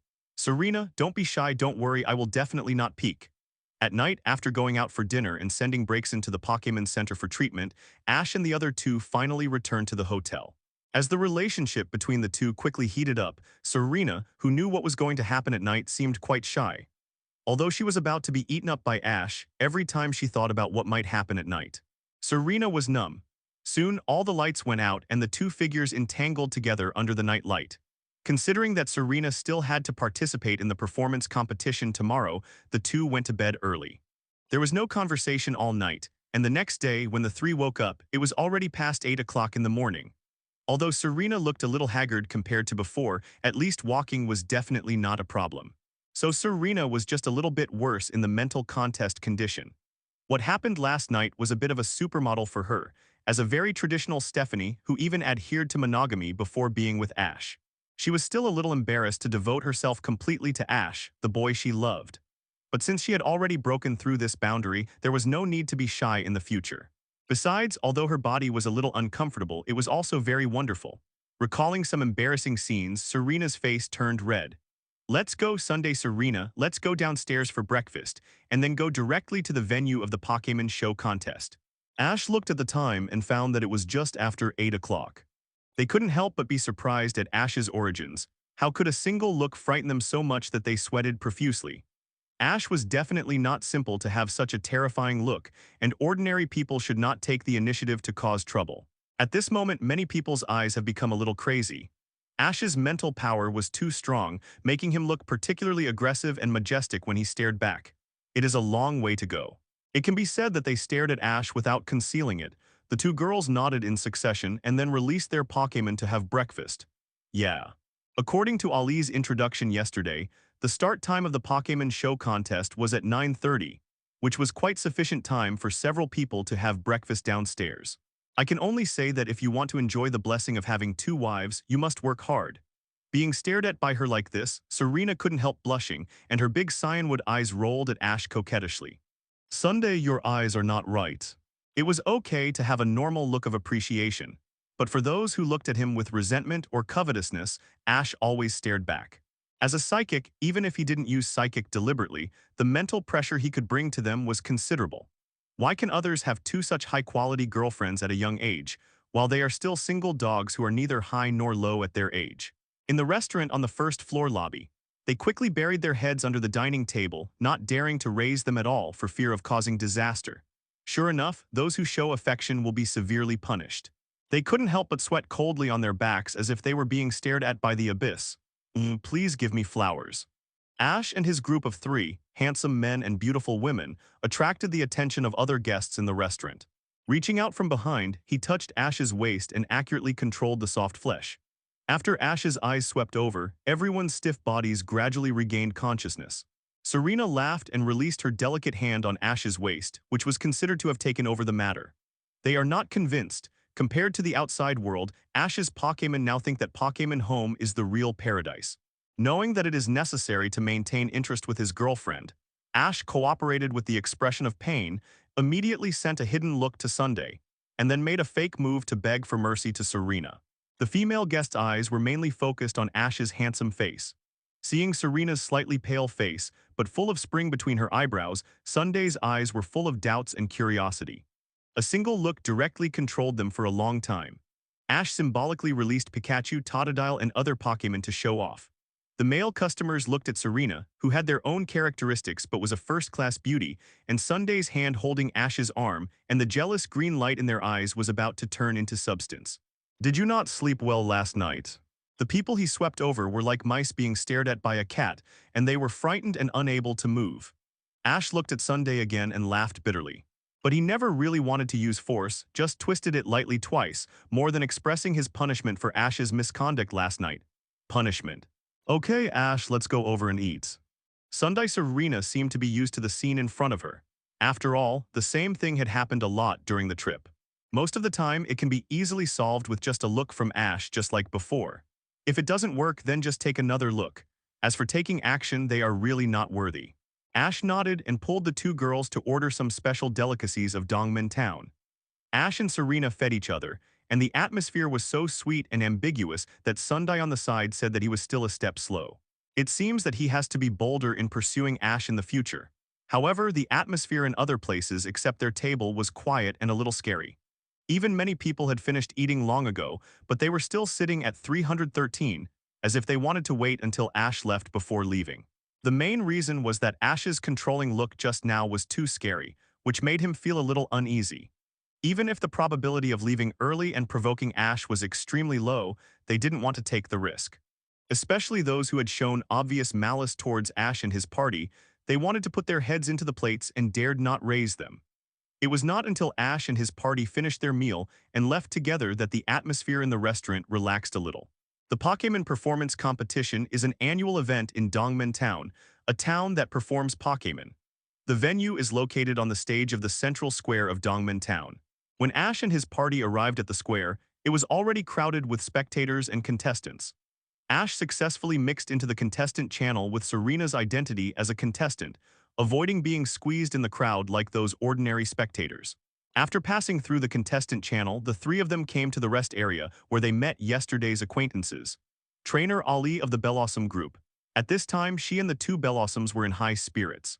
Obviously, after being enlightened by Ash, the two Pokemon's contest conditions were very good.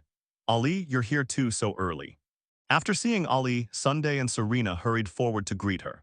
After all, we've been preparing for the competition for a year, so we should always take it a little seriously. Just now I was looking for you, wondering why you haven't come yet, and the entry for the three-cut contestants will be closed in a little while. Ali said with a smile. After greeting each other, Ash and the other two simply sat together with Ali and waited quietly for the opening of the competition. And in the spectator seat not far away from the four people sat a fat man wearing a big gold necklace. The Pokémon next to him was the final evolution of the Johto region's three great Pokémon, Totodile, Feraligatr. As for Ash and the other two, they were just affected because they sat next to Ali and seemed to be talking to her happily. Ali's Bellossom group is actually a well-known trainer in Dongmen Town, which is famous for Pokémon Street performances. It is estimated that it is only slightly worse than Ali's Bellossom combination, Flying Moon. And around the fat man with the big gold chain were a few ordinary contestants who were flattering the fat man with the gold chain and were extremely flattering. But from their wretched expressions, it was obvious that they were not talking nonsense. The originally very good mood was disturbed by a few completely irrelevant guys. They snorted and turned their heads away, simply not looking at the annoying faces on the opposite side. Discrediting others can obviously give him higher reputation, satisfaction, and build enough confidence. As for the cause of the incident, it actually started with Ali, who was sitting with them. It will definitely go far in this exhibition competition. Several people in the group pointed at Ash and commented on him from time to time, and their attitude was particularly unfriendly. At this moment, Ali, who noticed the gazes of I and the others, came forward and whispered to Ash, with a hint of apology in her words and eyes. They had participated in the Pokémon performance competition before and achieved very good results. But this year's action stunt, Flying Moon, designed specifically for the Pokémon performance competition, failed repeatedly in public performances. This made everyone doubt Ali's ability. Sunday and Serena frowned when they saw the other party's appearance. And let alone Ali, even Serena may be able to defeat the opponent. They mainly discussed the harsh words against the Pokémon performance itself, and they looked down on Ash in every way. Although they were a little far away, they couldn't hear what the big gold chain fat man and his lackeys were discussing. Ash, actually that guy's name is I, and he is also a well-known street performer in Dongmen Town. But after he helped solve the psychological problems of the 2.3 Bellossom combination Mei and Huahua, the technical action, Flying Moon, designed specifically for participating in this competition, could be successfully performed. Then the championship is a sure thing. Because of Ash's superior psychic perception, he heard the conversation between the big gold chain fat man and his lackeys clearly. But at this time, it was also wearing a pair of sunglasses, and its expression looked particularly cool, like the temperament of Crocodile. In competitions, strength is enough. Before, Ali might not have much hope of winning against I. The fat man with a big gold chain was one of them, and he was also a player who had participated in several Pokémon performance halls. The overall performance is definitely outstanding in this Pokémon performance competition held in Dongmen Town. After all, with his current ability, he could teach them a lesson without violating the Alliance laws. The guys next to him are all his new apprentices. They were eliminated by me in a Pokémon performance competition before, and they have always been at odds with me. It turned out that they were all old rivals, which made sense. After emergency training, Serena and Braixen relied on their outstanding performance talents and Ash's exquisite action design. In her opinion, Ash and the others were all implicated by her and were quite innocent. It is not a problem to defeat the fat guy with a big gold chain named I.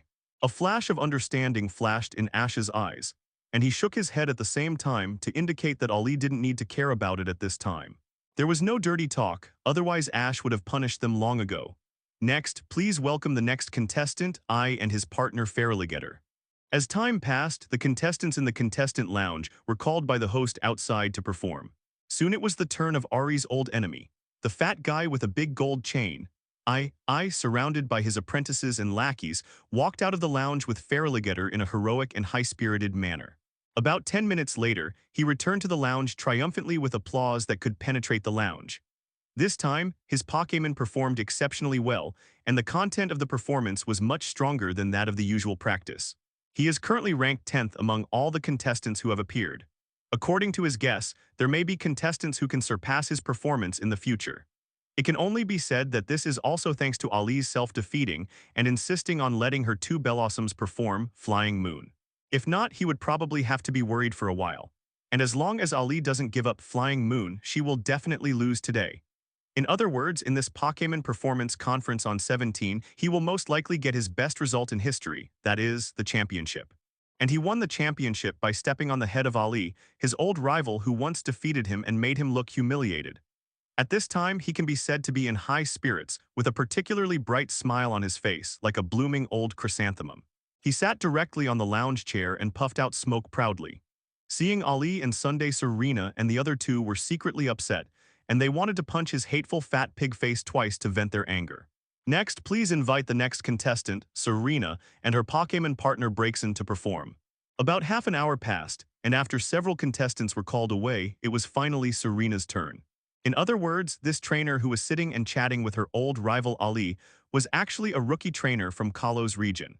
Then he launched Psychic to quickly calm Serena's slightly agitated mood.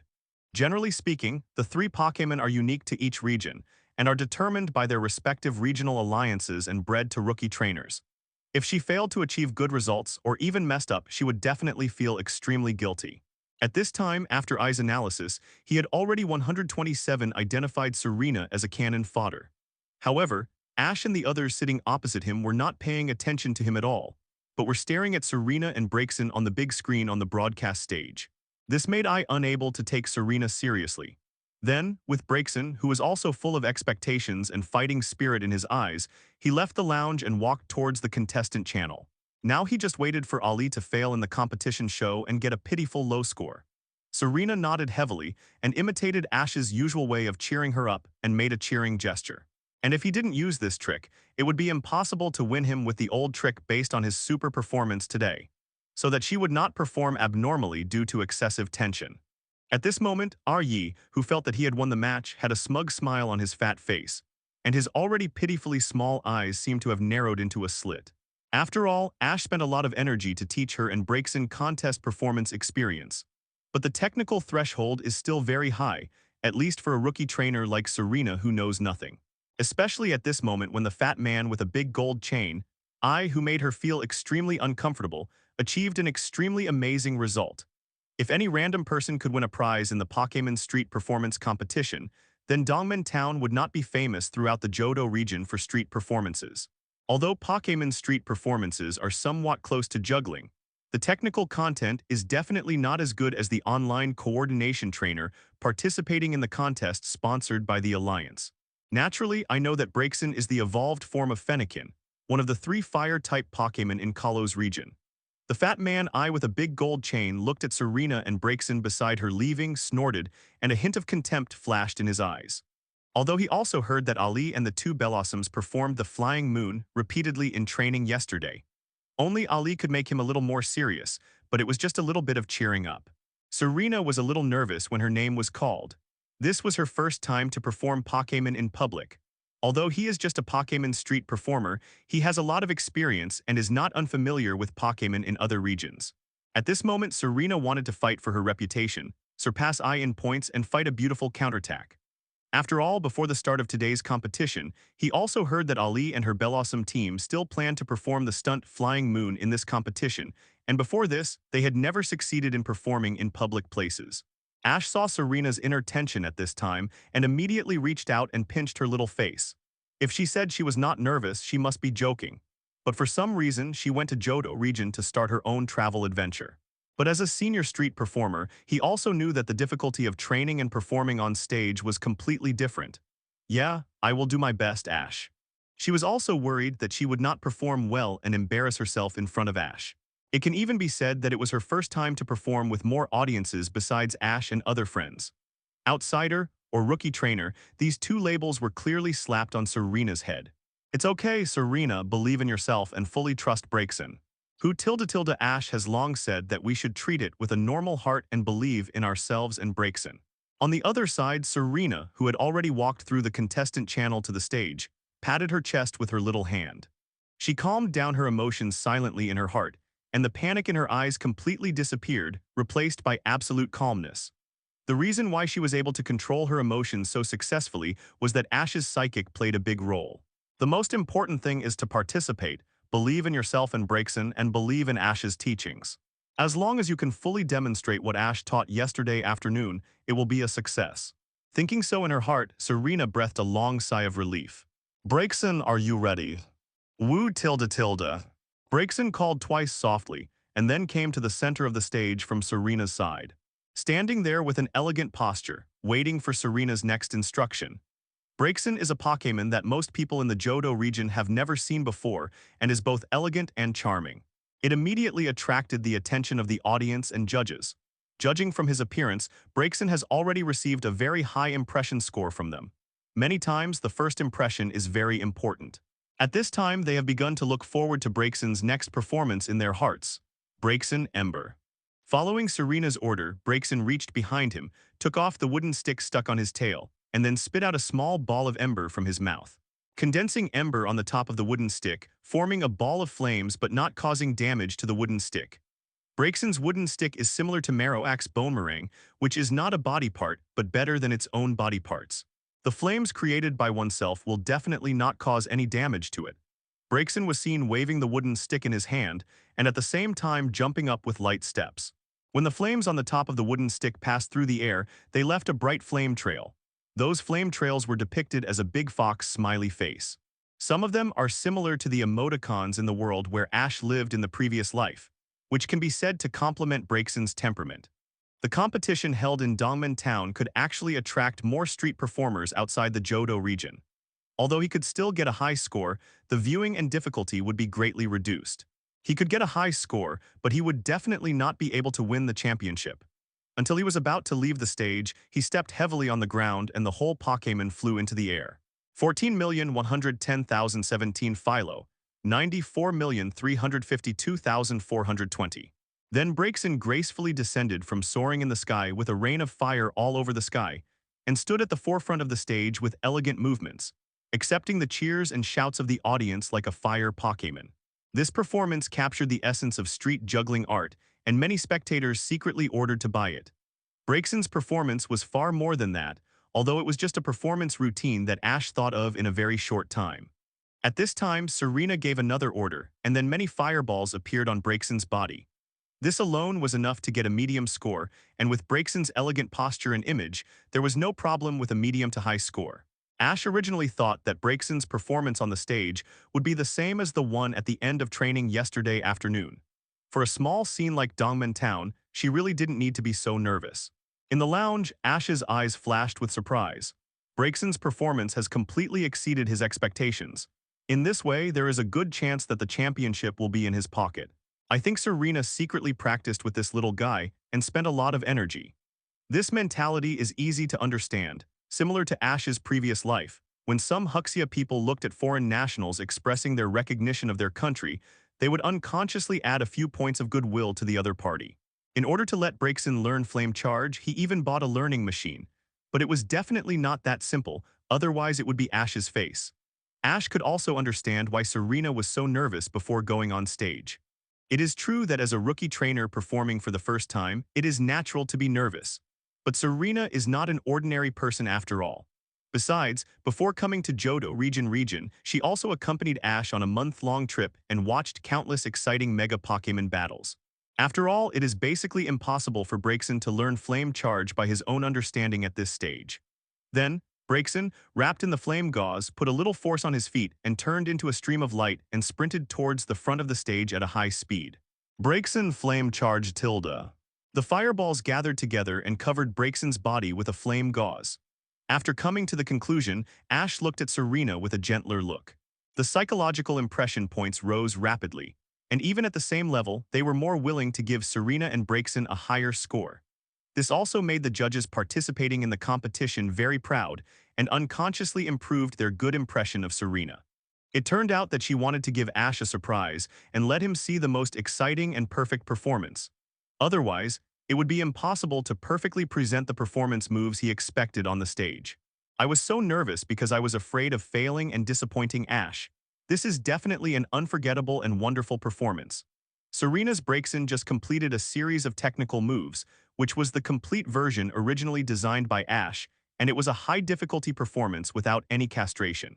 Looking at Serena's pretty face and Braixen, who had never been seen before, it was obvious that they were Pokémon performing artists who came from other places to participate in the competition. But Braixen's wonderful performance just now gave Ash a big surprise. Originally, it used Flame Charge to fly into the sky, accompanied by the Flame Fox Spirit, but it was not able to master it until the end of the performance training. When the Flame Fox Spirit rose to the highest point, it bloomed like fireworks, forming a rain of fire all over the sky. The flames on his body also swirled, forming a Flame Fox Spirit about 5 meters long that enveloped Braixen. Although from Ash's perspective, there were still some minor flaws due to the lack of proficiency, and many of the movements were not connected smoothly. But considering that Serena had only such a short training time, this performance was already perfect. The extremely enthusiastic cheers and shouts from the audience judges under the stage also proved this point. In the end, Serena and Braixen got the highest score so far as expected. The previous highest score of the big gold chain Fat Man was much higher. It is no exaggeration to say that it was a comprehensive crush. At this time, Serena's little face had become red because of excitement, which looked cute. She did not expect that although she had extra training last night, the results were still not ideal. But after a night's sleep, Braixen's performance today was so outstanding, and it was much better than when they finished training in the evening. Almost all the audience and judges were impressed at once and gave them extremely high scores. At present, it is temporarily ranked first, although it is only temporary, but it makes her feel that she has already won the championship. This was the first highlight of her Pokémon trainer career. This feeling was amazing, as if the whole person was sublimated and the head was dizzy, which was wonderful. If I had to compare the 600 episodes with something, I guess only when I did those embarrassing things with Ash could I feel better than this moment. Serena was confused, and at the same time she understood why Ash loved Pokémon battles so much. Even ordinary trainers who were not very interested in this would definitely not be able to resist the taste of it in such a warm stage atmosphere. When Braixen saw that it got the highest score in the field with Serena, a glimmer of joy flashed in the narrow and charming fox eyes. He bowed to the audience with an elegant gesture, and then came to Serena calmly with the small wooden stick in his hand. Looking at Serena, who was almost knocked unconscious by the excellent results, his face was full of smiles and pampering. Holding the confused Serena's hand, he helped her walk from the player channel to the lounge. At this moment in the lounge, the big screen broadcasting the performance of Braixen and Serena on the stage, and their final scores was full of astonishment in the eyes of the fat man with a big gold chain. He didn't expect that Stephanie, who was labeled as cannon fodder by him Fee at the beginning, would perform so well. Not only did it greatly exceed his expectations, but it also directly snatched away his first-place throne. The championship trophy that was set in stone actually missed him, which made him a little confused for a while, and his mood quickly turned from sunny to cloudy. Those who didn't know looked at his gloomy face, and it was because his wife at home was cheating outside. And the novice apprentices around him were also good at observing words and expressions. Naturally, they could see the abnormality of the fat man with a big gold chain and could only stand beside him in silence. No one dared to come forward to comfort him so as not to touch the bad luck of the fat man with a big gold chain. Although the fat man with a big gold chain lost miserably in the game with Serena, but in the end, he is still a well-known street performer in Dongmen Town, a town famous for Pokémon street performances. It is not easy to become his apprentice. Not only do you need to pass the assessment, but you also need to pay a high apprenticeship gift. The key is that this apprenticeship gift cannot be returned. If they offend the big gold chain fat man at this time, and deliberately target and hide their shortcomings in the future teaching, then wouldn't their gifts be in vain? It's not necessary to use the gloomy and depressing atmosphere on the big gold chain fat man's side. Ash's side is jubilant, and the only thing missing is the gongs and drums. Serena, congratulations, you have achieved such a good result. As a good sister, Sunday is sincerely happy for Serena. Serena just came back and was hugged by Sunday, who went up. The scene of the two girls hugging each other is very loving. Sunday, it's all thanks to Ash and Braixen. To be honest, I'm still a little confused. Yeah, Ash, you can reward yourself tonight. As for Braixen, who also made great contributions, you can reward him with more delicious food later. Sunday nodded in agreement. Braixen's performance on the stage just now was much better than the training yesterday afternoon. Ah, Sister Sunday, you. Hearing Sunday say that she would reward Ash in the evening, Serena was shocked. Her cheeks were flushed and her head was buried deeply. She didn't expect Sunday to be so direct and knew about the relationship between her and Ash. Miss Sunday, judging from your tone, you also want to reward me at night. Seeing the atmosphere becoming more and more awkward, Ash spoke quickly. He changed the topic to Sunday and gave her a warning look. But there was no threat in Sunday's eyes. She chuckled and said, "Okay, I'll wait for you tonight." Seeing that Sunday was so aggressive today, and because Serena was standing next to him, Ash could only admit defeat. Congratulations, Serena. You should also work hard, Ali. As a Pokémon Street performer with a good level, Ali's eyesight is also not low. Naturally, she can also see how Serena and Braixen's performance just now was. It can be said that Braixen has reached the limit of what she can do at this level, and even exceeded her expectations of a perfect performance. This level of performance should not even appear at the Pokémon Performance Conference held in Dongmen Town. Instead, it should be performed at a real contest. Even if I had specially prepared for she had great confidence in the high difficulty, Moon Leap, move designed for the Pokémon Performance Competition. But at this time, Ali also inevitably felt great pressure. If she just performed the Moon Leap normally, it would be basically impossible to beat Serena and Braixen. Although the difficulty of the two moves is not much different. But Braixen's Flame Fox soaring into the sky and the rain of fire at the end brought too much visual impact to the audience. Choose the lightning that exceeds the leap. Moreover, Braixen, one of the three major Pokémon in Kanto Region, is also a very rare Pokémon in Johto Region. In this regard, it has a great advantage over Bellossom, which is the final evolution of Oddish and looks pretty enough but is a bit common. It is no exaggeration to say that even before she went on stage, she already had the sign of failure. At this point, is it only possible to try to increase the difficulty of Leaping Moon, but they have never rehearsed before. Can Mei Mei and Huahua really withstand the pressure? After all, Leaping Moon still relies on Ash's help to be successfully performed. The success rate of rashly trying Leaping Moon's more difficult technical moves on this stage is terribly low. Did she really want to take this chance? If she really failed in such an important occasion, would the psychological problems that Mei Mei and Huahua had just recovered reappear, or even be more serious than before Tilda?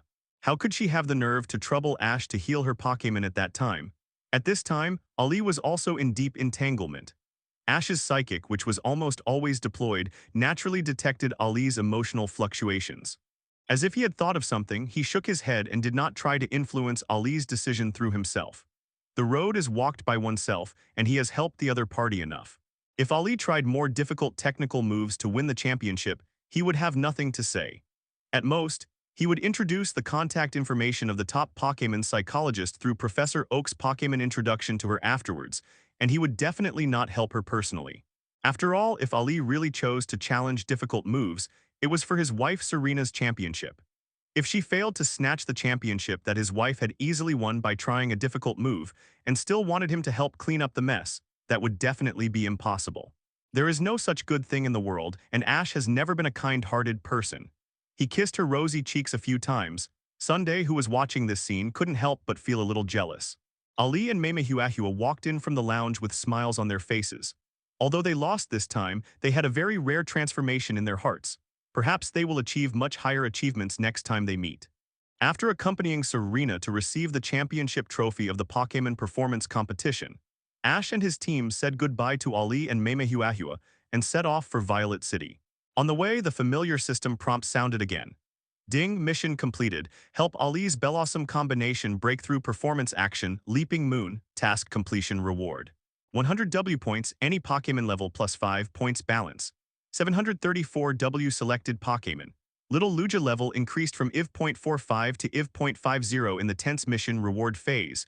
When Ash saw the reward level given to Lugia, he was somewhat disappointed. I wanted to watch Mutwo complete the ultimate transformation. Of course, it is gratifying that this level reward was finally given to Little Lugia, who has the same potential as Mutwo to become a level 1 god. If Ash accompanies it to find wild Pokémon for it to fight all over the mountains, it will probably take a lot of time to reach the level of this task reward. At this moment, the host's broadcast came from outside the lounge.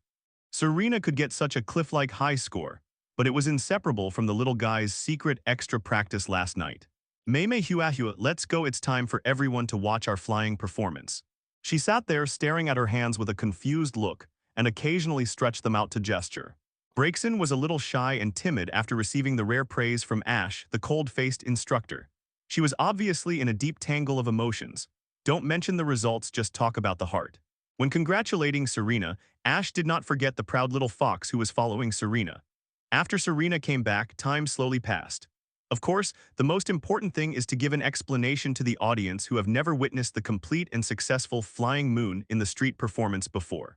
Instead, she honestly used Flying Moon to complete this Pokémon performance competition. This little guy is not very interested in Pokémon battles, and he is not very interested in ordinary rivals. The key is that the Pokémon required for each level of a level 1 god is several times that of ordinary Pokémon. Suppressing the thoughts about Ali's abnormality in his heart, Ash stood up and took Serena, who was smiling happily, into his arms and hugged her and lifted her up high. Well done, Serena, congratulations. Let's invite the next contestant, Ali and her partners Maymay and Huahua. Please give flowers 0. 5 minutes passed, with thunderous applause and the second highest performance results in the audience. The contestants in the lounge were called out one after another to perform their own performances. During this time, Ali was like an outsider who was separated from Ash and the other two. He thought to himself that he must defeat Ash as soon as possible. She should have had more chances than Serena, but she was the first to get there. Now it seems that with the total number of Pokémon, it is still too difficult to give the level of the task reward to the Pokémon I specify. And Braixen, I will give you a snack when I go back. Maymay and Huahua beside her were so worried that they cast concerned glances at her. Scratching his head in embarrassment, he seemed to be saying that he was still far from being an excellent contest performance Pokémon. Ali suddenly raised her head, and the confusion in her eyes disappeared. It is to give them an explanation for their previous efforts, and at the same time avoid guilt for Ash's previous help to her. This level upgrade is also a rocket-like rapid upgrade for it, which is still very beneficial to it. Woo woo tilde tilde. At this time, Ali finally made up her mind not to temporarily increase the difficulty to challenge more difficult actions. Continue the journey. Ash and his 3 companions have successively experienced the towns where the legend of Cat Thief Hatcha is spread in the original plot. Since Team Rocket was directly beaten away by Ash and his companions in Pinsir Forest last time, they don't know where to work to pay off their debts. The incident of them pretending to be Cat Thief Hatchai did not happen. Ash and his 3 companions only stayed in the town where Cat Thief Hatchai's legend happened for one day before continuing their journey. On the way, they met a Snubbull who enjoyed an extremely luxurious life, and the children visited the luxurious manor of Snubbull's owner. Then they found a little Stantler in Stantler's park who was lost from the tribe to protect himself. It was also the one that Ash, Misty, and Xiaoging's first-generation trio encountered in the original plot. Because the talent of this Stantler was really 960, normal, Ash and his 3 companions had no intention of taming it.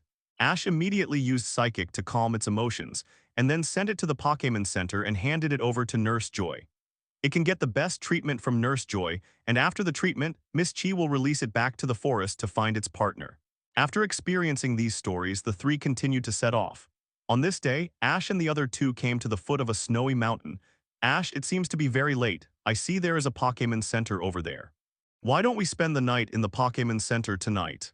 Sunday looked up at the sky and found that a black light had been reflected on the distant horizon. It will not be long before night falls. Sunday, who happened to catch a glimpse of a small wooden Pokémon Center at the foot of the snowy mountain in the distance, suggested to Ash. Serena heard this, and a hint of excitement flashed in her eyes. Since leaving the luxurious manor of Snubbull's owner, the group has been camping in the wild. Although the accommodation conditions cannot be too bad with Ash's Psychic, it is still inferior to the real hotel and the soft big bed. Looking at the expectant eyes of Sunday and Serena, Ash smiled and nodded. Of course, no problem. Let's spend the night in the Pokémon Center today. Oh, great. Great, I want to take a nice bath. Both girls shouted excitedly. Then, the 3 of them walked towards the wooden Pokémon Center in the distance. On the way, Ash did not forget to use Psychic to the maximum extent to search all the situations around the Pokémon Center. If he remembered correctly in the original plot, Ash met Chikorita, the first-generation jealous king who was ambitious and wanted to replace Pikachu near this Pokémon Center. This little guy had many highlights when traveling in the Johto region in the original plot. Although the problem of being jealous can never be changed, the flaws do not cover the merits, and it is not a big problem. It has long been on the list of Pokémon that Ash must capture. Now that he has come here, he must not miss it. In a blink of an eye, Ash used Psychic to find 3 places that met the physical characteristics of Chikorita. Ash's mouth curled up slightly. Without a doubt, his Chikorita must be one of them. Ding, trigger the plot mission, use the Johto region Pokémon to defeat Chikorita and capture it. Task completion reward.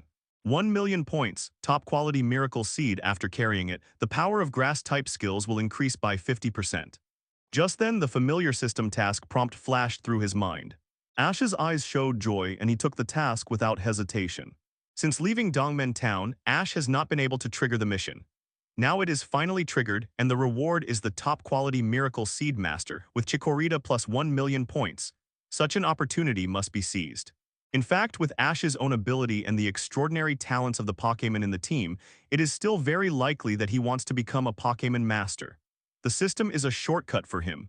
Since there is a shortcut, why not take it? Then Nurse Joy's curious eyes turned to Ash. Suddenly, she didn't dare to think about it any further. Ash can achieve his current achievement so quickly, and about 70% of it is due to the credit of the gold finger. Ash has one room for himself, and Sunday and two people share one room. Moreover, this mission coincides with his expected goal. When traveling, it is normal for two Stephanies to be together, unless both women have something that is inconvenient for each other to see at night. Nurse Joy, who regarded Ash and his three companions as traveling companions, asked subconsciously. Nurse Joy immediately showed an expression of "I don't understand, but I'm shocked." The teenagers nowadays are much more playful than they were back then. Nurse Joy waved her hand nonchalantly, and after Ash and the other two went upstairs, she finally couldn't hold back any longer. It can be said to kill two birds with one stone. The system must be used well. Tonight will probably be a big fight. When they arrived at the Pokémon Center, Ash and his three companions went straight to Nurse Joy's counter. The kind with comfortable beds. It makes perfect sense. Thank you, Nurse Joy. Hello, Nurse Joy, please help us check in. The formalities have been completed. Just go straight up to the second floor and turn left. Nurse Joy took the Pokémon Pokédex handed over by Ash and his three companions, entered the information, and then said, "Do you need 2 rooms?" They are just at the age of starting a trip and they are already in love. It seems that both Stephanies are interested in Ash. Sunday and Serena blushed one after another. Nurse Joy tucked her hair around her ears because she was too busy to do it, straightened her hat, and said to Ash and his three companions with a gentle and enthusiastic smile, "Are these children so mature now?" "You're welcome. Nurse Joy, please prepare 3 rooms for us." Stephanie's intuition told her that these two little Stephanies probably have an unspeakable relationship with Ash. Tusk, tusk, tusk. "Okay, please show me the Pokémon Pokédex." "Here." It's really not simple. Nurse Joy resisted the desire to gossip in her heart, quickly completed the check-in procedures for the 3 people, and then handed back the Pokémon Pokédex of the 3 people. At night, Ash gently pushed open the door and walked to Serena's door quietly. Since Sunday lived opposite Serena, he dared not make too much noise. After confirming that the door was only half closed, Ash was about to push the door open when the door behind him suddenly opened. "Ash, what are you doing?" Turning back, he saw Sunday in pink pajamas with her hair hanging naturally. At this time, there was a sly light in her beautiful eyes. Sunday, are you still awake at this time?" "I don't know why I can't sleep because I think of you." There was a bit of captivate in Sunday's tone. "What do you mean you can't sleep because you think of me?" It seems that he understood what Sunday meant, so he didn't pretend anymore. In fact, when he first saw Sunday at the Pokémon school during his trip to the Kanto region, Ash was impressed by her beauty. The main reason why he didn't take action was because she was a little arrogant at the time. And then after completing the intimacy task with her, he couldn't get together with her because of various trivial matters. This trip to the Johto region, when he confirmed that Sunday would pass, he had already included her in the girlfriend list. "It's still early, let's go to my room and sit down. I just need to ask you about the details of the Pokémon battle. Ash, Serena should be here no later than this hour and 3/4. When mentioning Serena, Sunday's tone obviously carried a bit of resentment. "Okay, there's really no rush." Ash, who couldn't stand Sunday's big watery eyes staring at him, followed her into the room. He stretched out a white and slender little hand to close the door. Then there was an expected battle, and in order to treat the 2 women perfectly, Ash also took out all his strength. A few hours later, late at night, everything was silent. Ash put on his clothes and looked at Sunday, who was sleeping soundly in the quilt with a few traces of tears in the corners of her eyes. A trace of pity flashed in his eyes. He reached out and touched her little head. "Have a good rest, I will never let you down in the future." Standing up, Ash slowly walked out of the room, and after closing the door, "Tusk, idiot." Sunday on the bed slowly opened her cute big eyes, and a happy smile appeared at the corner of her mouth. A night of silence, early the next morning. Ash got up early, and under the surprised eyes of Nurse Joy, he went to Stuffed Cheeks, the cafeteria of the Pokémon Center, and then packed some food before going upstairs again. This is totally unscientific. Could it be that this boy didn't sneak into the two Stephanie's rooms in the middle of the night? Otherwise, how could he get up so early? The key is that he still looks so energetic without any signs of loss. Could it be that they really just took a rest yesterday? Nurse Joy scratched her head in confusion, with a somewhat incredible light in her eyes. Today, after noticing the abnormality of Sunday's walking posture and the fact that Ash came very late last night, Serena also guessed that something probably happened between Ash and her. Ash smiled and nodded, and then carried her on his back amid her exclamation. Although Ash himself doesn't like the purple Pokémon, it doesn't mean that Sunday doesn't like it either. Although it can't be used as the main Pokémon in the future, it's also good to invest resources in training it as a second-team Pokémon. Nurse Joy took a breath of cold air, feeling that the physiological knowledge she had learned throughout her life was strongly impacted. The level of Bulbasaur at that time was already very high, and it could defeat even normal Venusaur. Hiss, this boy's body is too strong, just let it go and treat Sunday as a family member. Apparently last night was not as uneventful as she had guessed, and it seemed that the battle was very intense. What else do you need to rely on? I know you worked hard last night. He went to points and B in order, and the two Chikorita 23 leaves he saw were just ordinary individuals of the same species. On the other side, Ash brought breakfast to Sunday and Serena's room. The moment he saw this Chikorita, Ash suddenly felt an inexplicable sense of familiarity. After leaving the Pokémon Center, Sunday took Ash's arm and leaned softly on Ash, almost turning into a koala and hanging on him. He called them points A and B respectively. If we continue to travel, it may affect our health, so let it serve as a means of transportation for a while. Watching the backs of Ash and his three companions leaving, especially Sunday, who walked a little unnaturally. What surprised Ash was that Sunday and Serena woke up at almost the same time. Although she looked weak, she still forced herself to wash and eat, and followed Ash and Serena downstairs. With expectations, Ash and his party finally arrived at the point. That's right, it's this Chikorita. Ash, shall we continue to Violet City? After saying hello to Nurse Joy, she left the Pokémon Center. It was definitely not comparable to the Chikorita at Points and. This is totally unscientific. The three of them went to the three Chikorita locations near the Pokémon Center that he detected through Psychic yesterday. You know, Chikorita tied with Bulbasaur, who Ash had trained for a year during the capture battle. And here, a bright-haired Chikorita was lying on the grass and lazily basking in the sun. Sunday commanded Golem to quickly defeat this Chikorita and subdue it. Yes, that's right, but there is something to do before that. Being able to tie with Ash's Bulbasaur, even if Bulbasaur at that time did not go all out, was enough to prove that Chikorita was unusual. And he didn't rush to wake them up, especially Sunday, who must have had a harder time the first time. Ash just quietly waited for them to sleep until they woke up naturally. But despite the disappointment, Chikorita is a Johto region Pokémon after all, so it still has some status. Although she had no relevant experience, Nurse Joy, who knew a lot about physiology, naturally knew what was going on. They did not match the characteristics of Chikorita in the original plot. Originally, Serena thought that she would feel a little sad, but she didn't expect that her mentality was so peaceful. Jike tilde. Chikorita, who was basking in the sun, had already noticed the approach of Ash and the other two, but just lazily raised his eyelids, glanced at the three people and ignored them. Because he lives near the Pokémon Center, and is also a very precious grass-type Pokémon in the Johto region. Chikorita has become accustomed to the confident look of the trainer who is determined to get it and even doesn't care. It has been able to live safely in the wild near the Pokémon Center with a huge flow of people in the past, and has not been captured until now, relying on its strong strength. Those trainers who wanted to capture it before were beaten to a pulp and fled in panic. Ash, this Chikorita looks very abnormal, it should be the one you are looking for, right? After witnessing Chikorita's performance, Serena and Sunday couldn't help but ask Ash. Chikorita's size and appearance are no different from the Chikorita they saw at points A and B before. But its body color is obviously brighter, and its mental contest condition is completely different. The two Chikoritas we met before would show panic when they saw them. The one in front of us seemed slow to react, but in fact it was full of confidence and didn't regard them as a threat at all, so it didn't bother to react. From this point alone, it is not difficult to judge that this Chikorita is not simple. Perhaps taming this Chikorita is what Ash mentioned before leaving for Violet City. Yeah, you guessed it right. Ash smiled and nodded to Sunday and Serena, then slowly walked towards Chikorita and stretched out his hand. Hello Chikorita, my name is Ash. I am a trainer from Pallet Town in Kanto Region, and I am now traveling to become a Pokémon TRAINER letter 3005. I want to invite you to embark on a journey with me and climb the peak of glory together. Please have a battle with me to capture Pokémon. Jike tilde tilde.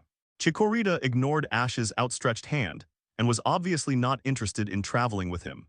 Living near the Pokémon Center, it has heard such things countless times from other trainers and has long been completely immune to them. The only thing it is interested in is the upcoming battle with Ash to capture Pokémon. I stopped lying down in the sun and stood up from the grass, shaking the long leaf on my head. The whole Pokémon looks full of fighting spirit and confidence. If they hadn't seen Ash capture Totodile with their own eyes, they probably wouldn't have believed that this Feraligatr was the little cod from before. It was actually Feraligatr. Even if it was rival, which was much stronger than Chikorita, it dared to provoke it without hesitation. After being defeated, it began to wait for the injury to recover, and then continued to challenge the next time until it successfully defeated the opponent. It basically beat all the wild Pokémon wandering around the Pokémon Center, and sometimes it didn't let go of the Pokémon of passers-by trainers. A complete Pokémon fanatic. After all, even Pikachu, who hates entering the Pokéball the most, is now living well in the Pokémon home.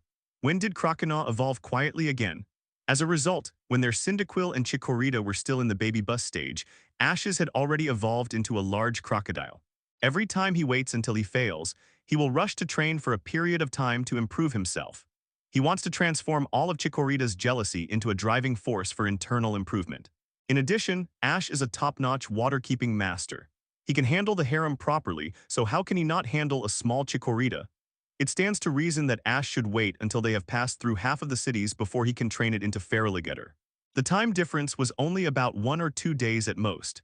He has already trained a starter Pokémon in its final form. Suppressing the thoughts in his heart, Ash reached for his waist and took out Feraligatr's Pokéball. As the red light flashed, a Pokémon that looked more majestic than the previous Croconaw appeared in everyone's sight. In the original plot, Nurse Joy of the Pokémon Center specifically mentioned that Chikorita was extremely belligerent and unwilling to admit defeat. But this is not right. Remember that Totodile just evolved into Croconaw after defeating the baseball player Stephanie Casey's Chikorita last time.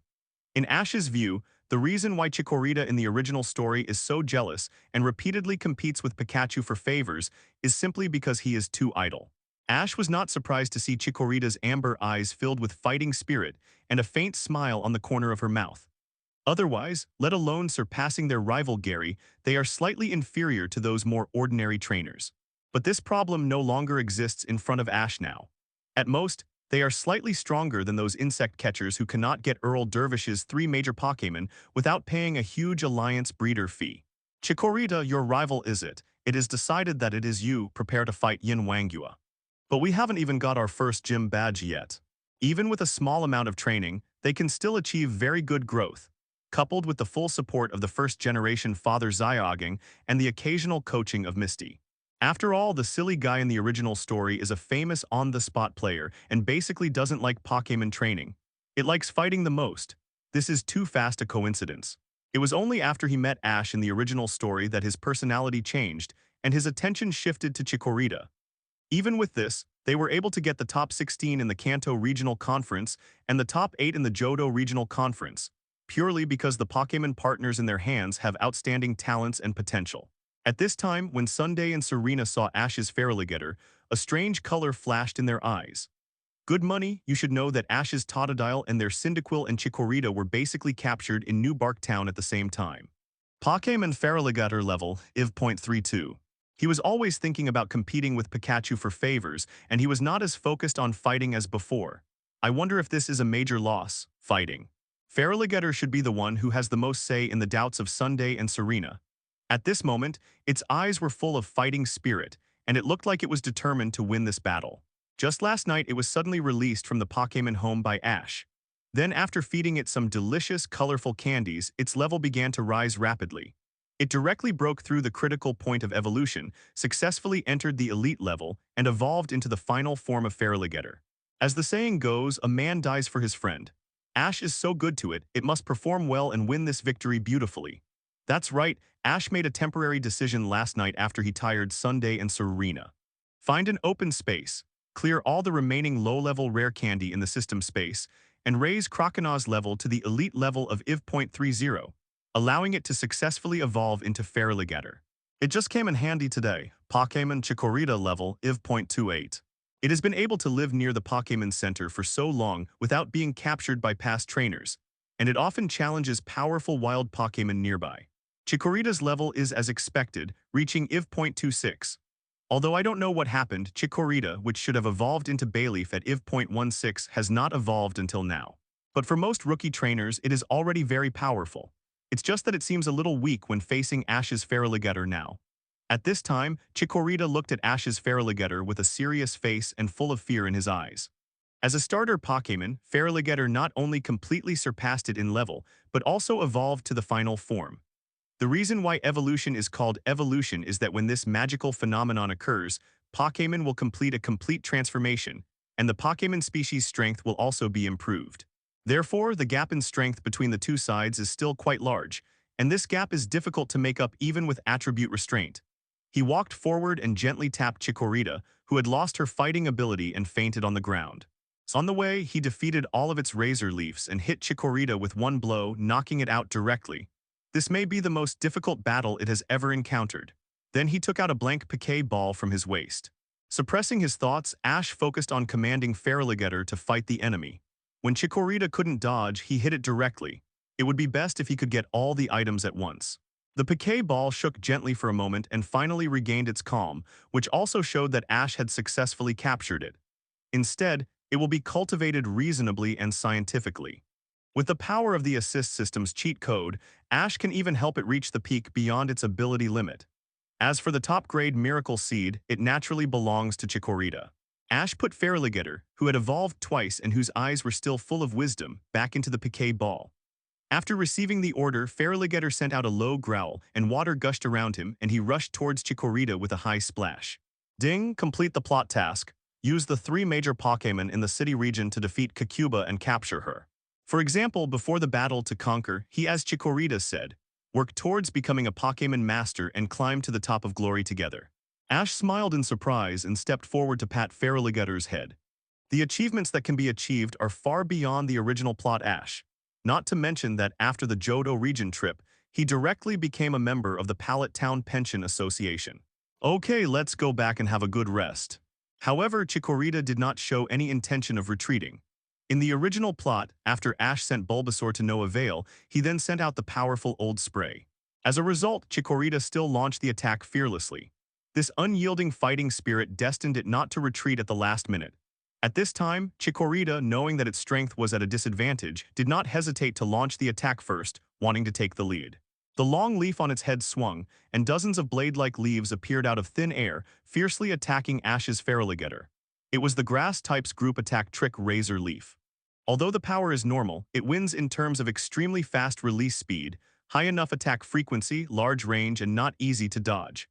As a first-hand probing skill, it is very popular among grass Pokémon, and it is also Chikorita's forte. Seeing Chikorita attack without hesitation when facing Feraligatr, which is much stronger than itself, without fear.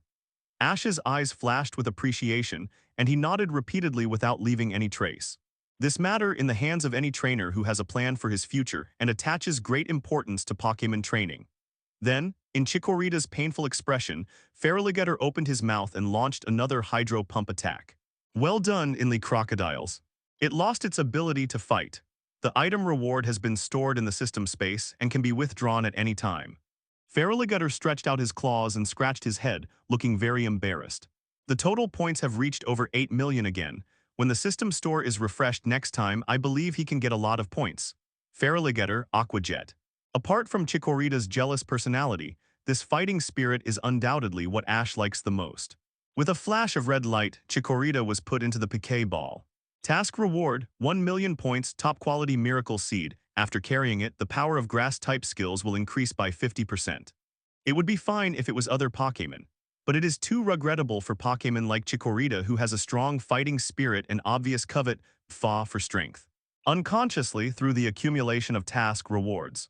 But now that it is him, he is destined not to let the talents of Pokémon such as Chikorita be buried. At the same time, the familiar system prompt in his mind also confirmed this point. In the original plot, It was a bit unfair for Ash to follow such a trainer who worked hard for 3 days and slacked off for 2 days and only knew to cram when something happened. Pokémon Chikorita Grass. Level IV.28. Qualification Gold. Ability Lush. When the physical strength is less than 1-3, the power of grass-type skills is increased. The skills: Tackle, Growl, Poison Powder, Razor Leaf, Magical Leaf, Synthesis, Parasitic Seed, etc. Carrying items none. After seeing the system rewards, Ash opened the attribute panel of Chikorita with a thought. Excellent potential as he expected. In the original plot, Ash captured quite a few Pokémon with gold potential. Chikorita's performance is very good, but compared with the legendary Pokémon or mutant Pokémon in Ash's team, the gap is still not small. Ability is a move that can increase the power of grass-type skills when the physical strength is low. It is a good skill. It can be exchanged for higher output when the health is low. It has all the skills it should have, which are basically normal skills that Chikorita can master at the same level. It is worth mentioning that, since there is no process in the original plot where Chikorita is trapped in the snowy mountains, and Chikorita goes through many things before being recognized by Chikorita, Chikorita's intimacy with Ash is definitely not as high as in the original plot. After all, he simply conquered the other party through fighting. But it doesn't matter, Ash will take action. Didn't he just get the top-quality Miracle Seed through the task of conquering Chikorita? You know, even Suicune couldn't escape the law of true fragrance, so Chikorita naturally can't be an exception. Ash, congratulations, you successfully conquered Chikorita.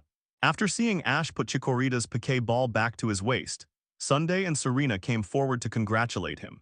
Just now, when Chikorita faced Ash Feraligatr, whose level and strength were far above it, Ash said to the two girls with a smile, "It seems that he wants to challenge Feraligatr again here tonight." Feraligatr and Chikorita appeared in front of Ash one after another, but they showed two completely different attitudes towards him. Haha, now the three of us have captured Chikorita. As for Chikorita, like Suicune who was just captured by Ash, he maintained an attitude of neither intimacy nor alienation. Even Sunday, a noble lady with a higher vision, has captured two. Not only are they extremely difficult to breed, but their performance in battles is also unsatisfactory. For Ash, whose ability is not inferior to that of a true champion trainer, helping to formulate a training plan is not a big deal. So it is no problem to capture more Pokémon with several attributes. As for Ash himself, he naturally needs to complete the big and small Pokémon lineup of the Johto region. The big Pokémon here naturally refers to the three sacred beasts. For the small Pokémon, he currently only lacks a Cyndaquil. The Cyndaquil he captured in the original plot is very good. When he encounters it, he can just capture it. In this way, the Chikorita incident has come to an end for the time being. Ash and the other two continue to move towards Violet City. Seeking flowers at night, I didn't have the heart to toss Serena and Sunday, who had already endured too much at the Pokémon Center. Ash waited for the two to fall asleep, then turned over and made himself a cup of cold tea. After suppressing his anger, he got out of the tent and went to an open space near the campsite. Reaching out for the two Pokéballs on his waist, "Come out, Feraligatr." In fact, this is also the reason why most trainers are limited to specializing in one attribute. He still showed a brave and fearless appearance which surprised both of them. Some Pokémon have extremely high talents, but their personalities are useless. After all, it is a region Pokémon who would not like it. Even Sunday, whose own ability is not bad, has to admit that Ash's understanding of Pokémon is really amazing, which she can't compare with at all. Ash's are Feraligatr and Chikorita, and Sunday's are Cyndaquil and Chikorita. Speaking of which, he and Sunday each have two Johto region Pokémon in the trio. It seems that we have to continue to pay attention to the news of the three Pokémon in the future, and find an opportunity to strive for the three Pokémon to gather the three Pokémon in Johto region. Its character is very unyielding. When it lived in the wild near the Pokémon Center, it would wait for the injury to recover after losing the battle, and then start the next challenge without stopping until it succeeded. Now Feraligatr, who defeated it in the capture battle, has become its next target. Looking at Chikorita, who kept a safe distance of more than 5 meters from him, although his eyes were calm, he was not close at all. Ash shook his head slightly without leaving a trace. All Pokémon in the team, including Mutwo, Suicune, Zapdos, and Lugia, have full intimacy. Chikorita seems a little out of place in this group. But it doesn't matter, just spend resources. Ash, let alone, Pokémon resources are never lacking. Pokémon attributes are different, and the corresponding training methods required are very different. I can take them to the Silver Conference. You too, Chikorita. Even if they have excellent talents, they are still wasted. The Pokémon they have now are basically the breeder plans formulated by Ash.